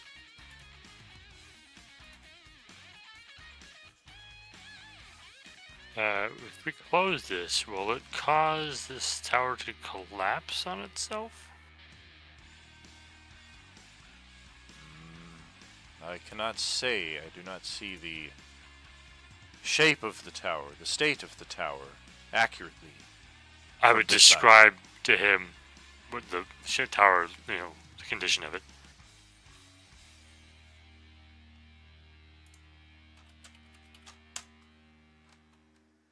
I believe once the magic is set right, the damage will be repaired, and the tower be in pristine condition. Oh, interesting. Let's do it. Well, yes, if there's nothing Please. else that you can offer, then let us repair what needs to be repaired. Please. Alright. Well, we're going to need two of you to step up. Or one of you who wants to roll the save twice, I guess, if you're feeling lucky. But it's a con save, and we need two of them rolled as you attempt to manipulate these dials in the direction he tells you. No Arcana check will be necessary. Just a con save. Who's got a good con save? Because not me. I do. I got a plus 5. All Yeah, right, I'm you gonna need- give both of them bardic inspiration as well, just in case, just to Okay. give them Awesome. a double up. Beautiful. Roll those saves. Let's see what we got. Oh! Better use that D8 for the inspo. And the natural 1 on his fucking con save. Fucking, I don't even understand why it's not red. It's different. I know, it's weird. It's like if you hover over it, you can see the die is red, but it's like part of their new thing where everything is like gray now. I'm like, that doesn't like. Your bardic is a D8 right now, right? It is. Well, shit, you needed an 8 because the DC is 14. So in either case, we are successful in shutting down the portal. It closes. First and foremost, we are going to be looking at... Oh, that's a fat finger. 12 points of necrotic damage to Quarren, who failed his save, and 1 level of exhaustion. And then the portal closes. Once the Tower of Wakonrith is cut off from the Shadowfell, the supernatural darkness in this area fades. You are able to briefly see the landscape outside as you remember it. It's still it's like early evening at this point because you guys traveled all day and then went inside here, so you guys are definitely ready for your next long rest. But before you catch this glimpse of outside before, just as the guy predicted, the walls are restored, And once the walls are restored, they all start shining bright light on these upper levels, just as they did on the lower levels. The hole in the floor back on level 3 is repaired. The crumbled staircase bleeding back from 3 to 2 is repaired. And that should successfully complete this quest as well, with a few additions to get us set up for next time. I will say we did leave something valuable behind in the Shadowfell. Had we chosen to go in there, I did take advantage of creating my own map, because the module just described it as a featureless area, and I'm like, well, it's the Shadowfell. We got maps for this stuff, so I kind of crafted a little encounter there and had a valuable item sitting there that, again, as the caretaker said, he has no interest in possessions. None of that stuff really registers to him, so it's not anything he ever noticed. It's something that would have required a bit of exploration as well, so even had you gone there, if you had just gone there and fought and came right back, you might have not even have seen it. But unfortunately, that's where we left off right there. Solid 10 D&D, raiding us with a party of 12, and even dozen. What's going on, friends? Are you with us? We are in the closing moments of our session here ourselves. And a follower from Rottweiler 1242 as well. Solid. Appreciate y'all. What level are we at this table? Level 6. And I'm supposed to be one ahead because of the thing that was gifted That to me. is correct, Okay. yes. Yeah, Yes, okay, you then did I've get been the a bonus level lower than I'm supposed to be. I'm still sitting at 6 and I'm supposed to be at 7. This has been super fun. Okay. Hey, it doesn't matter. Nat 1s are nat 1s no matter what level I'm at. Yeah, more or less. Alright, so now that we have completed the trio of quests that were set out before us by the elven mage Dalamar, he has in fact been traveling this time, as he said he would, to meet us at this tower, where once we are able to collaborate the information he has uncovered in his research, along with the information you have uncovered in yours, we will hopefully be able to locate the City of Lost Names. And you guys... Oh! It might be. You guys have given us the Blue Phoenix Shrine completion as a holy place of the god Habakkuk, and the Sunward Fortress, the lighthouse up here on the coast, is the location of the Slotty spawning shard, or the fragments of it now, since you guys were kind enough to destroy all that stuff. You guys, you could have just buried the tower again, too. You didn't have to destroy the magic item. Creeps. But Dalamar is here to meet up with you guys and gain all of the information from both of those locations, as well as what you guys have gotten here. You guys have fully restored a location that was trapped partially within the Shadowfell, trapped partially here. There was that frozen disintegration process going on. So all of that is fixed. And with all of this information in hand, Dalamar will take the next 24 hours. Of course, we're able to get a long rest during that point. Our army and our favorite NPCs will progress a little closer towards their next destination. They are moving at a snail's pace here. 1 hex at a time, while you guys can traverse like 6 or 7 in a day.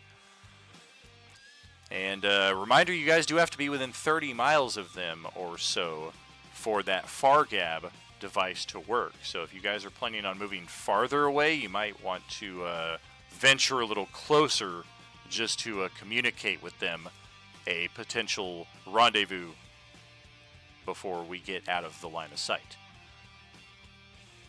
But we have here 2 new locations. Once Dalamar has done his research with the ley lines of the region and traces how they're influenced by other sources of magic, he uses all of this to direct our attention here to the giant's spine.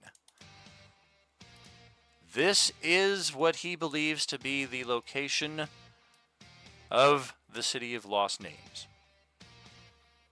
Additionally, he detected a powerful source of magic in the north as well, located here, nearby the cliffs that drink. He does ask if you would be kind enough to escort him there. And if you do, you are entitled to whatever we find there, magic-wise, what have you. He's not interested in items or possessions. He just wants to kind of drink in the site and find out what makes it a natural source of magic more so than anything. And Does he have any diamonds? I might, but let me consult the bones. I will also owe you a future favor, which might be redeemed right now if I happen to have a diamond. Fair enough? I mean, 78. It was a good year. We're gonna go with what I do have a diamond or two in my possession. Absolutely. Follow from the unstoppable bug 28. Thank you kindly. Thank you. Knocker, that's gonna work. Bring me the pie. But of course, yeah, he'll give you a diamond permanently, so you can just use it as a spell component for that going forward. And if that will satisfy the terms of the favor, then he is going to hold you to, at least not immediately, like we do understand that we have 2 elves in our company already who are very interested in getting home or back to a place of safety. We additionally know that I believe we got information that there is a hostile possible draconian presence here. That I believe we got from some of the sea elves that we've met throughout the region and their observations. And then additionally, we now have the location that Dalamar wishes to travel to and the location of the city of Lost Names. So we are getting a good amount through our quest here. This is where we will close it out for the evening. And thank you especially for the extended session tonight, an extra 90 minutes or so that we were able to use to get pretty much right back on pace with what we would have done last session. Had to cut a couple corners here and there to make it happen. And truly epic character death there, unexpected. The Wraiths just came to play and came to kick all kinds of ass. And even got to use their turn the creature into a specter ability, which you pretty much never see happen. So that was an eventful bit to get going there, but also equally cool that you guys were able to remedy that of your own occasion.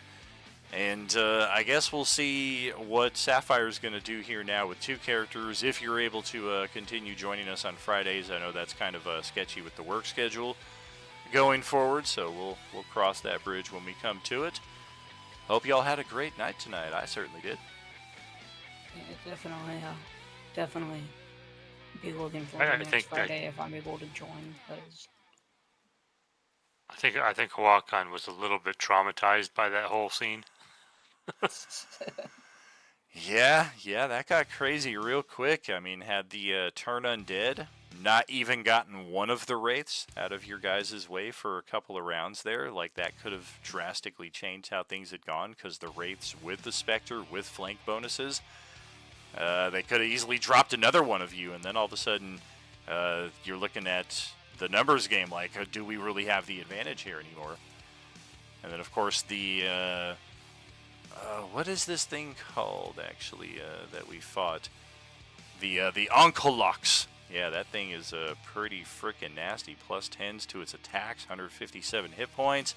Challenge rating of 9. Definitely showed up to prove it. And definitely came down to those crucial dice rolls as well. Because, yeah, it could have easily gone like the Wraith, or not the Wraith combat, but the green Slod combat did at the start of the session, where everybody was like less than half their hit points. This session definitely solidified Doc's hate of the undead. Love it. Well, we are off tomorrow. We may do an impromptu live stream from our in-person board game meetup. I think we're going to try our hand at some Risk Legacy again and see just who's able to dominate and put their mark on the board here again. I believe it was Don and Justin. You guys got the the first 2 wins on there. So John, myself, Grant, possibly James. We'll see if we're able to get a little progress as well.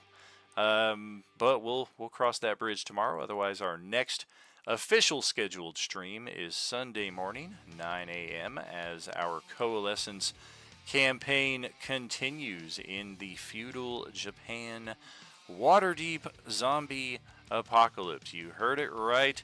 That's what we're doing. And we have our Wednesday, our Thursday, and our Sunday morning table all linked up. We've got a guest star appearing from each of the off tables to join our Sunday table this morning, just like we had a Thursday and a Sunday morning joining our Wednesday table this week. Good Lord, that's a mouthful. But it's going to be so much fun. It's really enriching the story, having all of these guest stars kind of popping in with the same characters in the same field of play, while we have all this weird chronomancy stuff going on with the return of the Demon Dragon.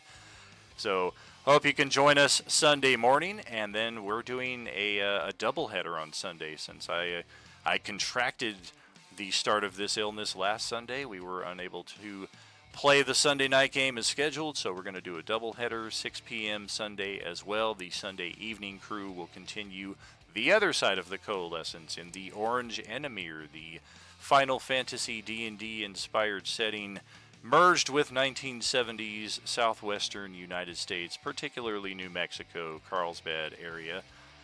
Zombie apocalypse as well. We will see you for those streams, 9 a.m., 6 p.m., friends. Until then, hope you have a great weekend, and a special reminder as always that there is no RU without you. Have a good one, friends. Good night. Good night. I'll see you on Go to bed, Katie. Hi, Joe. Don't tell me what to do. So much Not more bad, awake Katie. than Richter, who's like West Coast time here with us. Richter's like, Katie's like, it's 2 a.m., bitches, let's do this. Dude, I got work in the morning. I don't want to fucking do it. It's more so like a man has now told me what to do. I want to do the exact opposite of that, That's right. I know how to manipulate you now. Get to the chopper. pretty much. I admire your honesty.